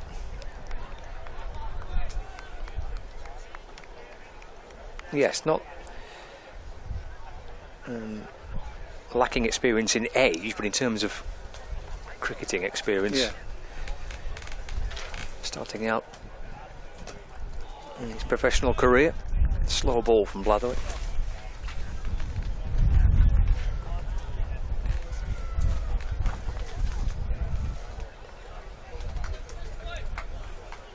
Good start this by Jack Blatherwick. Yeah. Good first few balls from Jack Blatherwick. A bit more venom in it, isn't there? A little bit more pace. Bit of purpose, bit of aggression.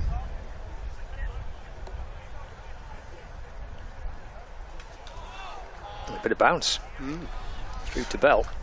Well, we saw that from Ed Bamber, didn't we? Ethan Bamber, who bowled at the River End and bowled a really good new ball spell. I think there's just a little bit there, a little bit of uneven bounce.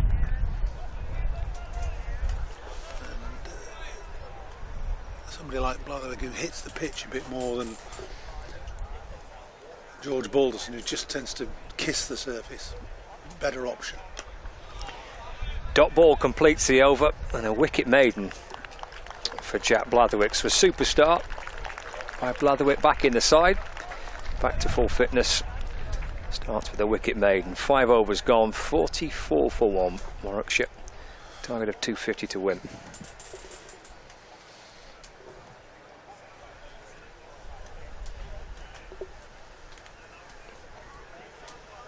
We have a bowling change here too, aren't we? Double change from captain Marcus Harris. Brought Blatherwick into the attack, replacing Balderson. Bowling at the pavilion end, replacing Luke Hand's number 13, Tom Aspinwall. That's Tom Aspinwall coming in for Luke Hands. Well, that would have been, this would have been my opening partnership. Aspinwall and Blatherwick. Tough ask for Hands to come on at 16 years of age and open the bowling when you've got a couple of experienced guys like this in the lineup.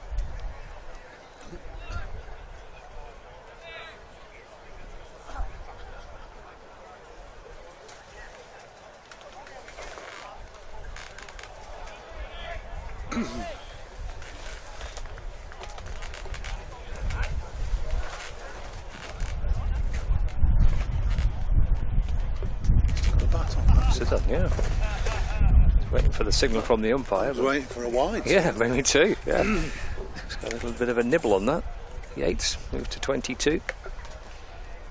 Aspinwall released by the Manchester Originals for the game here on Wednesday and again today. Featured in the 100 this year. Malik's off the mark, just turns that one away off his pads out to square leg for a single. Yes, it's a shame the way the fixtures and games go, isn't it? That you've got a young developing all-rounder like Tom Aspinwall, who, had he not been released, would hardly have played a game of cricket in August. I mean, it just seems madness to me. He's round the wicket to Yates. Yeah, that has improved in the last season or two, hasn't it, in terms of those players that are not playing, not featuring in the 100, part of the bigger squad, but not featuring, coming back and playing some cricket in this format. That didn't happen, I think, for the first year or two of the 100, but has done since. Well, yeah, okay. Just kind of makes sense, that, doesn't it? Well, it does, yeah, yeah.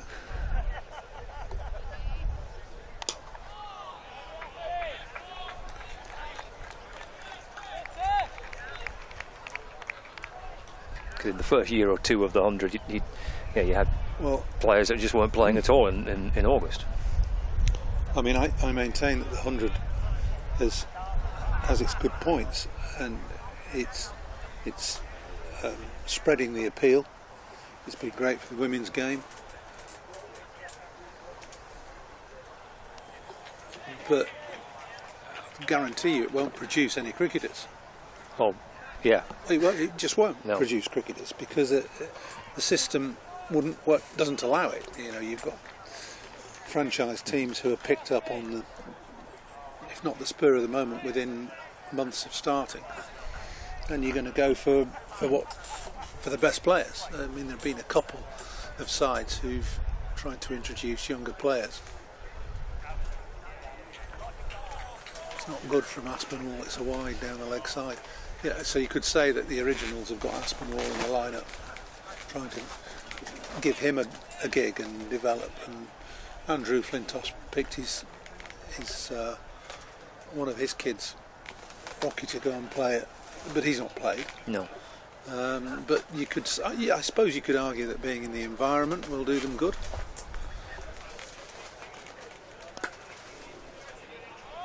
Hit firmly to Shetty at point. No run in the over. 4 coming off it. A couple of singles and a couple of wides. 48 for 1, 6 overs gone. So better from Lancashire with the 2 bowling changes. Blatherwick coming on and making it instant impact. You've got Tom Aspinwall, who bowled an OK over, a couple of wides in there, but stemmed the flow of runs essentially.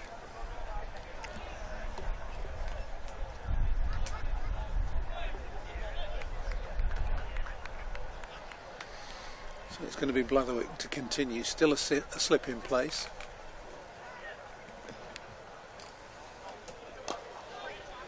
That's a nice shot. Eased away through the leg side by Malik. And a run away for 4 as well. Yeah. A little bit too leg side from Jack Blatherwick. But just keep repeating what you did in the first over, Jack.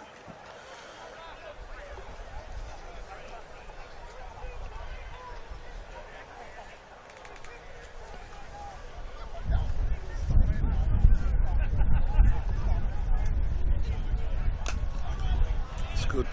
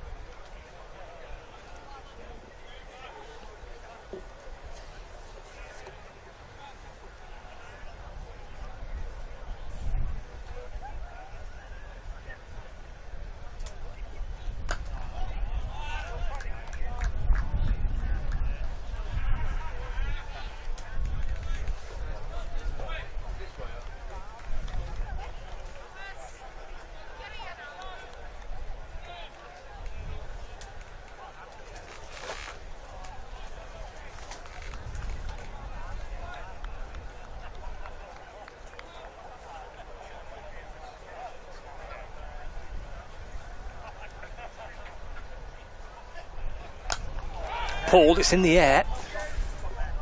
Moores is chasing after it beyond Joe Moores. towards mid-wicket, landing safely. Worth 1 for Malik, moves to 6. That was well worth trying from Jack Blatherwick. A good short ball that hurried Malik into the pull stroke. Didn't get it cleanly at all.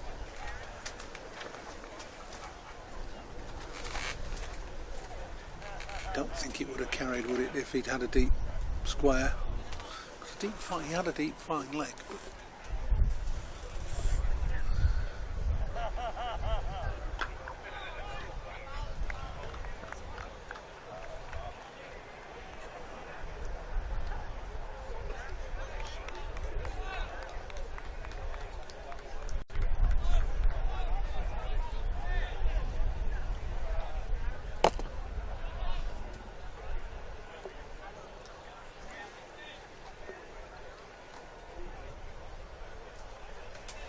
Final ball of the over. Dot ball to end it. 5 coming off it. 7 gone. 53 for 1. Warwickshire. Target of 250 to win. Yates has 22. Malik on 6.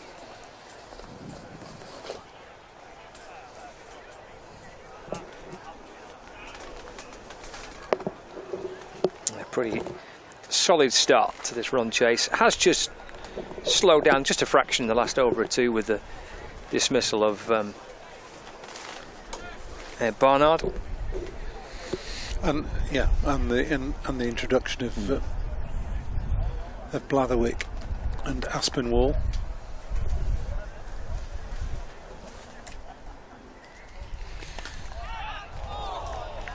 That's flashed away square on the offside for 4. It's a really good shot from Malik, and it's full and wide from Aspinwall. Deserved getting hit. Tom Moore's flying through the air to try and catch it or cut it off, all in vain. So the boundary tally on the up. Aspinwall again. It's better, a bit straighter.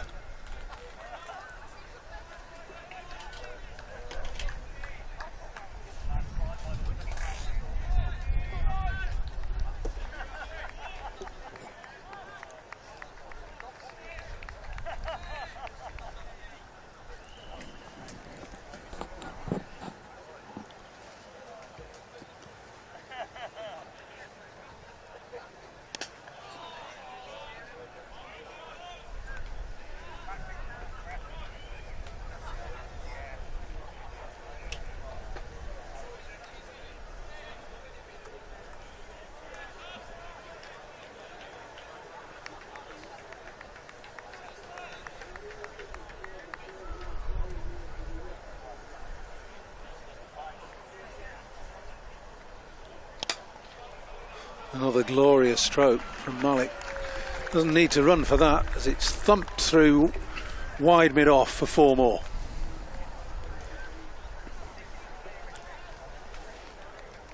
Lovely shot from Malik, over pitched just ever so slightly from Aspinwall. Malik doesn't need a second invitation, plays it nicely through wide-ish mid-off for 4. Shorter ball from Aspinwall, who's peeved at having been driven twice already in this over. Malik through the shot, gets a leg by, I think. May have got a glove on it.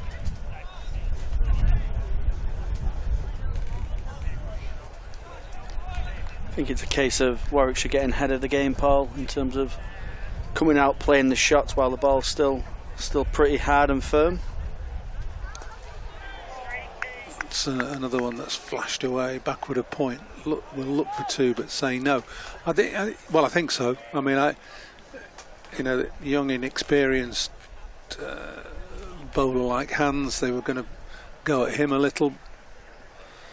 Balls up well, so they were gifted a few runs early on, and that set the tone. 63 now for 1 after just 8 overs.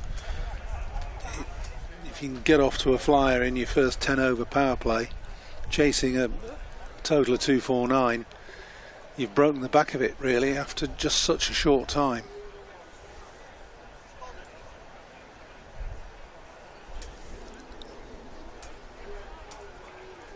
Yeah, spin's played such a big part in the game so far. It allows Warwickshire to settle against the spin when it does arrive. It means Lancashire spinners have to still be quite attacking to look to take wickets, and scoring opportunities will come for Warwickshire then.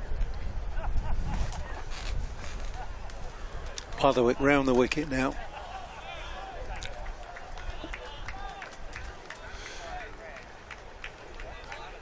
Yeah, Lancashire not exactly well blessed with spin. They've got Harry Singh and Araf Shetty, both of whom bowl off spin, and that's about it basically.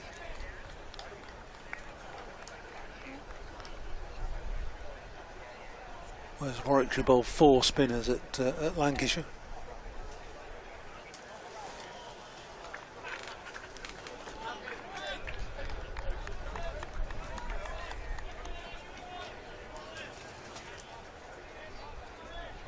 Injury of Charlie Bernard, meaning Harry Singh will have to fill in the boots of the second spinner. He's naturally more of a part-timer, you would say.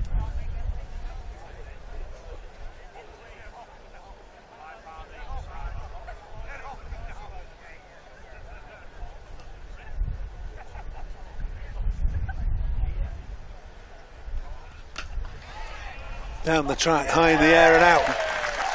Comfortably caught at mid-on.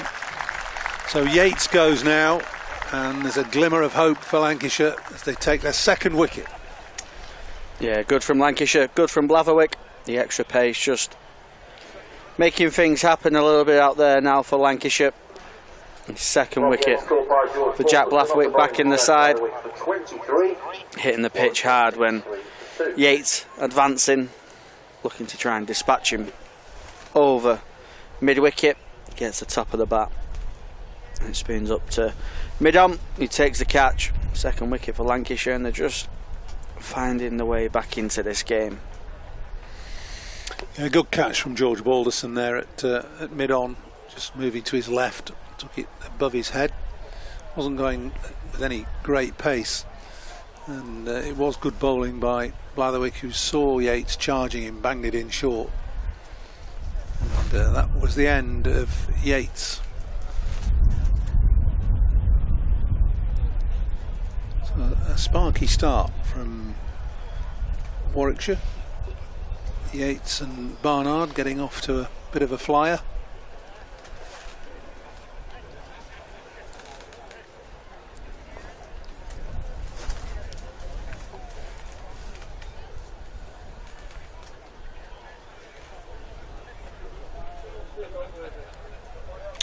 The incoming Warwickshire batter, number 71, Alex Davis.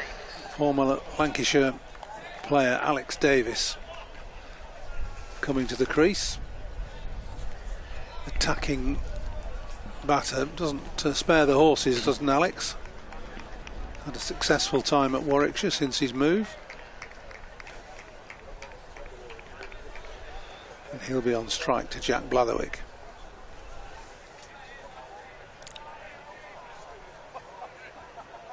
Very strong player, square of the wicket as well. Davis looks to hang back in the crease. Blatherwick might just have to go a little bit fuller in his length, just change that length up to Alex Davis. A slip still in for Lancashire.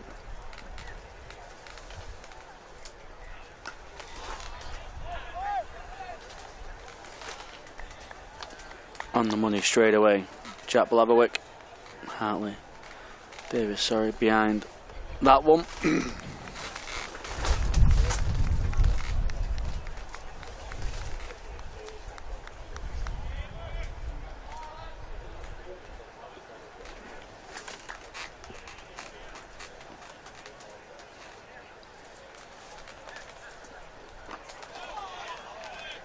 Climbed on Davis, but he's played it well. Got on his toes, just nudged it away behind square. gets his first run.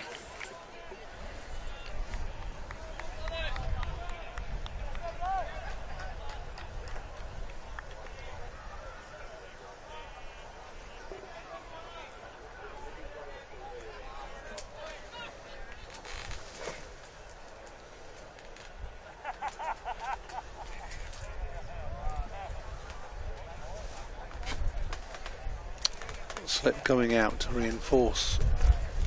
Well, he thought he was going to reinforce the offside cordon, but gone to extra cover and now to square leg by a circuitous route.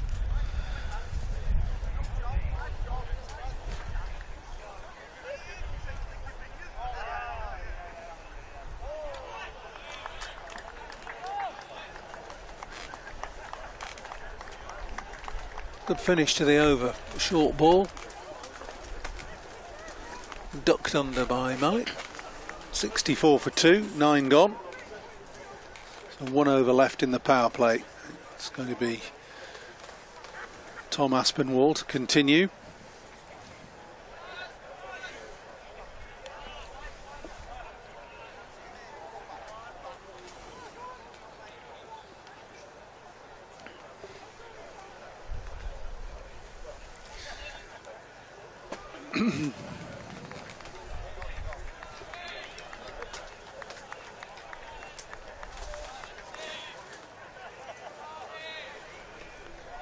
Slip fielder Harry Singh going in for the new batter Alex Davis.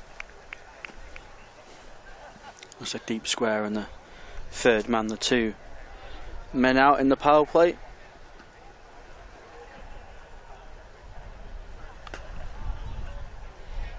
Davis helps himself to a single in that mid-wicket region.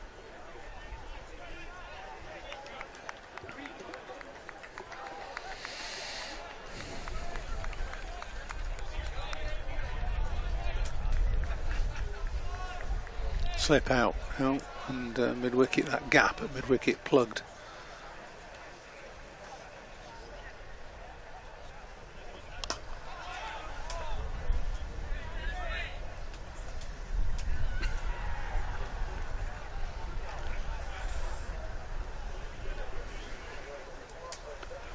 Might see some shorter length bowling here from Lancashire against Maliki. A couple overs previously pulled Jack Laverwick out into the leg side from a good bouncer which went aerial. Lancashire may have just seen a little blink in his armour, but that one's over pitched. Met on the full. Malik advances as well. Plays it nicely through the offside for 4. Well, the Yorker's one of Tom Aspinwall's strengths, but got it wrong then. The low full toss, which got the full treatment through cover for 4. Fine legs up, that's going to be 4 more. Aspinwall's line and length not quite what it should be at the moment. It's getting picked off for boundaries. Up to 73 for 2 now. Warwickshire with 2 balls left in the power play. Yeah, again Aspinwall looking to go back of a length into the hips of Malik. Strays down the leg side a little bit too much, just has to get any kind of bat on it to beat that short fine leg in the ring. Back to back boundaries for Malik. Takes himself on to 22 off 18.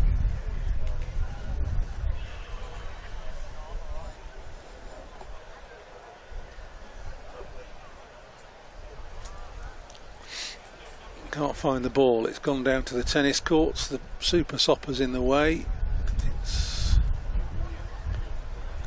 spectator just trying to crawl underneath.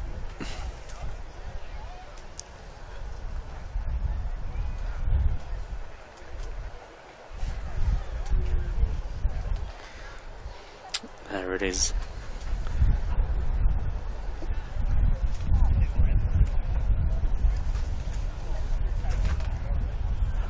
Just allows Aspinwall to have a thought. Back-to-back boundaries, just rethink his plans.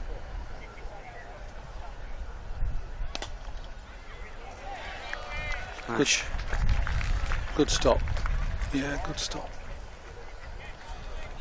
Just a punch into the offside again by Malik. 1 ball left in the power play.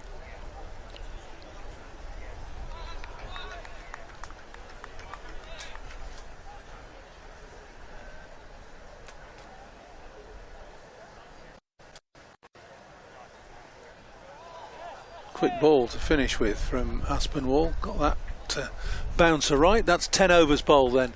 So the power play done for Warwickshire. 73 for 2. They'll be pleased with that. To have gone at 7 and a bit and over. Just lost a couple of wickets. I think it was a preordained plan to be positive and aggressive and see where they were. If they didn't lose more than 2 wickets, I think they'd have been happy, and that's exactly where they are.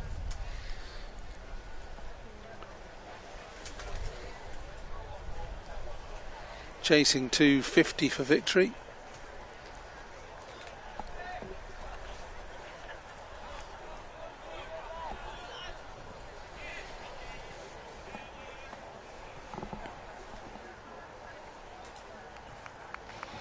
Blatherwick continuing 2 for 6 off his 3 so far. Kept Lancashire in with a chance. Trying to create a positive result in this game. 4 men can go out now.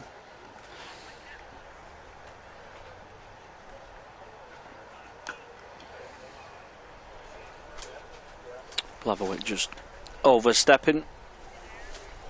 Free it on its way for Davis. Criminal by the bowler.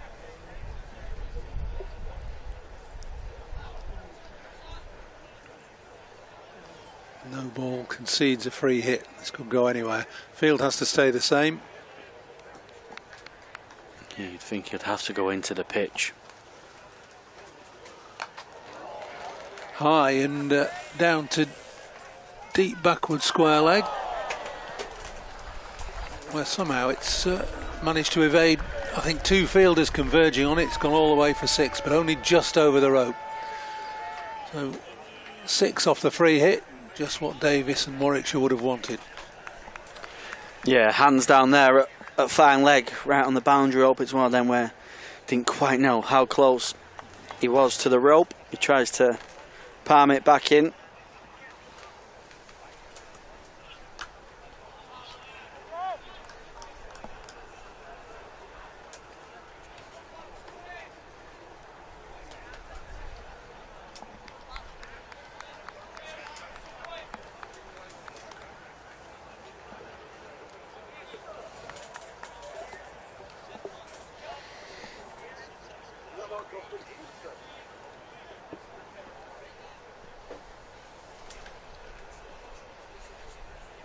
Slips out now, going out to extra cover.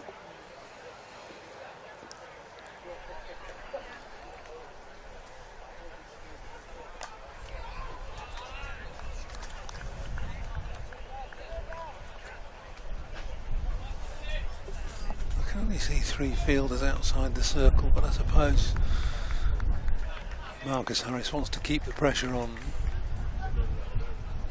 Warwickshire rather than gift singles at this stage.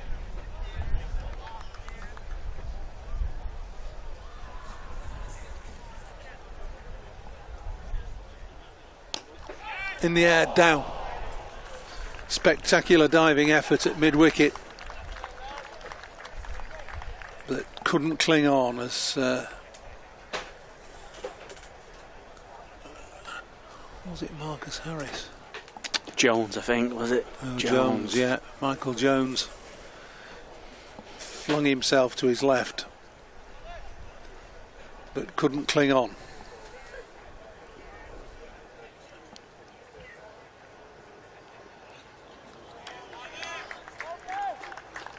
Good short ball from Jack Blatherwick. Davis playing it well, dropped his hands, swayed out of the way. Jones felt like he was in the air for a while attempting that catch. He'll probably feel a little bit disappointed getting two hands to it. It was timed nicely from Davis at a nice height, but a real stretch to his left. Edged out, gone. Really well bowled by Jack Blatherwick. Alex Davis couldn't get out of the way of that one. Had played the previous ball really well, but this one just climbed on him a little bit. He's got a thickish edge, and that was well taken by Bell with the ball still going up Alex at Davis shoulder height. George Bell off the bowling of Jack Blatherwick for 8. Warwickshire 81 for 3. Yeah, excellent from Lancashire fast bowler. Previous delivery very similar. Davis allowed that one through to George Bell. This one he just tries to run off the face of his bat. Finds himself a little too near to the ball. Gets the outside edge. And a good take from George Bell. It carried through nicely. And it's a third wicket for Lancashire.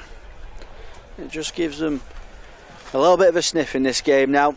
81 for 3 Warwickshire. Jack Blatherwick taking all 3 wickets so far.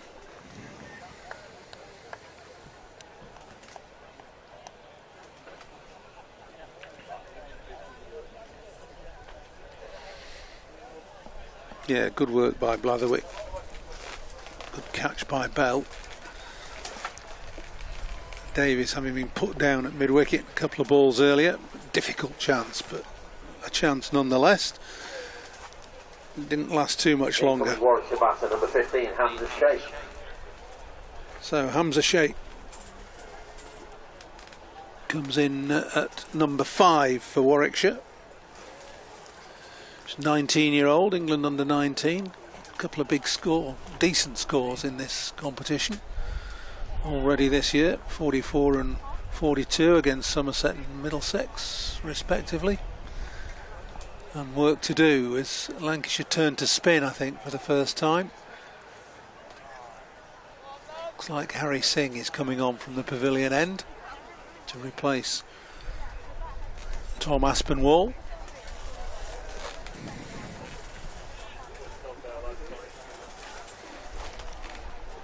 So Lancashire have 2 fairly conventional off-spinners in their bowling attack.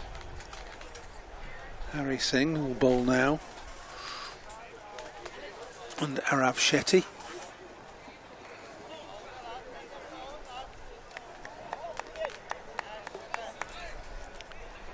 Bowling from the pavilion end, number 16, Harry Singh.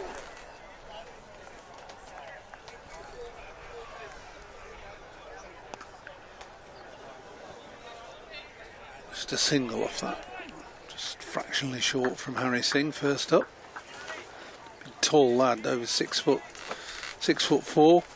Both the Lancashire spinners, tall lads, 6'3", 6'4".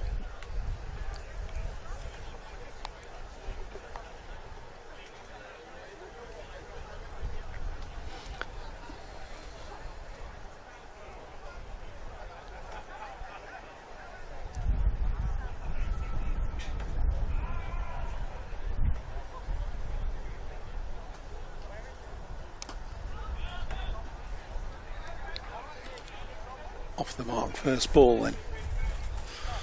Hamza Sheikh with just a nudge down the ground.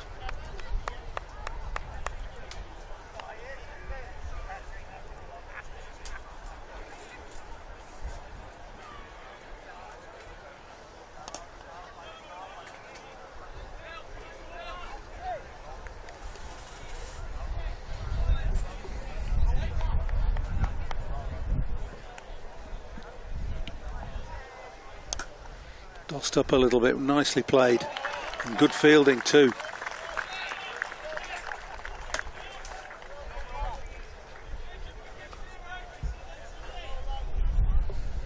And Will Williams, sub-fielder. Don't know who he's on for.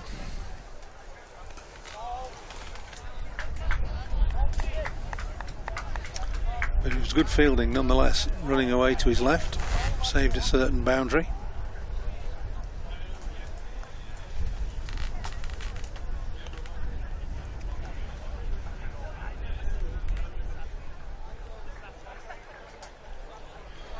So that's the end of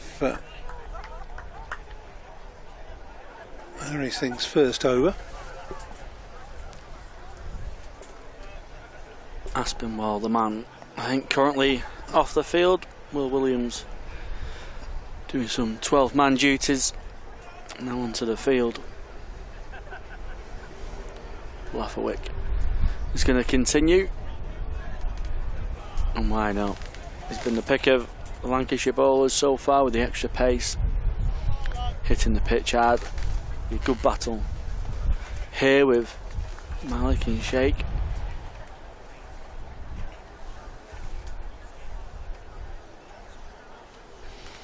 Slip fielder into Blatherwick.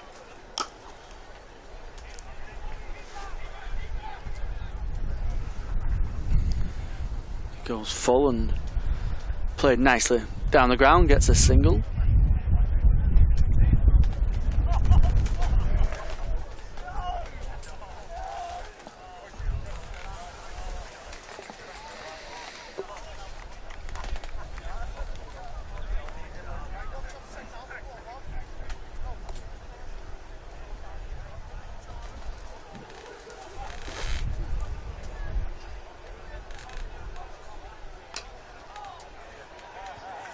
Up and over the top this time from Malik.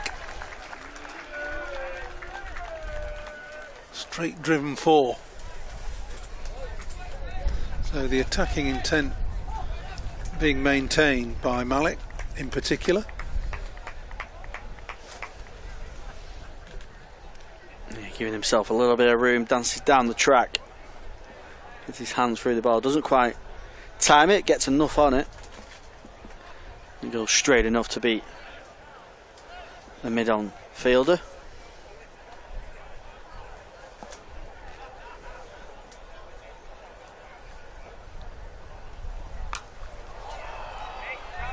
That's cut away, nobody on the cover boundary. That's hammered away square for 6, all the way for 6.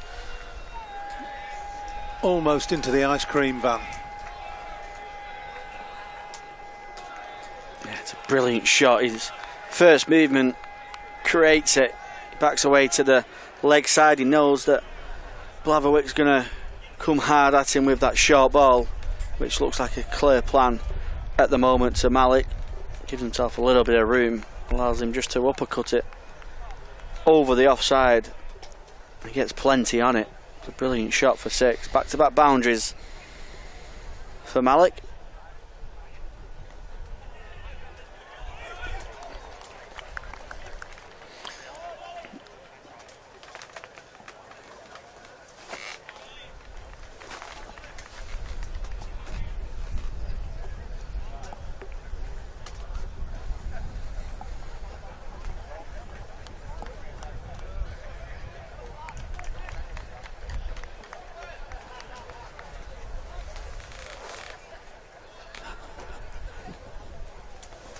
Slip back in now. We'll just run down to third man by Sheikh. So runs continuing to come aplenty for Warwickshire. Malik, the chief agitator at the moment. Sheikh just having come to the crease, but Malik going along nicely.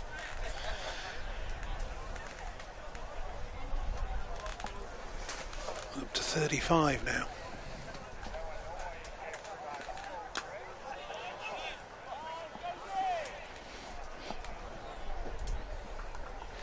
End of the over from Blatherwick. 3 for 27 for him, so all the wickets to Jack Blatherwick. That over a little bit expensive. Yeah, 13 coming from that over. Malik just using his feet, just trying to create some room, put Blatherwick off his line of length, 4 down the ground, and a beautiful shot over the offside for 6. 13 off it.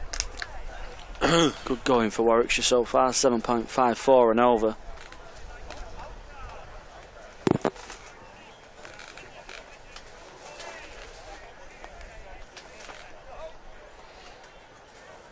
And all Hamza Sheikh has to do is just nudge a single and give the strike to his partner, Malik. Another flowing drive, but only a single this time.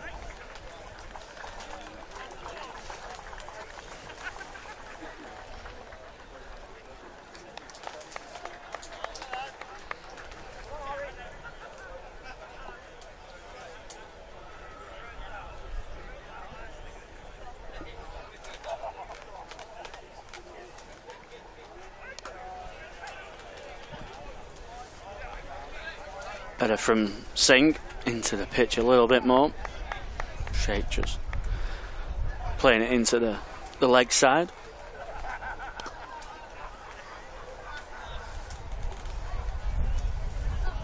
That one's over pitched. Sheikh just turns that away to the deep square boundary, gets a single. The Warwickshire spinners were immaculate on the line and the lengths in the first innings.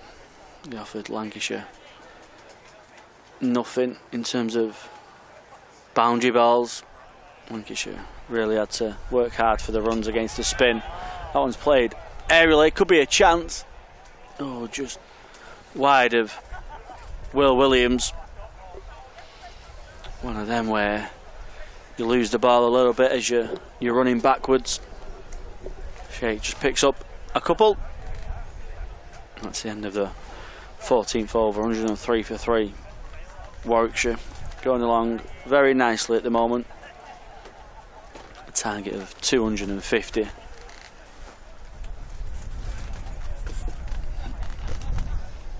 Laverwick going to continue maybe his last over of this spell. 3 for 27 off 5 so far.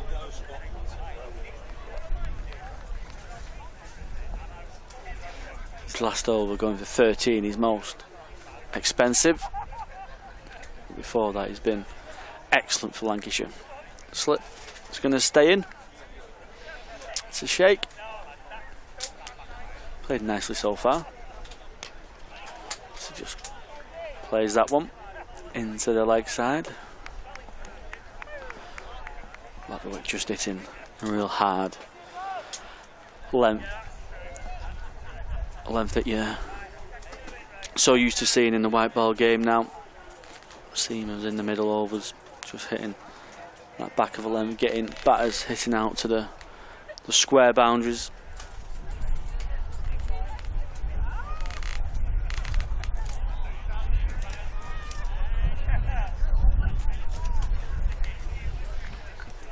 Sheikh using the pace nicely, just running that off the face of his bat for a single. Been a tricky start for Lancashire, Scott. It has, yeah. Malik's batted beautifully, hasn't he? Really impressed with Sam Malik. And that's been a tricky start. Blatherwick's done his best. I think he's bowled really well, hasn't he? He's been the pick of the bowlers for Lancashire. 3 for 28. Could have had a fourth actually with half a chance down on the boundary.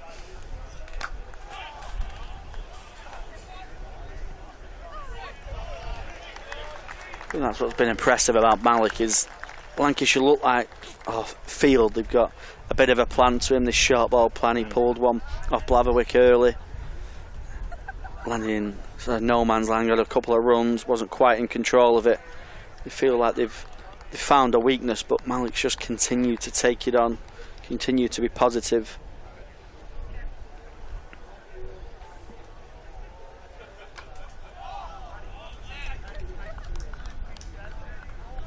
Yep, he's got the travelling Warwickshire fans in good voice. There's probably, I don't know, maybe 15 or so. A little pocket of Bears supporters away to our right-hand side. They're definitely, well, they're either on the train back from Liverpool tonight or they're up for the weekend because they're on the beers. And they're well and truly part of the Hannon Dalby fan club, They I think. absolutely are, yeah.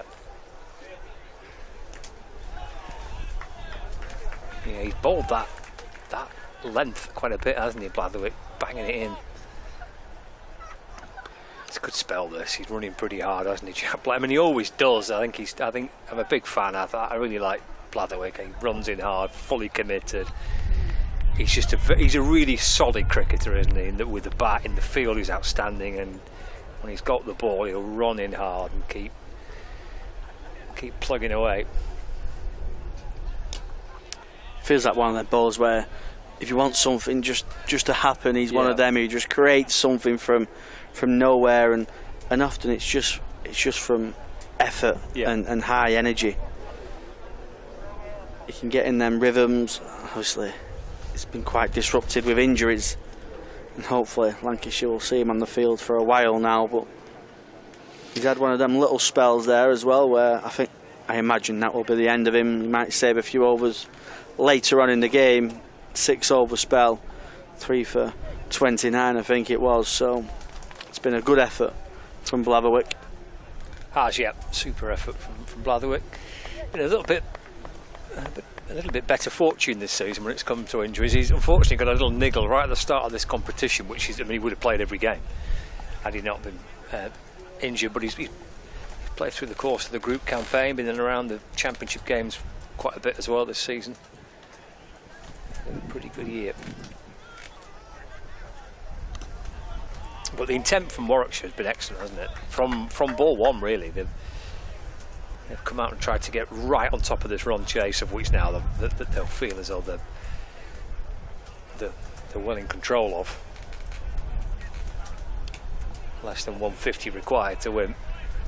Yeah, sometimes with chases that are on the smaller side, 250, you think it's below par, you can sometimes come out and bat a little bit slow, and you can often try and back yourself into a little bit of a hole later on in the game.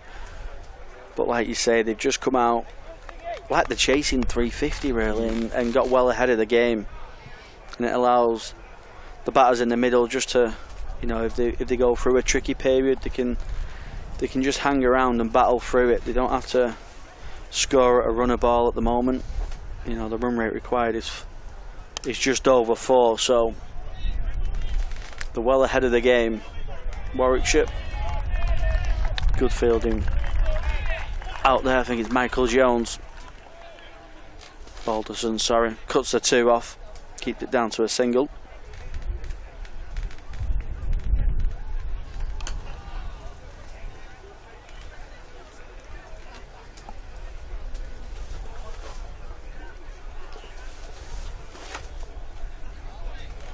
Plenty on it for Warwickshire.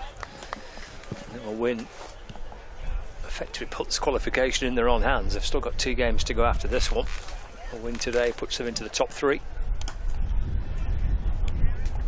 And they've come out with lots of intent with the bat to try and make sure that that's the case.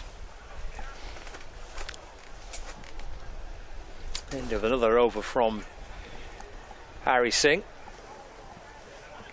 He's ball 3 on the spin from the pavilion end. There will be a bowling change, as Callum mentioned. And it's the return of George Balderson. A couple of overs to begin with the new ball. He was on the end of a bit of an onslaught from Yates and Barnard, and was quickly taken out the firing line. His first 2 overs went for 20, and he returns, replacing Jack Blatherwick. 16 gone, 109 for 3.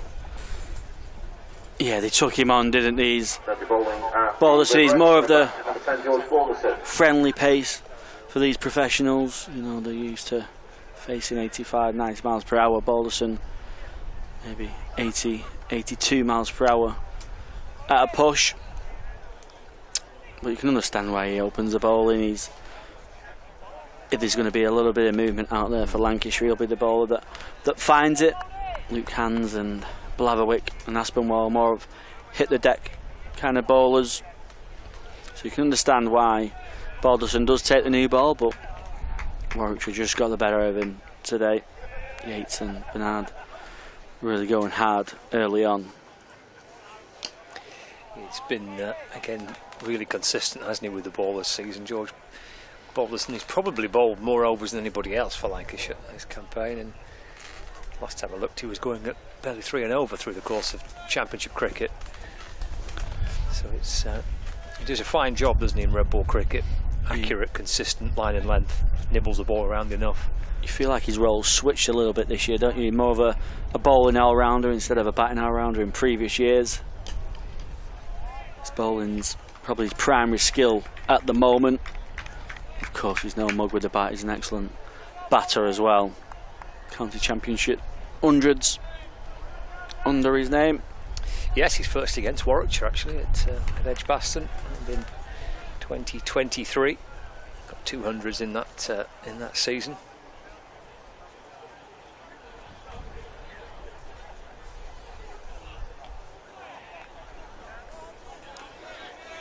Tucked off the hip. We've got a couple down to the fine leg boundary.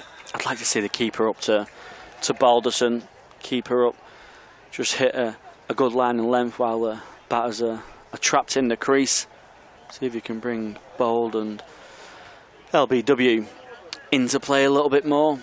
Sometimes feel with the keeper back, the batter can just move around a little bit too much for George Balderson with his pace.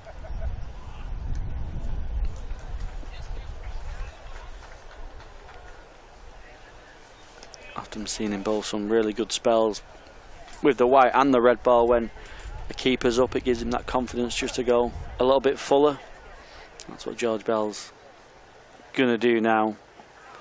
Helmet on, up to the stumps. Yeah, it's a regular tactic, isn't it, from Balderson, especially in red ball cricket. Keeper up, fielders in front of the batter.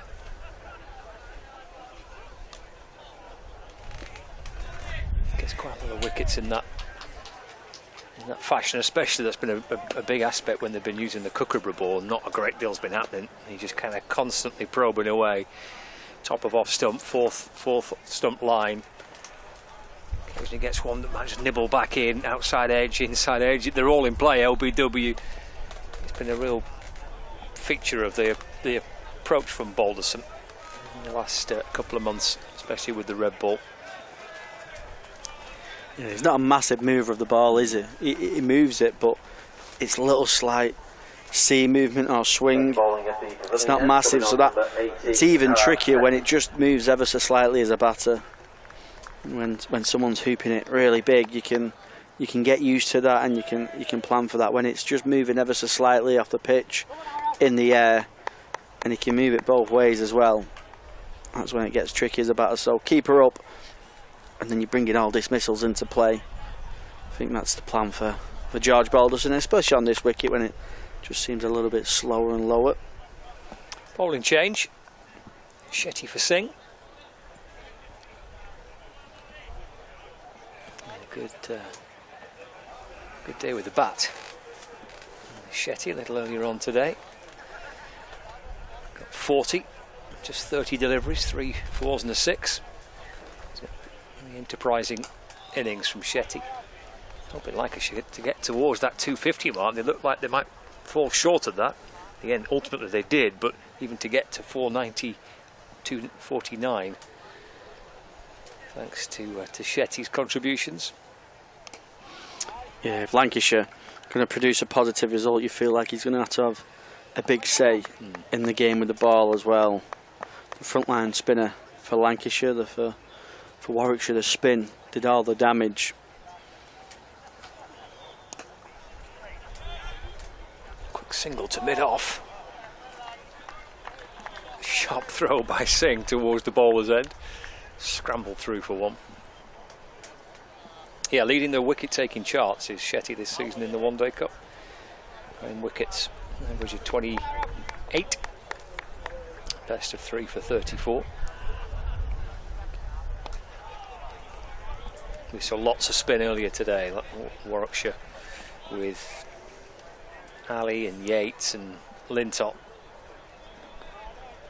getting through lots and lots of spin. Proved to be quite tricky that period, didn't it, for Lancashire, just to try and get any kind of momentum into their batting innings. Yeah, wide. Probably feel Lancashire just wasn't quite proactive enough, but with the situations that they was batting in as well. It was one of them where the risk and reward. Could you afford to lose another wicket at that stage? It's in the air. There's cries a catch. It's safe and wide of Aspinwall on the square leg boundary. And it's 4 runs on the sweep by Hamza Sheikh.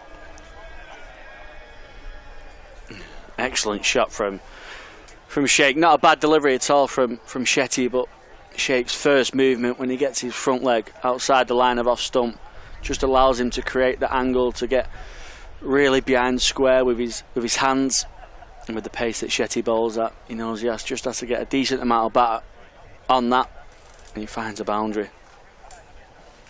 Positive again from Warwickshire. 121 for 3. 18 overs gone.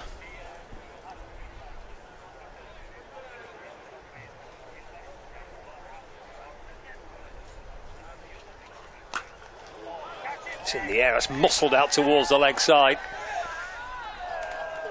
All the way for 6. Fine way to bring up 50 for Zen Malik. Powerful shot. Muscled it high out towards the mid-wicket boundary. 54. Brings him 6 and he gets a very, very good 50. Excellent knock by Malik. From 39 balls with 6 balls and 2. That's an excellent pick-up shot, isn't it? Ever so slightly back of a length. And Malik smashes it out to the deep mid-wicket boundary. And like you say, it's a fantastic way to bring up a 50 or 39 deliveries. It's been ultra positive for Warwickshire. Oh, that's a beautiful shot as well, following it up. It's just going to be free, stopped by Blaverwick out there. Yeah, it was a lovely little kind of punch, wasn't it, through the covers. Timed it beautifully. I saw the muscle of the previous shot where he's hammered it out towards mid-wicket. He gets right into that, doesn't he? Punches the ball away through cover. 3 runs. Takes him to 53.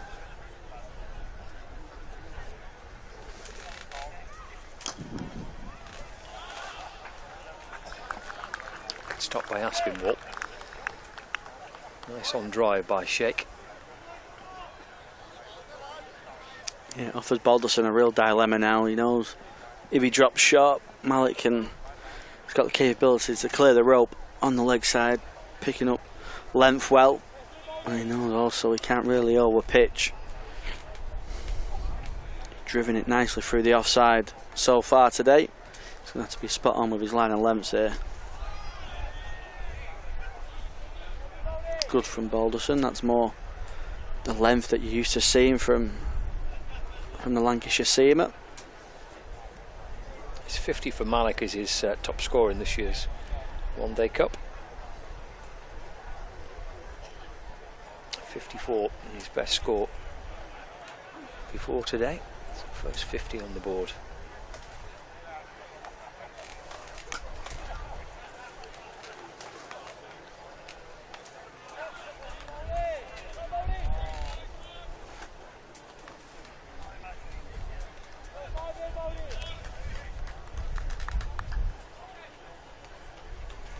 Six fours and 2 sixes in this half century as well. Got to 50 with that 6. Muscled out towards mid-wicket. Final ball of the 19th over. He's called back in a fraction to Malik. Comes off the inner half of the bat. Dot ball to end the over. So 131 for 3. 19 overs gone. Target is 250 for Warwickshire. Sheikh on 18, Malik on 53. Live from Liverpool Cricket Club here on Lax TV. It's Lancashire's penultimate game of this year's Metrobank One Day Cup. The Bears have got 2 more to come after this, and then they'll be hoping for a knockout game as well. Reached the semi-finals of this competition last year.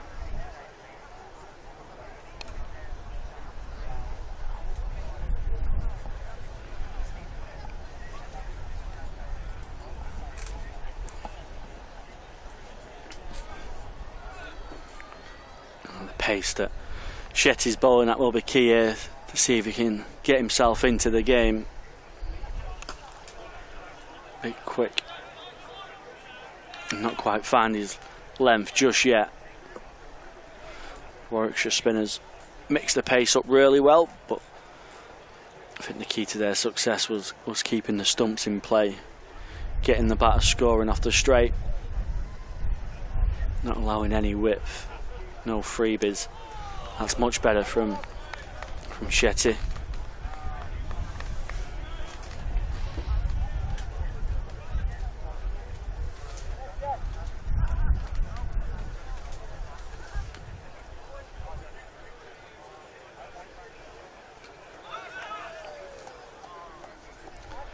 Shake going to that sweep shot outside the line of off stump.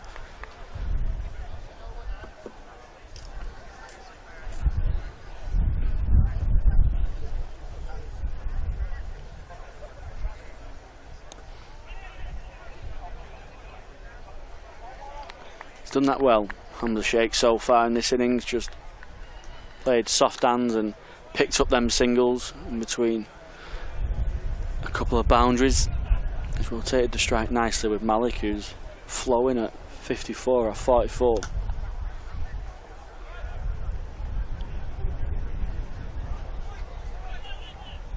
Yeah, they've just reached a half-century partnership too as well in this over. A couple of singles off the first 2 balls of the over, pushing this partnership beyond 50. Had a run of ball as well, so good stuff. 52 off 52. Yeah, tidy work between these two.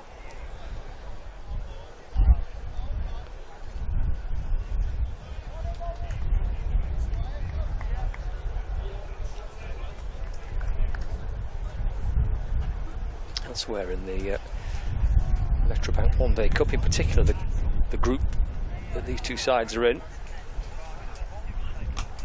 of interest certainly for Warwickshire supporters.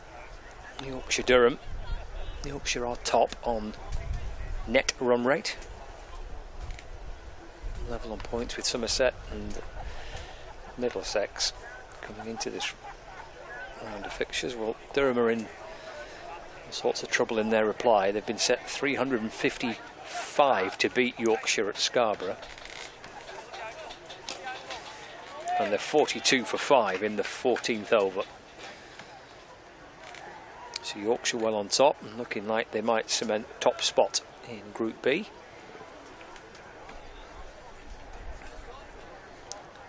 Yorkshire beat Durham to move on to 20 points. Potentially leaving 3 teams behind them level on 16 points.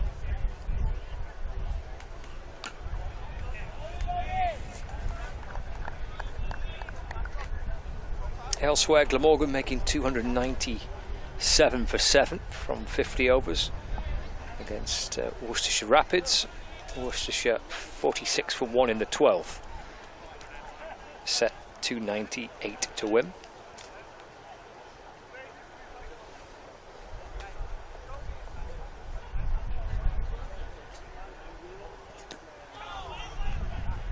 Elsewhere, Nottinghamshire Outlaws 46 for 2 in the 10th.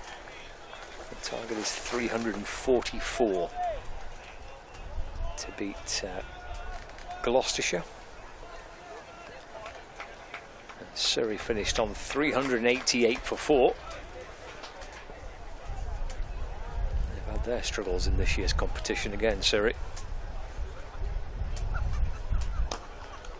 It's a nice shot tucked away by Sheikh for 4 runs. .140 for 3 now, Warwickshire. Yeah, Philly Beach there for Sheikh, half volley on his legs. He's not going to miss out on that scoring opportunity. Plays it nicely, doesn't try and overhit it. Turns it away into the leg side and gets a 4. Pulled away towards the leg side boundary. Moores out there in the deep for Lancashire. Single for Sheikh. End of the over. 6 coming off at 21 gone. So Surrey 388 for 4 from 50 overs against Derbyshire. So 389 to win for Derbyshire. 77 for 1. After 10 in reply, Caleb Jewell 51 not out from 30. Derbyshire chasing 389 to beat Surrey.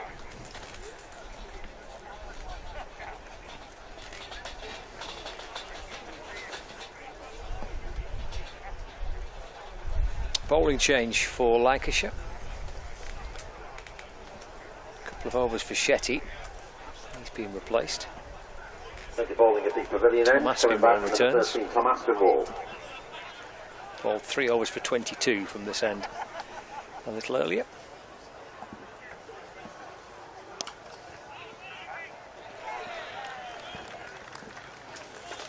Yeah, it felt like it needed a change. Marcus Harris just trying something different. Aspinwall trying to see if he can create one of them magic spells, trying to take a couple of wickets, try and get Lancashire somehow back into this game.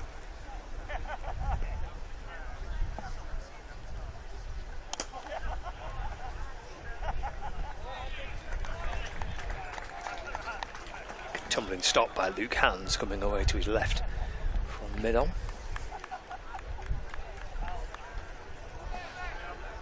Yeah, driven nicely again by Sheikh. He's looks a good prospect with the bat. Very well balanced, plays with a full face.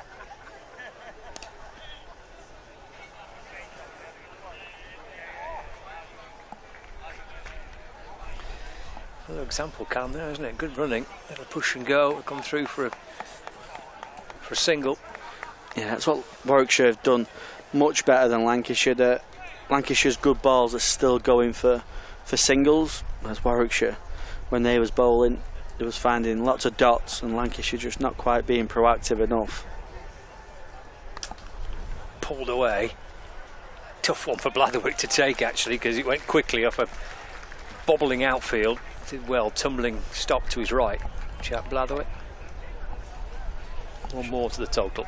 Just in between them attacking shots like that one, they're just using the hands well, aren't they? Nice soft hands, just running the ball off the face, just allowing quick singles, which is a real frustration as a bowler, especially when you're trying to defend a low total.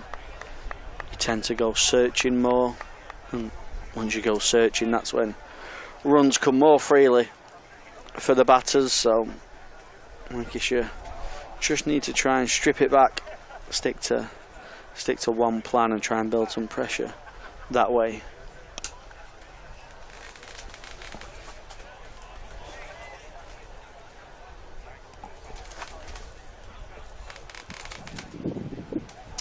Warwickshire's plans were pretty clear coming into it. I mean, you could tell that from their team selection, couldn't you? That obviously Bamba, Barnard, Booth early on, but then the bulk of the work was going to be done by their spinners. 3 frontline spinners in the team. It's got through mid-wicket. Sheikh gets 4 more, brings up the 150 as well for Warwickshire. Yeah, not quite short enough from Aspinwall. Back of a length, and he helps himself for 4 through the leg side in front of the square again. We've seen Blatherwick just get Davis caught behind off a real short ball, which liked to bounce a little bit more than expected from Davis, but we haven't seen much positive results from the short ball over the 2 fixtures that we've played here at Liverpool. A lot of times you often see 4s in front of square, which indicates a bit of a slower wicket where batters have plenty of time to latch onto it. So let's say the spin from Warwickshire, the way the team was set up, it was quite clear to see what their plan was going to be. Short and pulled again, just for a single. 30 overs bowled by spin in that Lancashire innings. In fact, 33, because Jani bowled 3, didn't he, as well? But Ali, Yates and Lintop all bowling their allocation of 10 each. And even at a depth where you often go back to seam for your Yorks and stuff, they only bowled 1 over, didn't they, of Booth?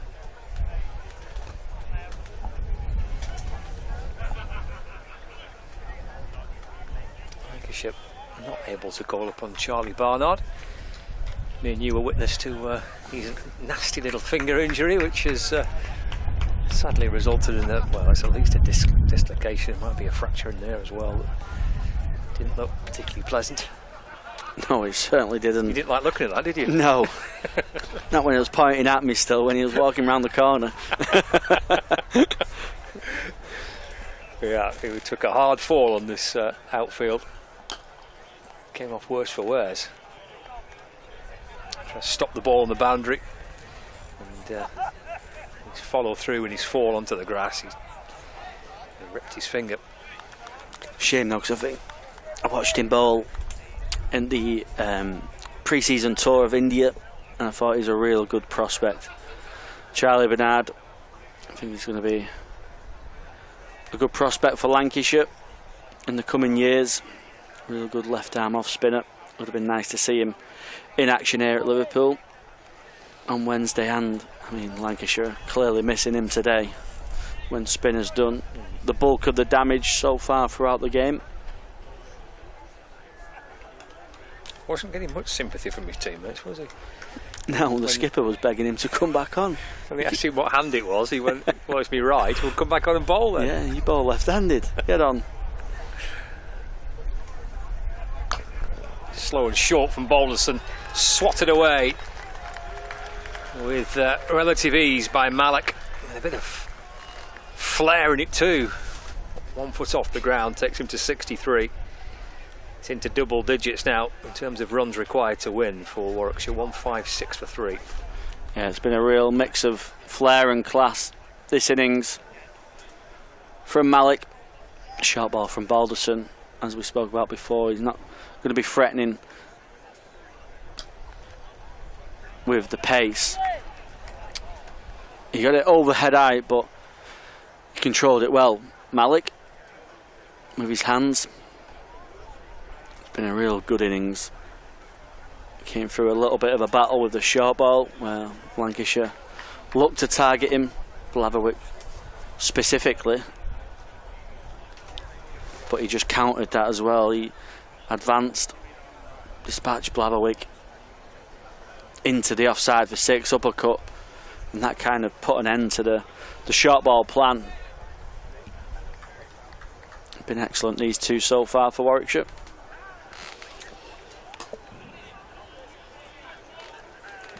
They have put on 75 from 72 balls.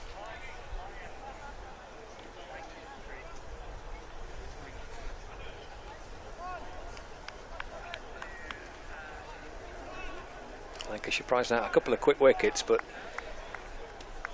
since then these two have got Warwickshire right back on track.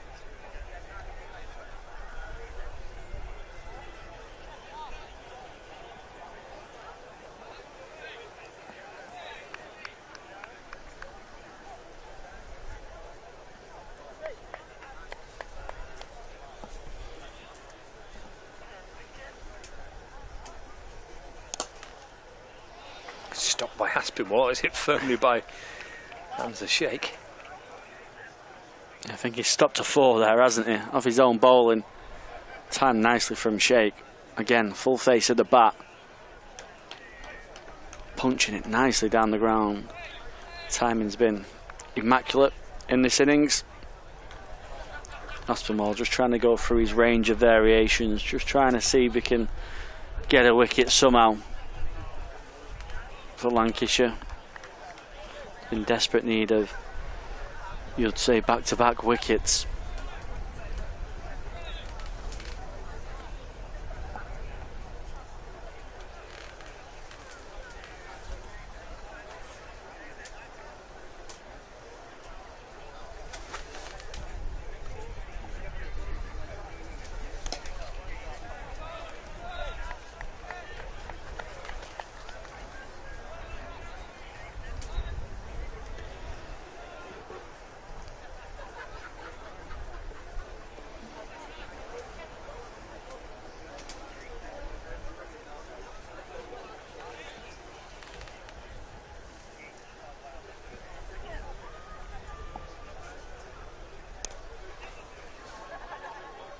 single off the last ball. Just sneaking one. Defensive shot, just pushing away. Sheikh gets one, keeps the strike as well. Good stuff from Aspinwall though. Tidy over. 1-5-7 for 3. Almost at the halfway stage. 24 overs gone. And well past the halfway stage in terms of runs required here for Warwickshire.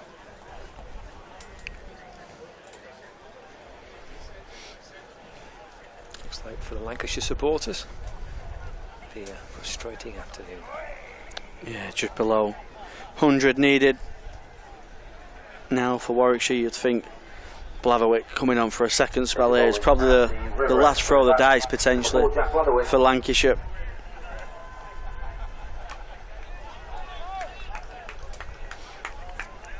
Warwickshire batters will know what to expect. We'll get it around the ribcage region. The odd fuller length delivery, searching for that Yorker, followed up.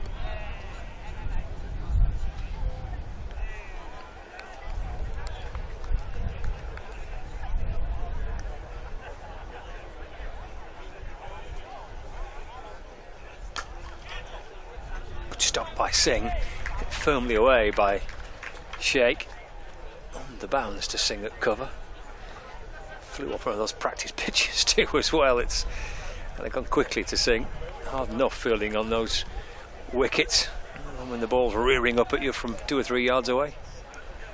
Yeah, you can imagine there's some cuts and grazes out there in these last couple of days for the Lancashire fielders.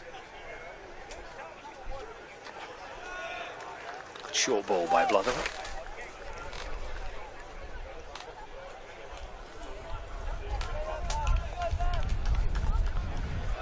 The good thing for Warwickshire is they're so far ahead of the game that they don't have to take Blatherwick on.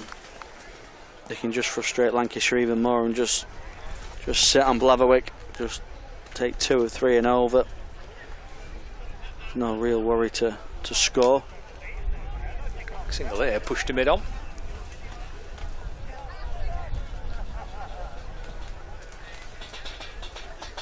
I suppose that's the benefit, isn't it? Coming out and playing as positively as they did in that power play, but certainly the first 5-6 overs. Put pressure right back on the bowling side, forcing the captain to making 2 early bowling changes. You're on the front foot, you've got a relatively low target to chase. Pulled away down to fine leg. It's gone for 4. Malik moves on to 67. 162 for 3. Yeah, Blatherwick going to the short ball again. This time a little bit misdirected. Just allows Malik to swivel off his back foot, get some bat on it. Flies away for 4 on this Liverpool Cricket Club outfield, which has been very fast over the week. Straight drive, oh, it beats to dive of mid-off. That'll be 4 more. Malik just leaning into it, punching away, gets underneath. Gets Harris inside the circle. Back-to-back boundaries to end the over. Little frustration there for Jack Blatherwick. Malik moves on to 71. 166 for 3. Yeah, we said there's been a lot of flair in the innings of Malik, but he's showing his class there. Full face of the bat. Times it nicely. Beats Marcus Harris. Back-to-back 4s to end the over just before drinks. It frustrates Blatherwick, and that's what Warwickshire will want to do. Frustrate the Lancashire bowlers, and that's when they'll find more scoring opportunities will come. Lancashire have to go searching for wickets now, which means scoring opportunities for Warwickshire will rise, and at the moment they're taking advantage of them. Yeah. So far, so good, I guess. Halfway point, Sheikh and Malik steering Warwickshire into a pretty commanding position. Lots of kids around today, school holidays, and with three games in Group A, down at New Road. cricket being played at 297 in their 50 overs. Merseyside, first time in 4 years Lancashire have been here. 77 for 1. Families coming down and enjoying a little bit of cricket. Sorry, posted 388 for 4 in their innings. So 166 for 3. 113 for 1. Halfway stage. And down at Trent Bridge, Gloucestershire. Comes a shake on 34. 7 in their innings. St Malik on 71, target of 250. Lost 3 wickets of Warwickshire. It was a powerful start by Barnard and Yates. Barnard a victim to Blatherwick rather, little sneak behind, out for 21. Yates fell to Blatherwick as well. He's got all 3 wickets for Lancashire. Jack Blatherwick, Yates for 23. And you've got Alex Davis for the short ball, which he took on.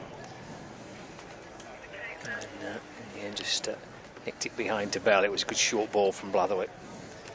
And that's all 3 Warwickshire wickets, but the visitors at this halfway point of their reply are nicely set. Need 84 to win from 25. Paul Allett is back alongside me. Yeah, pick of the bowlers, Jack Blatherwick. I was impressed with his spell. He came on first change. I'd have given him the new ball, to be perfectly honest. A bit of extra pace. Got Alex Davis with a rip snorter. Really good ball. Bounced and might have left him a bit, but Davis couldn't get out of the way of it. Yeah, it was a beauty, wasn't it? Really good. So impressed with that. Lancashire have got to get wickets, basically. I mean, we're only halfway, and Warwickshire, what do they need? 84. So wickets are imperative as far as Lancashire are concerned. Tom Aspinwall gets us back underway after the drinks break.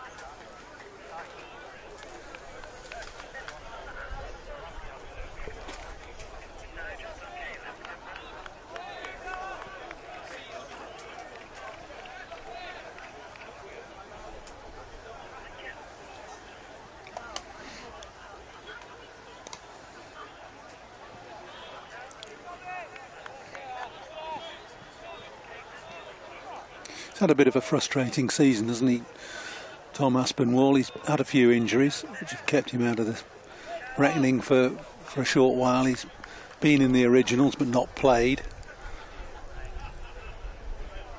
He's just one of those young cricketers, I think, that's striving for a bit more consistency and a bit more game time. Hit firmly by Sheikh, straight to mid-off.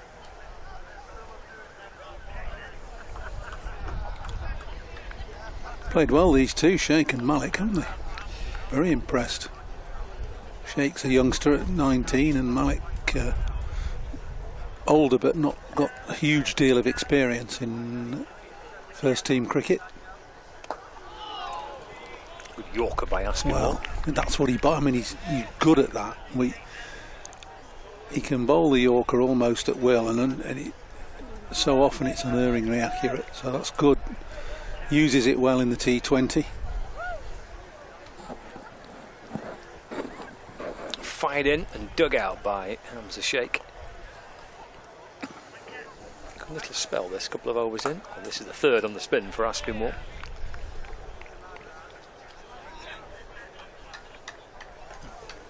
And just jamming the bat down.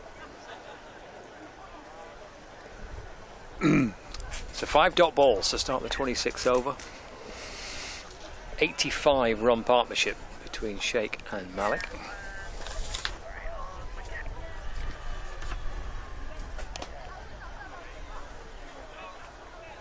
And a maiden over for Tom Aspinwall.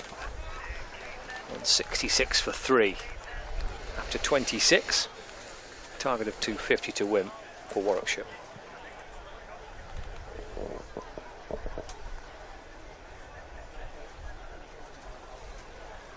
Does he change it, the captain, and keep Blatherwick back for a couple? It looks like think he's going to go again. He's got 3 remaining, Jack Blatherwick. I suppose Lancashire's need for wickets here. Probably forcing the captain's hand to go with his strike bowler. Need to try and find a way to break this partnership.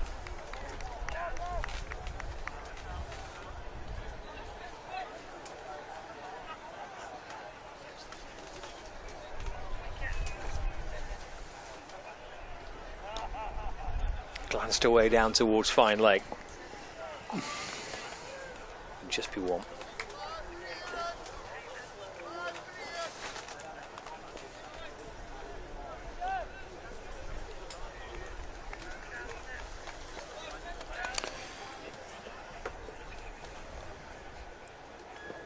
Yeah, I've just been sort of running through the pluses of this campaign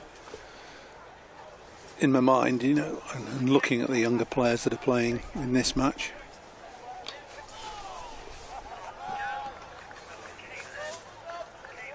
I've been impressed by what I see. I mean, I like Luke Hans. I know he's not bowled brilliantly today, but he's 16 and he's bowling 80 odd miles an hour, just over 80. I mean, that is fantastic, and he looks the part. You got Tom Moores, who looks the best fielder on the park to me, and batted nicely, not overproductively, but he played okay in tricky circumstances. Arav Shetty again played a really nice innings at a difficult time.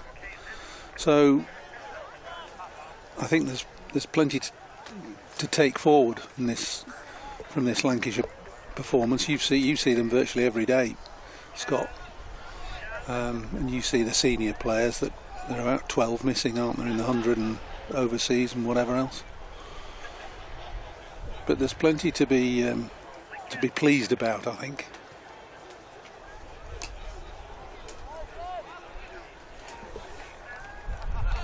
Which is because of the way that the competition is part of the competition, isn't it, Steve? Yeah.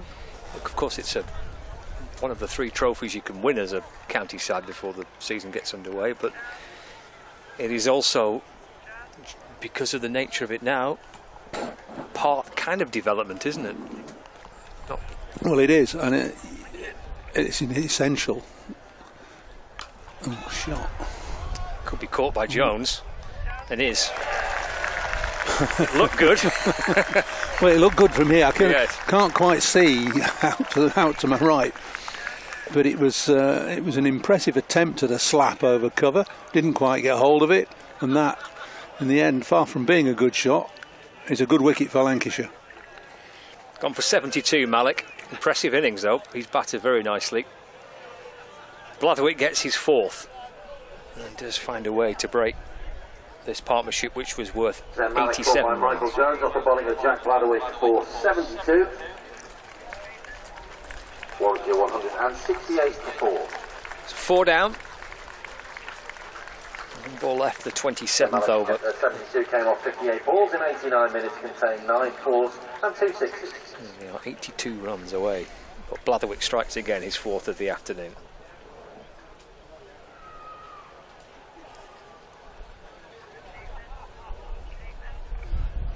Yes, some counties are not quite as affected by 100 call-ups compared to others.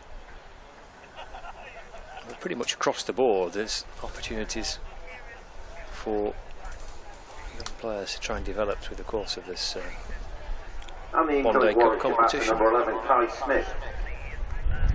Kai Smith, who's actually leading run scorer in this year's one-day cup.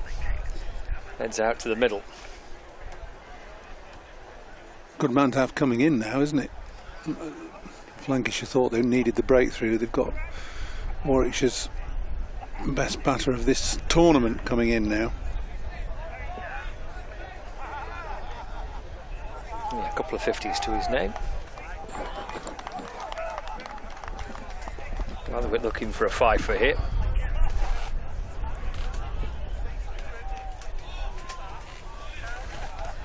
He's off the mark straight away, Smith. Turning it away off his hip behind square for a single, keeps the strike. 169. Correction, 168 for 4. 27 gone.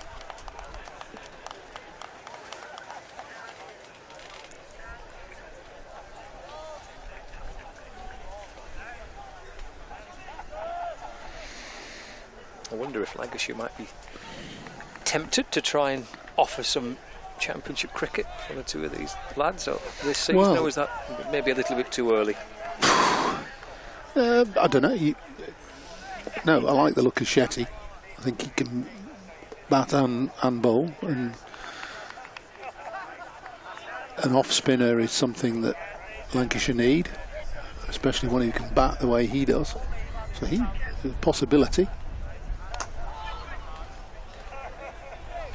That's good fielding from Harry Singh at mid-wicket. He's another one who's never let anybody down when he's played. I mean, he's played a couple of first team games, played a few in the back end of last year. I think the likes of Moores and Hans are a bit too young yet.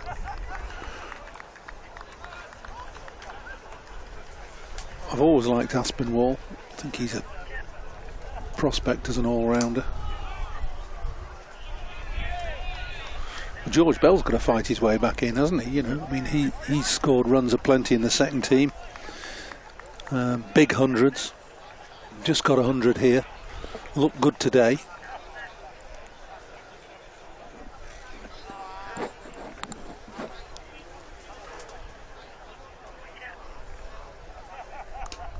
Three rounds of county championship cricket to go for Lancashire in September. Home to...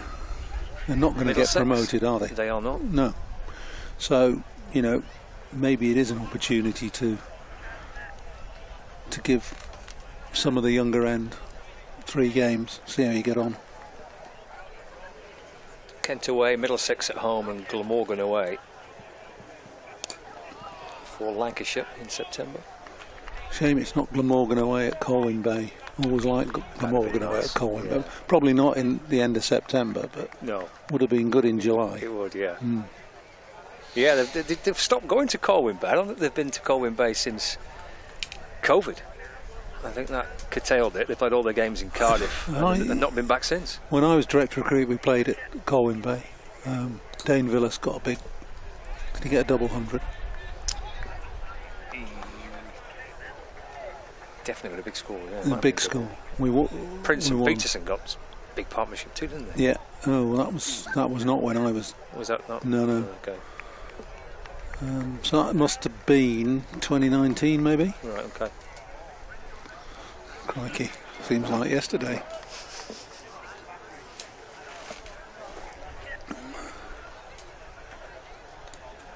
It's almost like a home game, that, wasn't it? Well, it's Colwyn Bay. Even though it's in North Wales, it effectively was a home game. It's much nearer than Cardiff, that is for sure. Yes. Yeah, it was a good trip to Colwyn Bay. But no, it's Cardiff in September for Lancashire instead. And Glamorgan are up there, aren't they? Yeah, that's second at the minute.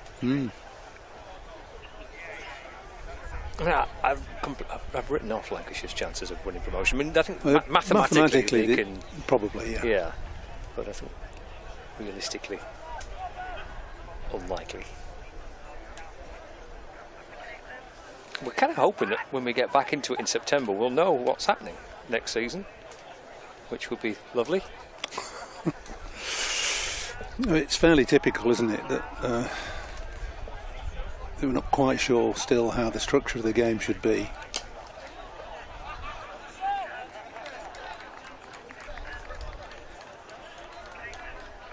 Virtually my entire cricketing life has been spent wondering how the county championship and the one-day competitions can all be fitted in. I remember on my first England tour sitting on the side of the ground at Nagpur in India with Bob Willis in something not dissimilar to what we're in at the moment, a sort of tent cum teepee.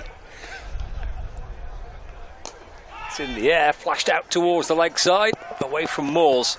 4 runs for Sheikh. Yeah, with sheets of foolscap paper in front of us, and we were devising a one-day competition, 3 or 4 day cricket, test match cricket in compartments through the summer, so they didn't overlap with each other. So that's only 44 years ago. And then going into the 90s, we presented Duncan Fletcher, who was coach of England at the time, with a whole new outlook on county cricket, and he liked it, but he said it wasn't his position to go to the ECB and promote it or suggest it. And then there was the cricket reform group. Do you remember that? Michael Parkinson, and that might have been before your time, Scott. No, don't remember that. There you go. Well, anyway, we're no further down the line now than we were then. No. And I'm still wondering what's going to happen next year.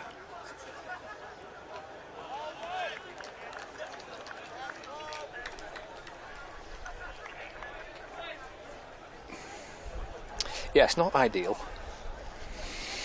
Well, they need to. Sides really, ideally, should know what they're playing for at the start of the season. That would be handy, wouldn't it? Yeah.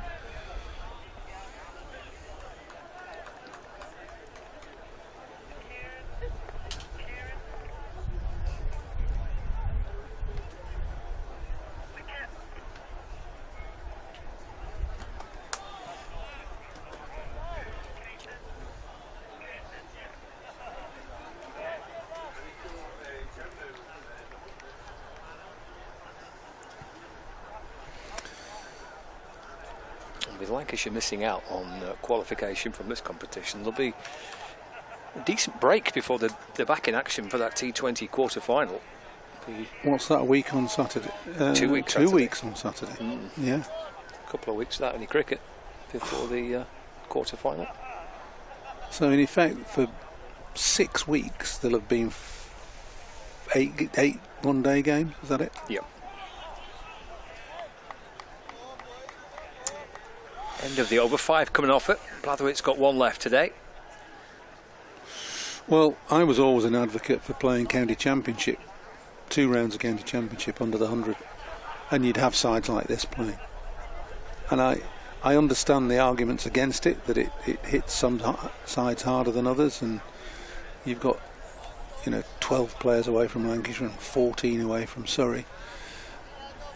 But what in actual fact you're doing is giving this crop of players a grounding in 4-day red ball cricket, and I don't think that's a bad idea. I think it benefits the counties in the end, because it gets your next generation on a run towards being good first class cricketers. And as I say, I do see the arguments against it, but I think the benefits outweigh the negatives, to be honest. It appears to be a view that's in a minority, that doesn't it? It is a minority view.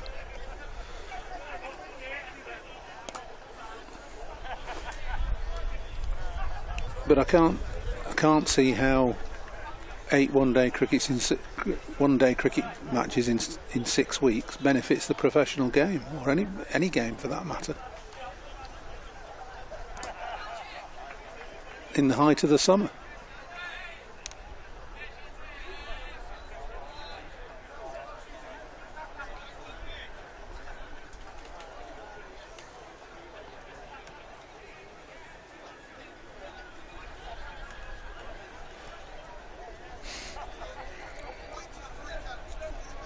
It was interesting to listen to Rob Key the other day saying, and he was inferring that the best players learn their cricket at international level. He was defending the selection of Bethel and the promotion of him to captain.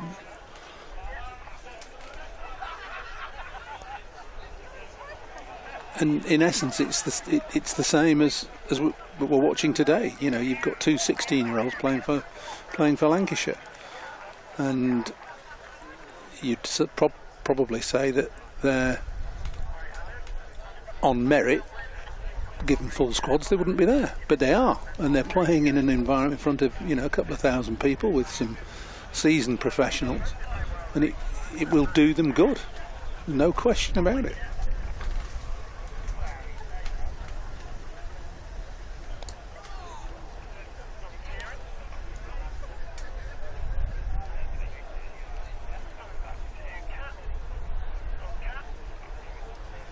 Anyway, back to this game. It's 184 for 4.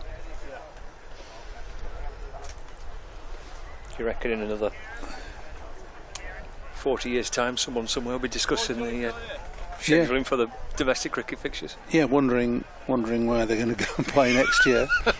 And should we be playing some 16-year-olds? I'll leave you for a few minutes and then Callum can join you.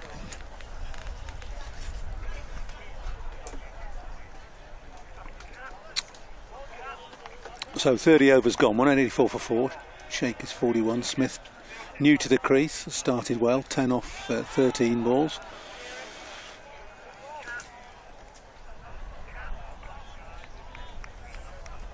.66 needed by Warwickshire in their quest for qualification in this Metro Bank Cup. And despite being 4 down, they're very much in the driver's seat.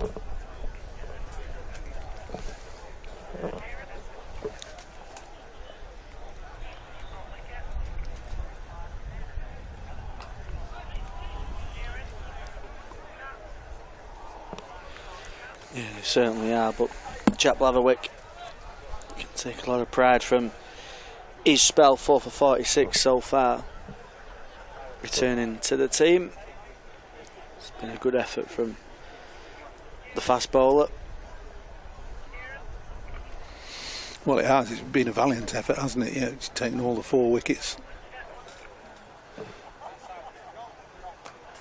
Pulled away this time. It's a couple of bounces down to fine leg, so it'll only be 1. But it's been an aggressive spell of bowling from Blatherwick.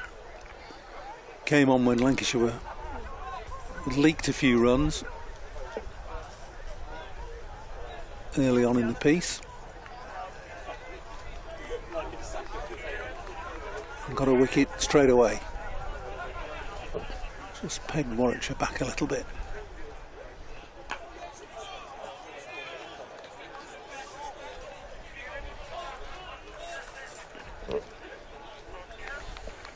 Yeah, he changed the flow of the game with a couple of wickets early.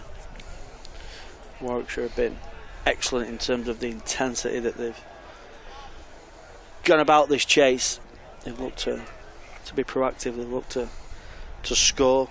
Even off the best deliveries, they're still trying to get singles.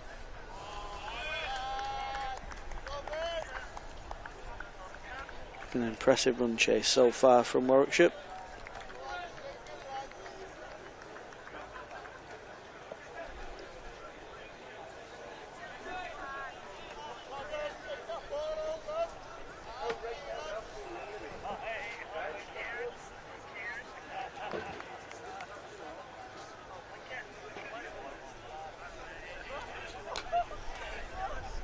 Good run. Just drop and run on the leg side.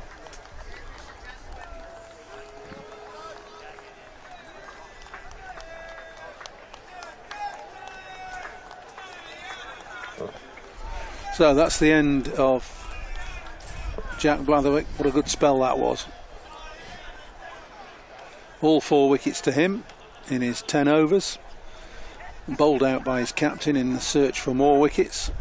Jack Blatherwick finishing with figures of 10 overs, 1 maiden, he's taking 4 for 48. A break now. Best figures in List A cricket. 4 for 48, his best figures in List A cricket. So, good performance by Jack Blatherwick on his return to the team. 186 for 4. Arav Shetty has bowled 3 overs for 18 so far.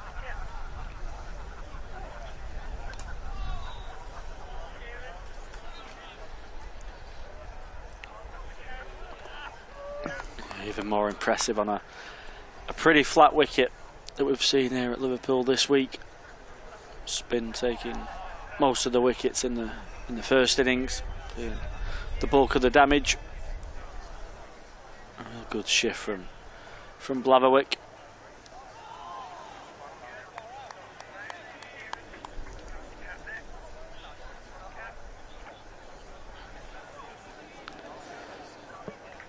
Just this leg side field that Shetty's got in place, targeting the stumps, bringing LBW into play. Swept nicely from Smith. Gets a single.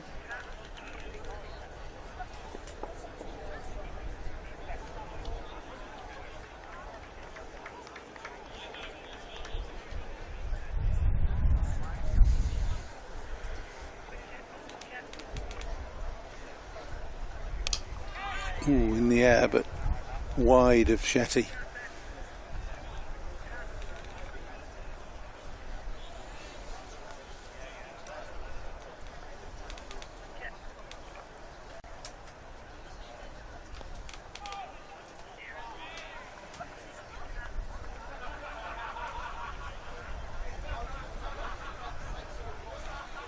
Firing the ball in, bowling at good pace, Saraf Shetty, but just fractionally short, if anything. It's a bit fuller and driven, but only as far as Harry Singh at mid-off for a single.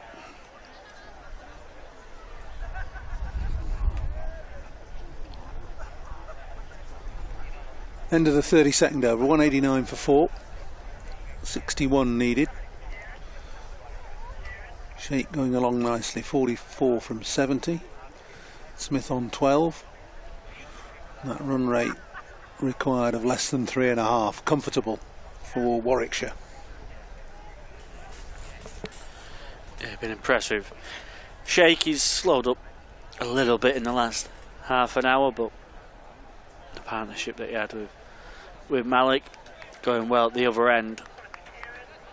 He's rotated the strike really well and then pounced on some bad ball and found his boundaries as well. Looks like he's got a good tempo to his game. Plays with a nice straight bat, very well balanced. So Aspinwall back on from the river end, replacing Jack Blatherwick. He's bowled, he's into his 8th over now. Tom Aspinwall.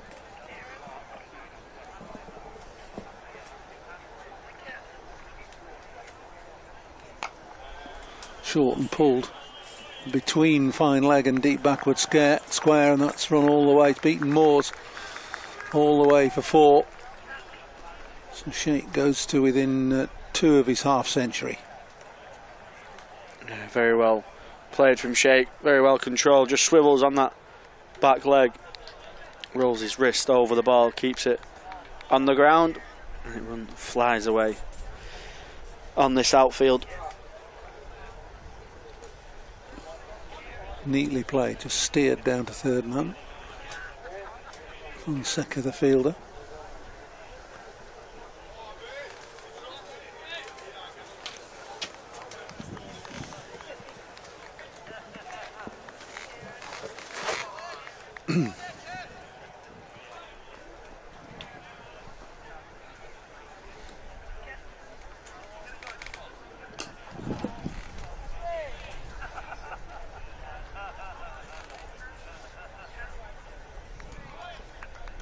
Searching for that Yorker.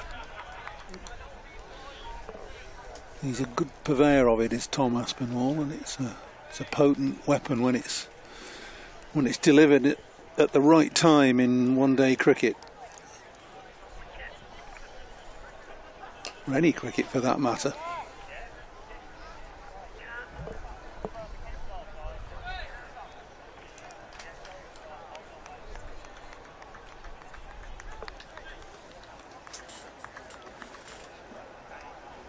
Ball that probably isn't used enough of these days, the Yorker.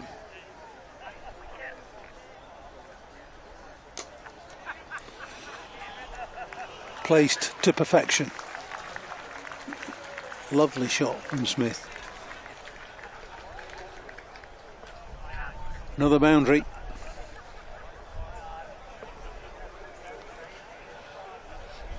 full face of the bat.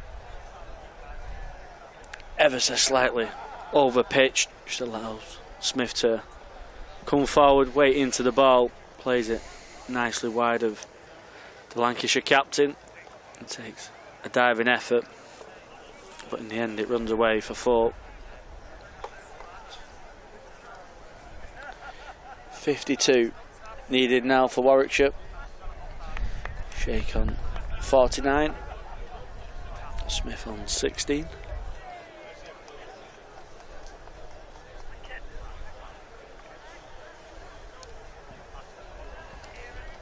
That'll be his 50.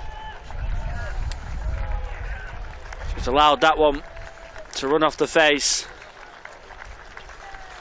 54 hands. He's found the boundary again, and it's been an impressive innings.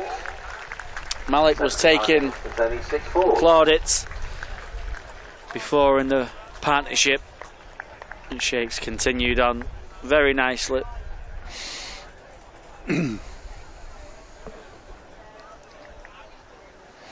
Well, his job now is to see his side home. Got his half century. Under no pressure to score quickly. Plenty of overs remaining.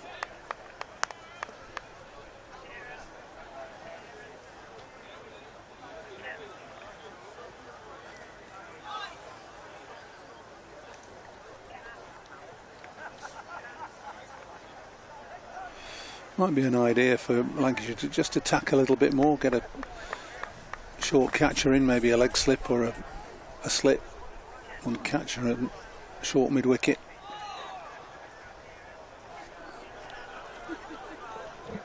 Just to sow a seed of doubt in the batter's mind.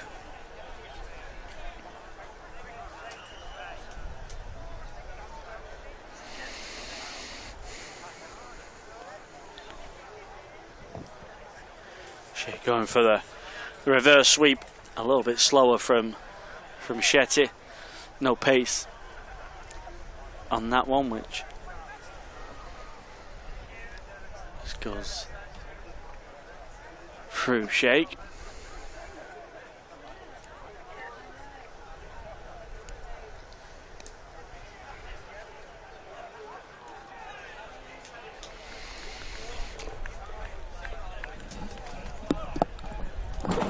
Quick single to end the over. They've been excellent at finding the singles of Warwickshire. They've kept the scoreboard ticking. That's what's been so impressive about this run chase so far. Between the boundaries, between the lovely shots for 4s, 6s. It's been the way they've rotated the strike, and the way they've manoeuvred the field, and they've not allowed any Lancashire really bowler to settle.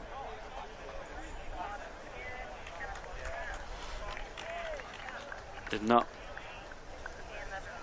had an issue in terms of scoring and getting frustrated, which we've seen throughout Lancashire's innings.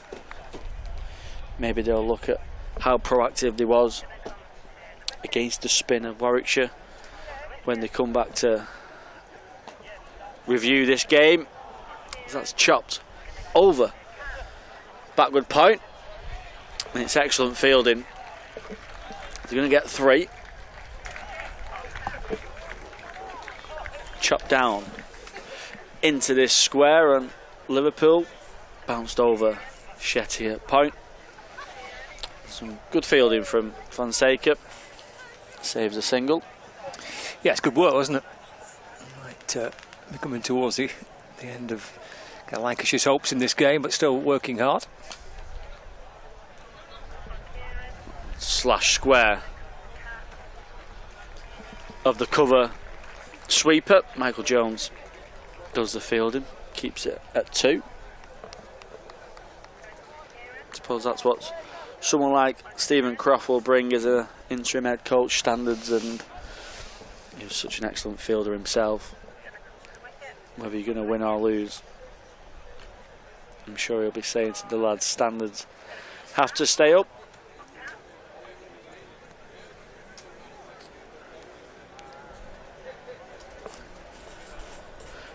and just hitting the top edge of the bat of Sheikh, staying slightly low.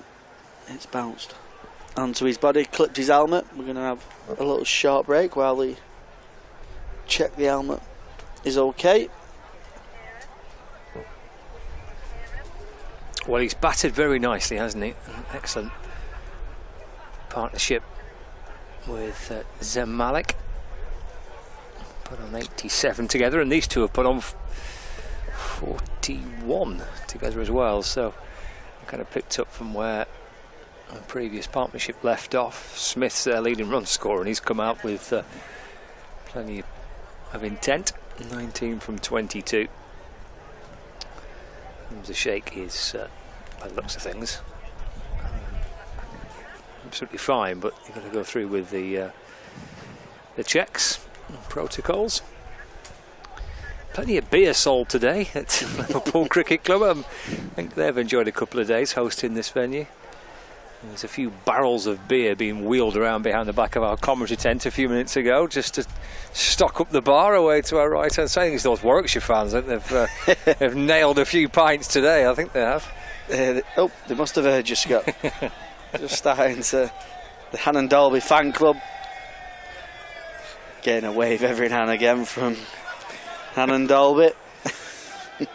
Is it? I wonder if there's like a Aston Villa playing one of the Merseyside clubs or something this weekend. Are they making a bit of a weekend of it, something like that? I don't know, but they could be just jumping back on the train and going straight home tonight. But it's a good effort either way. They're definitely not driving home.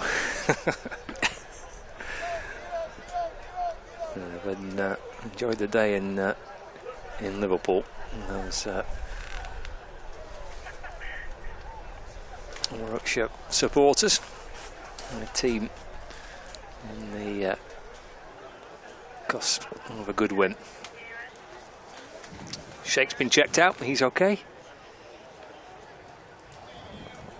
41 off 92.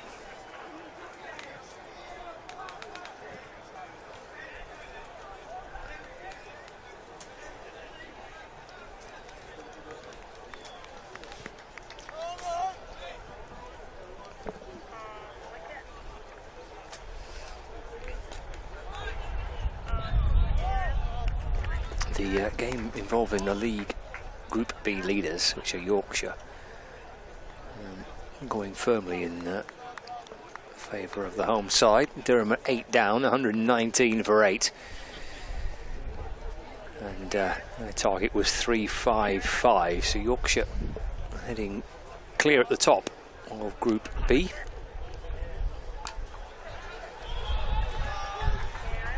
Flamboyant looking shot from Sheikh. Seen a few of those shots today, haven't we, from Sheikh and from Malik as well. Flashed away with a bit of flair out towards the point boundary.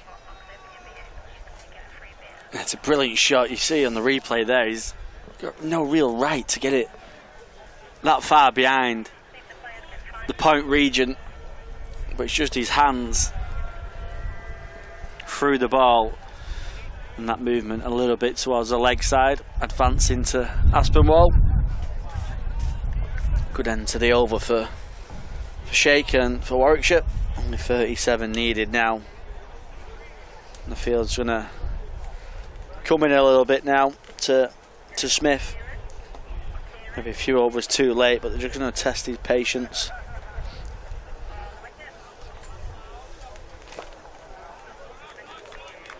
See if he fancies taking on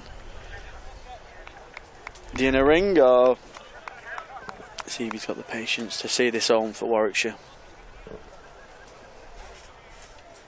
Well, a win here and a win with a bit of power to add. Will help their net run rate. Could come down to that.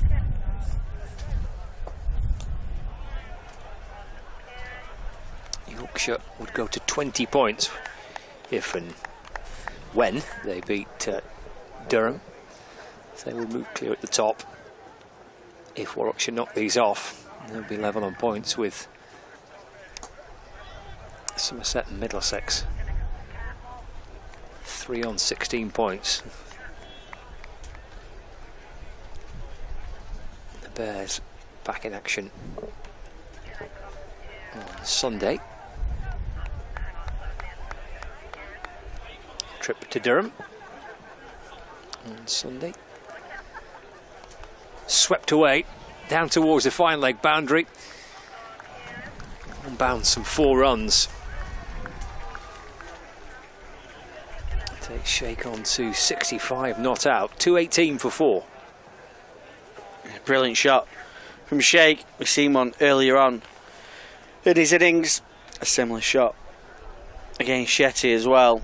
Just gets that front leg inside the line of the ball, which just allows him to get it behind square. Takes 1 bounce for 4. It's been hard for Lancashire to build any kind of pressure today. Single just dropped away into the offside. Yeah, there was a little moment, wasn't there, when Yates went and then Davis followed quickly after. But then that partnership just kind of sucked the life out of Lancashire, really. Not only did they not really offer any chances, they scored at a really positive rate, kind of run a ball, wasn't it? And it just seemed to push it beyond Lancashire's reach. Yeah, I'm sure if you looked at the dot ball and the single comparison to both sides, I'm sure there'll be a vast difference in terms of how many dot balls Lancashire had, and maybe the lack of singles as well, which, you know, them singles are key between your boundary balls, rotating the strike. The singles are tend to what bring your boundary balls. When you're getting single after single, you frustrate the bowler, the bowler goes searching a little bit. He thinks the plan isn't working, he thinks he has to try something different. That's where a scoring opportunity comes, and that's often when you find the boundary ball comes. So it's been that kind of day for Lancashire, sadly. Luke Hands is going to return. Tough start for Hands. And the job of taking the new ball. First couple of overs went for 23. Clearly has some very good attributes. Paul Allott, who knows a thing or two about fast bowling, was very impressed with what he saw from Hands. Strong lad, bowls quick. Yes, is it 16? 16. 16, so he's gonna a few more years of growing and bulking out once he's in the gym with the S&C. It's 4 by Smith. Down towards the wide third boundary. Into the 20s required for victory now for Warwickshire, 26 away. Yeah, nice shot from Smith. Just some width allows him the freedom to play. Some fast hands, gets it over. We'll have a wicket point, moves away for 4.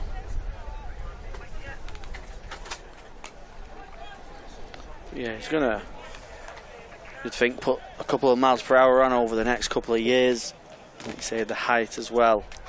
Still some growing to do, so I'm sure it'll be an exciting prospect for Lancashire's academy and Lancashire's hopefully first team in a few years to come.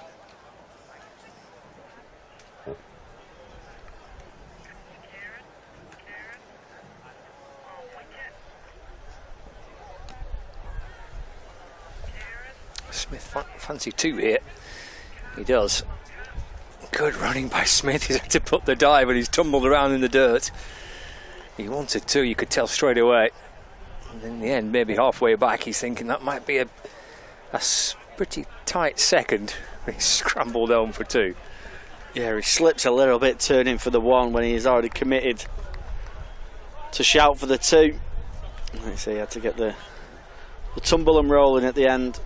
Short sleeve shirt on that kind of square, no thank you. Yep. Grade or 2 on the elbow there. 4. Yeah. 4 down to third man by Smith. Again, it's width from hands, and that allows Smith to play freely again. No real signs of any worry with that kind of delivery, any kind of bat on that. You're getting some kind of runs, and with this outfield, it flew away and beat Fonseca down here at third man.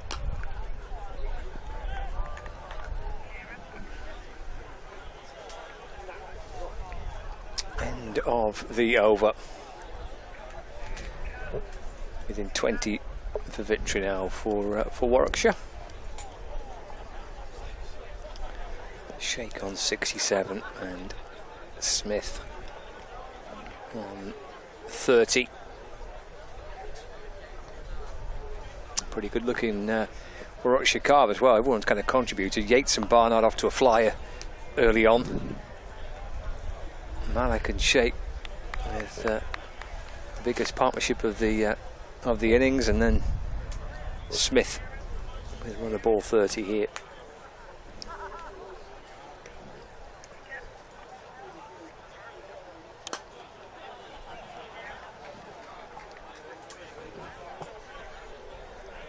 Yeah, it's been a real complete performance for Warwickshire.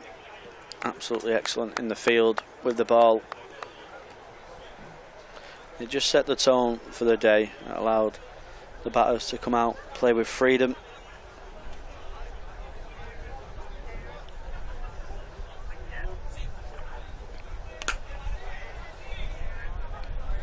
And they're still playing with freedom now, and they're still relishing the time out in the middle. They're enjoying themselves.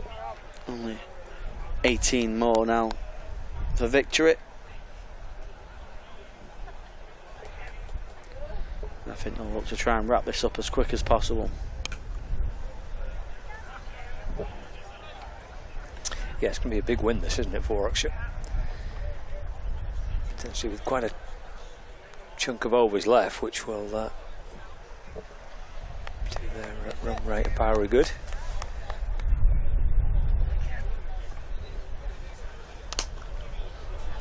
Brilliant shot from Smith. Ever so slightly short of a length. Just rocks back. Quite smaller in stature, so allows him just to rock back, pull it through, wide mid-on. Brilliant shot for 4. Yeah, he's sat deep in the crease, isn't he, there? Mossing it away through the leg side. He's their top run scorer in the group stage. Kai Smith. It's like a lad that's in good form as well, the way he's come out and batted here. 12 to win.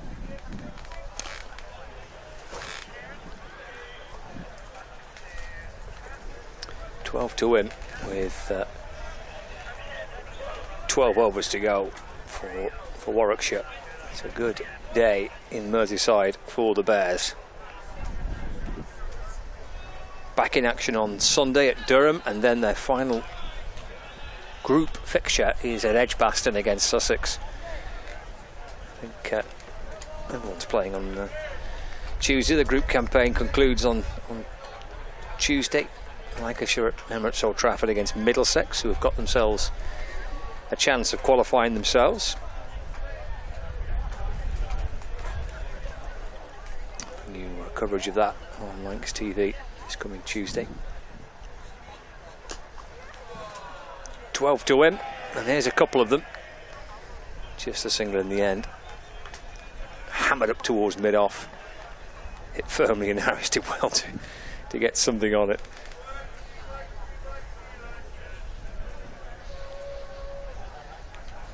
Yeah, the last thing you want at this stage of the game, one nailed at you. Just want to get off the field. Sheikh trying his full array of shots, stepping inside the line, trying to help that one on its way. Good option. Final leg is back.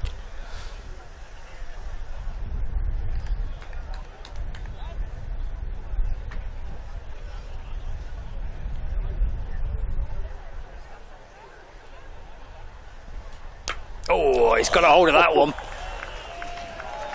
That's what he tried the previous delivery. Absolutely gets it right out the meat of the bat second time round. 6 for Sheikh. He's on to 75. It's 5 to win.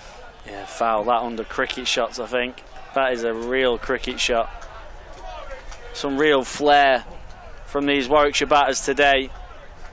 That probably topping it. The way he steps inside the line just kind of helps it along the way, but gets a real good chunk of it. It's a brilliant shot. Yeah, ending in a bit of style here. He's batted superbly, 75 from 92. He's shared an excellent partnership with Zen Malik. Trying to get the job done in this over. Super batting from Sheikh. All round very good performance with the bat and with the ball by Warwickshire. I think his tempo's the thing that's impressed me the most.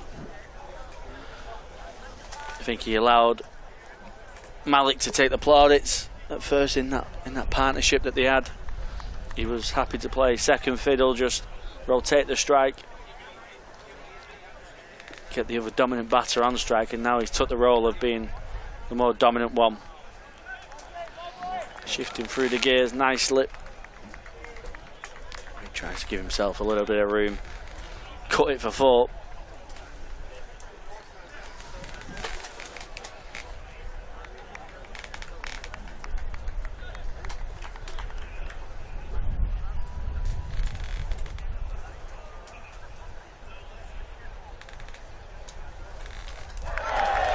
Can't see it off though. Hands breaks through, gets a wicket. Sheikh has to go for 75. He's done his job. Innings has pushed Balled by Luke Hands for 75. the Bears on the brink of victory. But Luke Hands gets a wicket. And just his second in List A cricket. Sheikh's gone, impressive 75. Still need 5 to win, 245 for 5. Yeah, good from Hands. It's in the top of off. Sheikh there just wanting to finish it in style. What's been so good about his innings is how still he's been in at point of connection. That time he just advances, probably a little bit too late, probably rushes himself, and that's when Hands goes through him, hits the top of off and takes his wicket. But an outstanding knock from the Warwickshire batter, and he's led his team to what's going to be a brilliant victory here in Liverpool. Yeah, only just turned 19, only 19 in May. The incoming Warwickshire batter, number 24, Vance Janney. He's put together a fine knot there.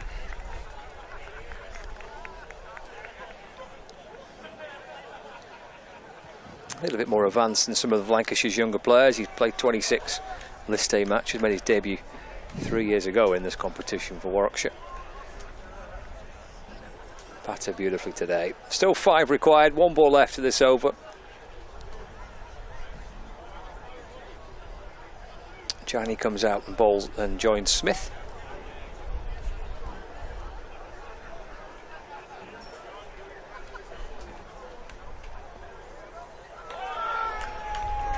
A bit of extra pace from Hands again. He's bowled sharply, hasn't he? A lot to admire about the 16-year-old here. At the very start of his journey into professional cricket. Sends one down with a bit of extra on it to Janney. End of the over, 245 for 5.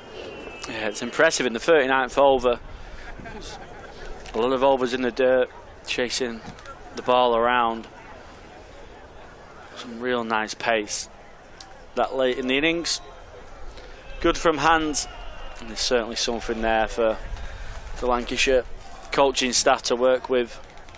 Could be a real prospect for Lancashire.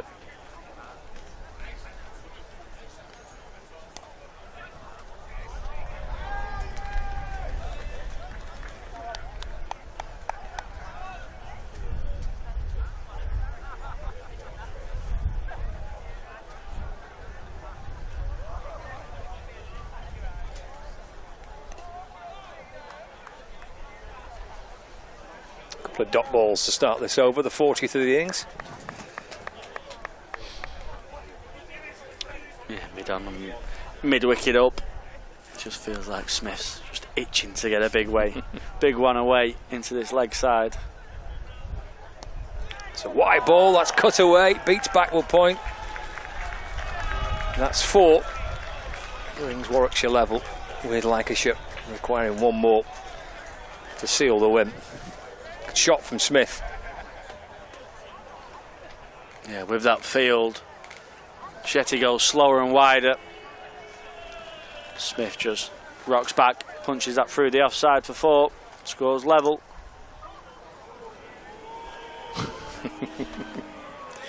The Warwickshire fans are waiting to celebrate the win. Away to our right-hand side. That'll do it. What a lovely way to do it. Excellent shot from Smith. Swept out behind square on the leg side.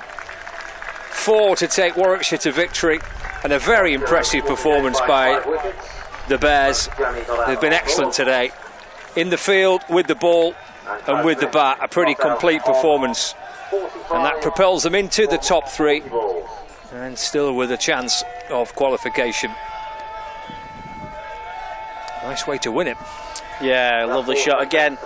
Seems like an option that they've spoken about and seen that works against Shetty. The faster spin, stepping inside the line and just helping it on its way with the slog sweep. I've seen that a couple of times from the Warwickshire batters today against the young Lancashire spinner, but you won't see a much more complete performance than that, I don't think. Restricting Lancashire to 249 and then chasing it down in the 40th over, leaving 10 overs still spare. Only 5 wickets down. A lot of the top order getting runs. It's a brilliant display from Warwickshire, and one that they'll take a lot of confidence from, I think. Jack Blatherwick will help lead Lancashire off. Career best List A figures for Blatherwick. 10 overs, 4 for 48 on his return to the Lancashire side from injury. So good work from Blatherwick, but Smith's 45 from 40, helping Warwickshire to a comfortable victory. A big win for Warwickshire here at Liverpool Cricket Club to move into those top 3 positions, level on points with Somerset and Hampshire, but their run rate will have improved significantly, and 4 points for the win moves them level with 2 teams above them. Yorkshire will be top with 20 points, a little clear at the top as well, Yorkshire. Warwickshire will battle with Middlesex and Somerset, trying to sneak into those qualification places. That's how it looks here at Liverpool. 249 for 9, Lancashire.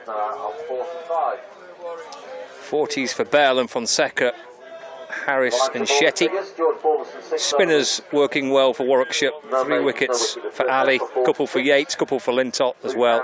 Warwickshire's run chase was terrific. Sheikh and Malik, the heartbeat of it, both reaching 70s. Smith's 45 not out, sealing the deal. Blatherwick, top bowler, 4 for 48 from 10 overs for a 5-wicket win for Warwickshire, as their hunt for the qualification places takes them into their final 2 games. They're at Durham on Sunday and then at Edgbaston on Tuesday to face Sussex. Lancashire next in action this coming Tuesday. From Emirates Old Trafford, they welcome Middlesex on Tuesday at 11 o'clock. There'll be coverage on Lancs TV. Thanks for your company again, Callum. No, thank you for having me. Thanks to Paul Allott as well, and from the whole team here at Liverpool Cricket Club. Congratulations to Warwickshire. They've won this match by 5 wickets. We'll see you on Tuesday. Have yourselves a safe journey home. Enjoy the rest of your weekend.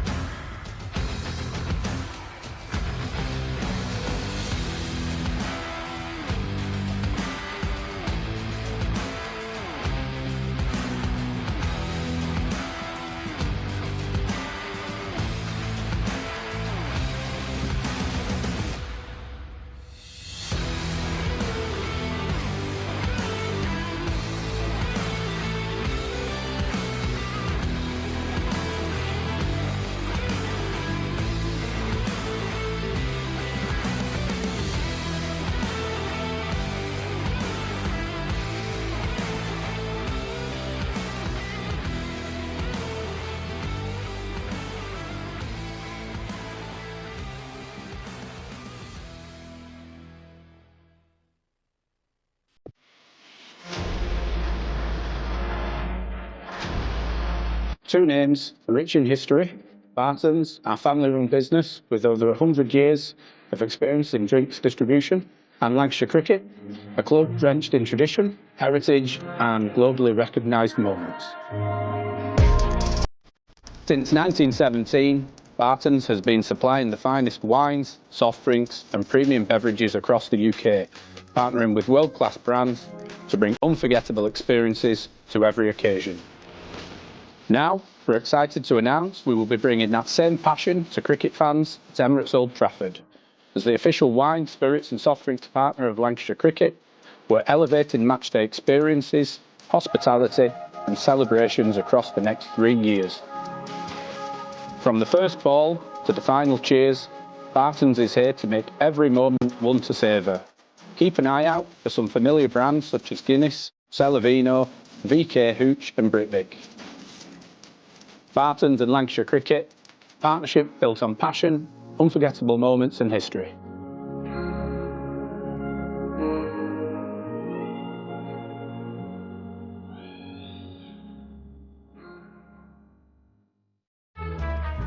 L is for the way you look at me.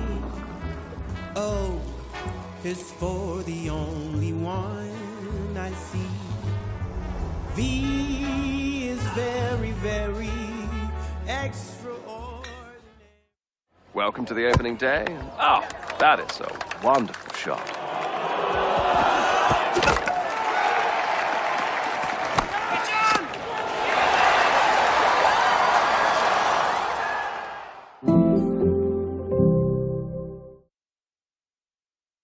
This is a call for hungry dreamers and hard-working self-believers.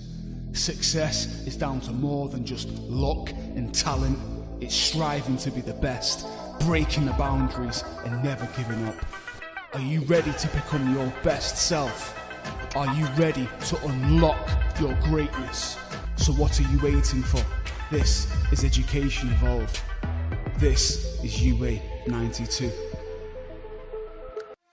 When I was a kid, there was no professional women's cricket. I didn't even think that women could be professional sports people. Especially early on, it just didn't really seem like there was a career in it. To support myself around cricket, I had to work at the petrol garage. I was the only girl, so I stood out. I'd love for young girls to be able to dream about being an athlete and it to be achievable. Thanks to the Hilton funding my contract, it's allowed me to play the game that I love all day, every day. We're like an engine and we need to be fuelled with the right gas.